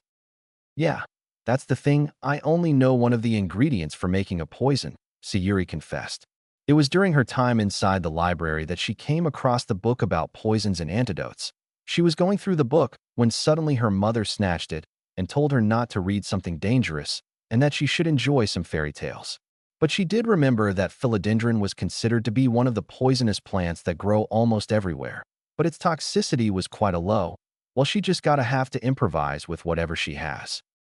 Oh, I know. How about we use the poison from the gauntlets of those mist shinobi who confronted us earlier? Namato shouted.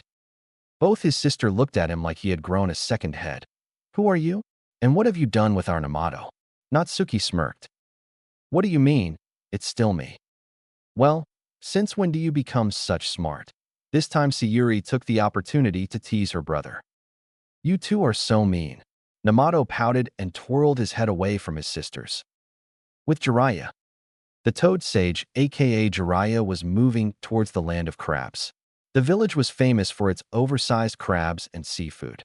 Land of Crabs was mostly occupied by fishermen and sea gypsies.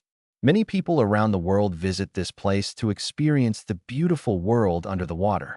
The village was guarded by some local ninjas and some other missing ninjas who took a liking to the environment and settled down there.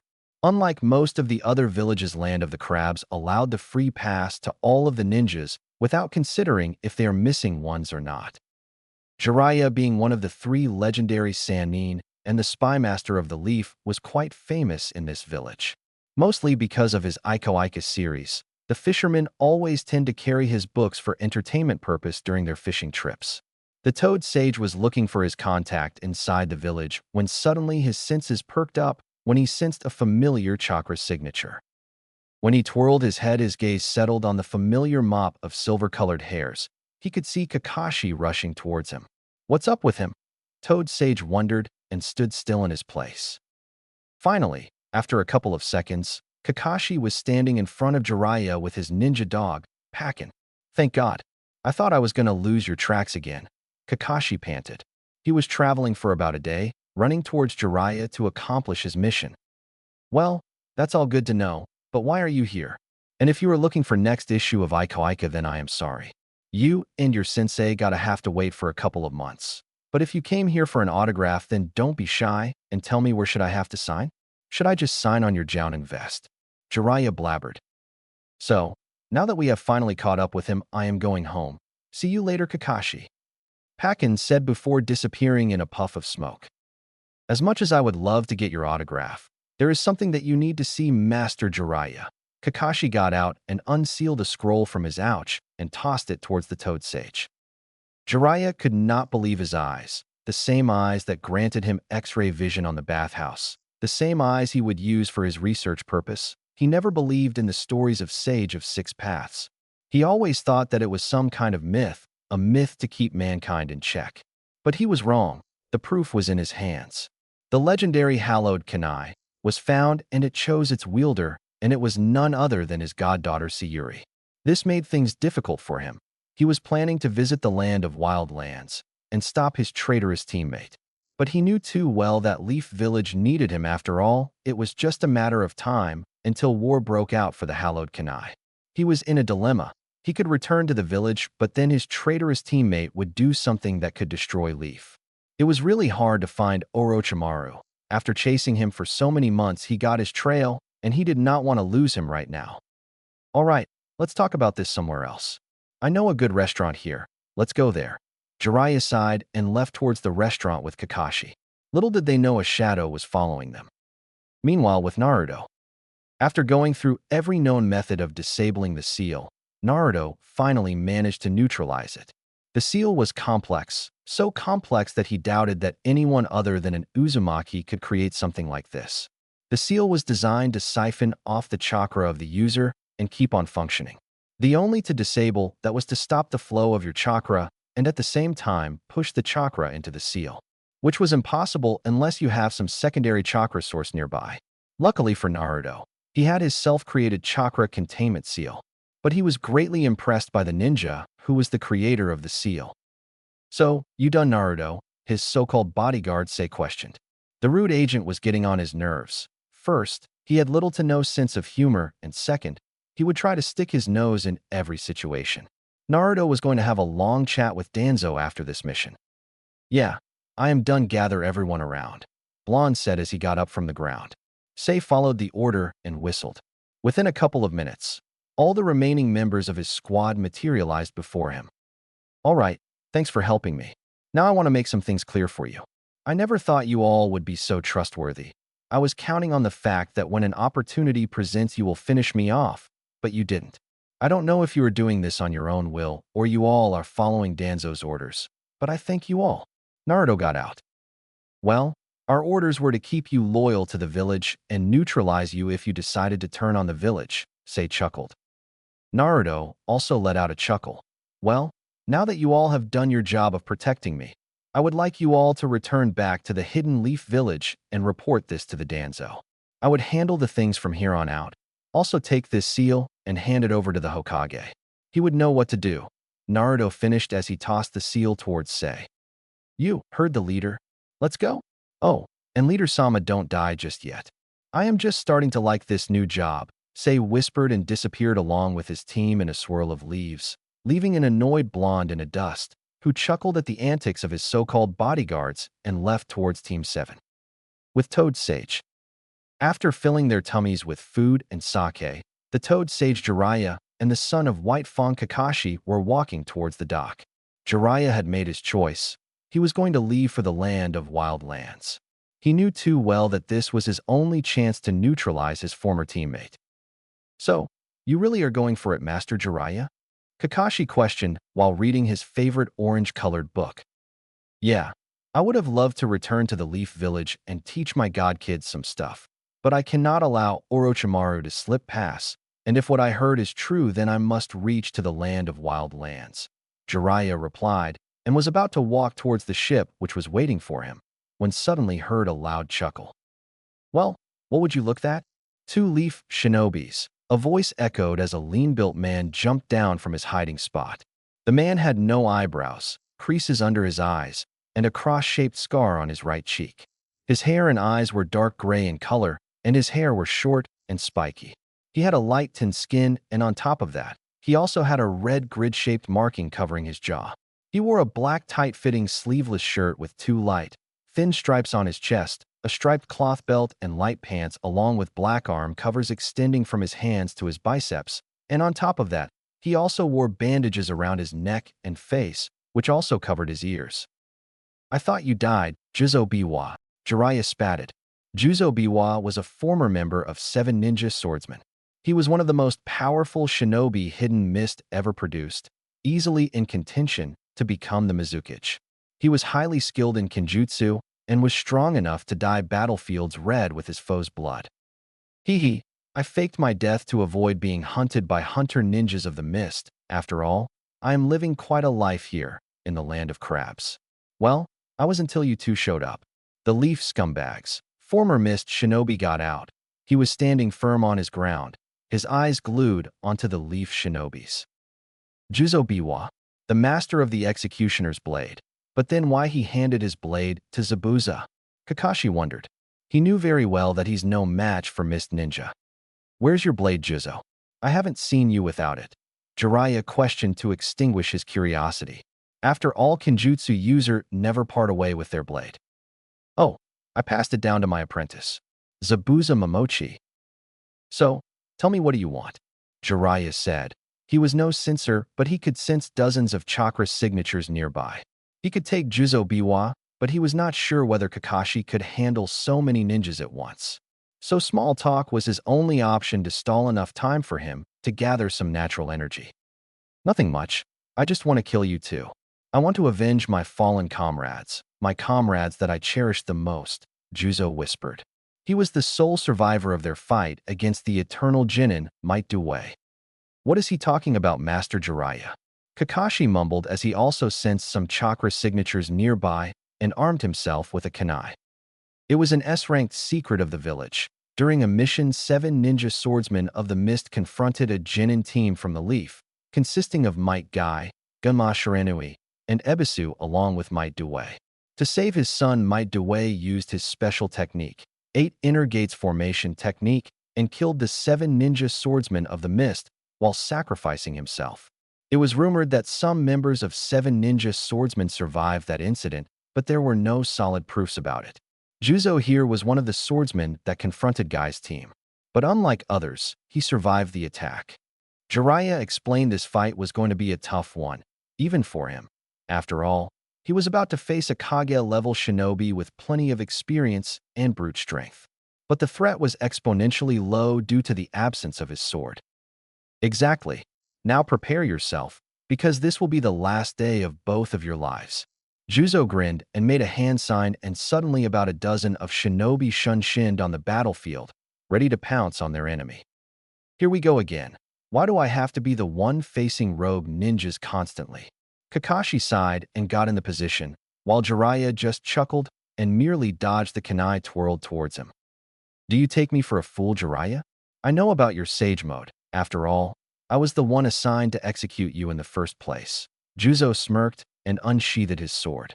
Unlike his executioner's blade, this sword was thin and was about 3 feet long. The hilt of the sword had dark black colored grip. The blade itself was black too. The sword was an absolute piece of beauty. 2 fine silver-colored lining were present on both the sides, indicating that it was a double-edged sword. The metal was definitely chakra conductive, and sword could withstand high-level jutsus head-on. Let's go, boys! And then all hell broke loose as shinobi pounced on each other. With Obito and his summon rushed towards Nozomu, who was protected by his Susanoo. Nozomu swiped his large blade, trying to injure the summon, but Call, having advanced vision, predicted its trajectory and steered towards left. Let's do this, Call! Obito shouted and went through some hand signs. Fire collaboration jutsu. Flames of destruction. He shouted and fired a very large blast of fire towards the Susanoo.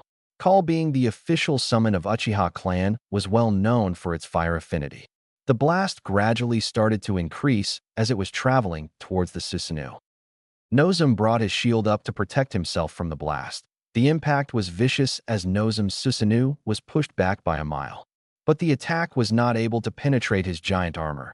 Nozomu quickly rushed towards the crow, trying to land a single hit, but to his dismay, the crow was far too agile for its size. His slashes were only cutting thin air as Crow suddenly managed to get behind him and fired the same jutsu. But this time it was far more destructive as the giant warrior was thrown away due to sheer impact of the jutsu. All right, let's finish this, Call! Obito shouted as he made a ram hand sign and placed his other hand over Call's head. Fire style. Dragon's wrath, he got out. A large, steaming fire dragon was breathed out by Call. But unlike any other fire dragon, this one was large. Its eyes were black-colored, and it was breathing out intense blue flames, flames that would directly vaporize the opponent. The dragon rushed towards the Susanoo. Nozum got back up and tried to shield the impact, but something happened, something that he never figured would happen. Instead of impacting directly on the shield, dragon steered to left and wrapped his body around the Susanoo in such a way that Nozum could not move the giant Susanoo. And then suddenly the dragon started to breathe out incinerating blue flames right onto the face of the Susanoo. Oh! Nozum screamed. The flames were intense. He could feel the burning sensation all over his body. He needed to get out of there. Out of desperation, Nozum started to pump out even more chakra into his eyes, which were bleeding heavily due to overexerting his Sharingan. Susanoo started to expand, and along with it the dragon. And then suddenly the Susanoo burst out with the dragon, leaving scarred and panting Nozum on the ground. His clothes were ripped, his upper body was visible. All the seals over his body were visible. He coughed up some blood as he tried to get back on his feet. Obito, who was still with his summon, was watching with an interest. He gotta have to give credit to the kid. Dragon's Wrath is not just any jutsu, but a very dangerous fire creature that was summoned from the hell by using this jutsu. The creature will not leave unless it takes the soul of his opponent or someone manages to destroy it. This was the second time when Dragon was destroyed before Nozum. Hashirama Senju did manage to destroy the dragon in his fight against the Madara. Looks like we are done here, Obito. Yeah, I can handle him on my own now. You can go now, Call, Obito said as he jumped down from his summon. Call gave him a nod and then disappeared in the puff of the smoke. When Obito twirled his head towards his opponent, he was dumbstruck. Nozum was back on his feet again. Obito sighed and pulled out a kunai from the pouch. Nozum also armed himself with his sword and held it horizontally with his arms. The duo rushed towards each other. Obito engaged Nozum in a fierce taijutsu contest. Neither of two were backing off. Obito went for a lariat which Nozum blocked with his left arm and countered with his own right punch. Obito dodged it by jumping upwards and landing a downward axe kick on Nozum, who just managed to block it. Obito used this momentum and landed right behind him and went for a horizontal slash. In a blink of an eye, Nozum blocked it by his own sword without even looking at him, and went for a cartwheel kick which just scratched Obito's headband as he leaped backward to create some space. This time Nozum went for it and charged towards Obito. Obito pulled out another kunai and started channeling his chakra in the kunai. Nozum's kenjutsu style relied heavily on his speed and strength, while Obito's style was generally concerned with counterattacks and some instincts. Nozum was enraged, as his strikes were getting sloppy. Obito suddenly found an opening and went to thrust his kunai straight into Nozum's shoulder. Kunai pierced his flesh as he let out a whimpered cry, but then suddenly an evil smirk crossed his face, and without any hesitation, he twirled his sword around and separated Obito's left arm from his body. Oh! Obito screamed like a maniac, but soon gained his composure. Fuck! I can't perform hand signs now, not with one arm at least. Sharingan Devil pondered. He transferred his chakra to his right hand and hovered it over his injury. Damn, I am losing too much blood. This will be my last attack. Obito gazed towards his opponent. A small smile crossed his face. He was proud of this Nozum guy. Even if he was an enemy, he could not help but be happy that the future of Leaf was in very good hands. Damn, I nearly allowed him to pierce my heart. 1 inch lower, and I would be a dead man walking. No wonder he is considered to be one of powerful Kage. Nozum pondered. He was barely able to stand on his own feet. He could feel the pain all over his body. I think this is going to be my last attack. Hey, Wadari, you there? Yes, my lord, I am right here. How can I help you? If I die here, then send my recorded message to Saori-chan and tell her to live her life happily, and whatever happens I will always love her. Would you do that for me? Nozum questioned. Yes, I will send her your message, my lord. Any last orders? Yeah, tell my brothers and sisters that their own big brother went out like a true shinobi, in a bang. Nozum chuckled and got into the position as his eyes were peeled onto the Sharingan Devil Obito. Again, both rushed towards each other, but this time instead of blocking, both were trying to land some hits on their opponent. Nozum was having an upper hand this time as Obito was struggling due to loss of his hand. Nozum went for a roundhouse kick, which Obito dodged and thrusted his right hand on Nozum's. "Sorry, I am borrowing this," Obito said and made a dragon hand sign by using Nozum's hand and leaped just in time to avoid getting impaled by Nozum's sword. Amazing, he just mastered it in a fight. Obito leaped back, fire style, dragon flame bullet, he shouted as a large lava bullet blurred towards Nozum. Earth style, mud wall, Nozum shouted and slammed his hands on the ground. Within a second, a large mud wall formed in front of him. Impact of flame bullet was devastating. The whole area was filled with black smoke. Nozum was about to get up when suddenly he heard rustling sound towards his left, but it was too late as Obito was there with his signature fire harpoon, ready to impale his enemy. Suddenly ground burst out as another Nozum made its appearance in front of Obito. This one must be the original, wondered Obito, and impaled him with his jutsu. Nozum gritted his teeth as blood was flowing out of his mouth. Suddenly he discharged in a shock as Obito felt a large amount of electricity invade his body. Damn, it a lightning clone, he wondered as he heard the sound of birds chirping. Obito could not move. The lightning had paralyzed his body.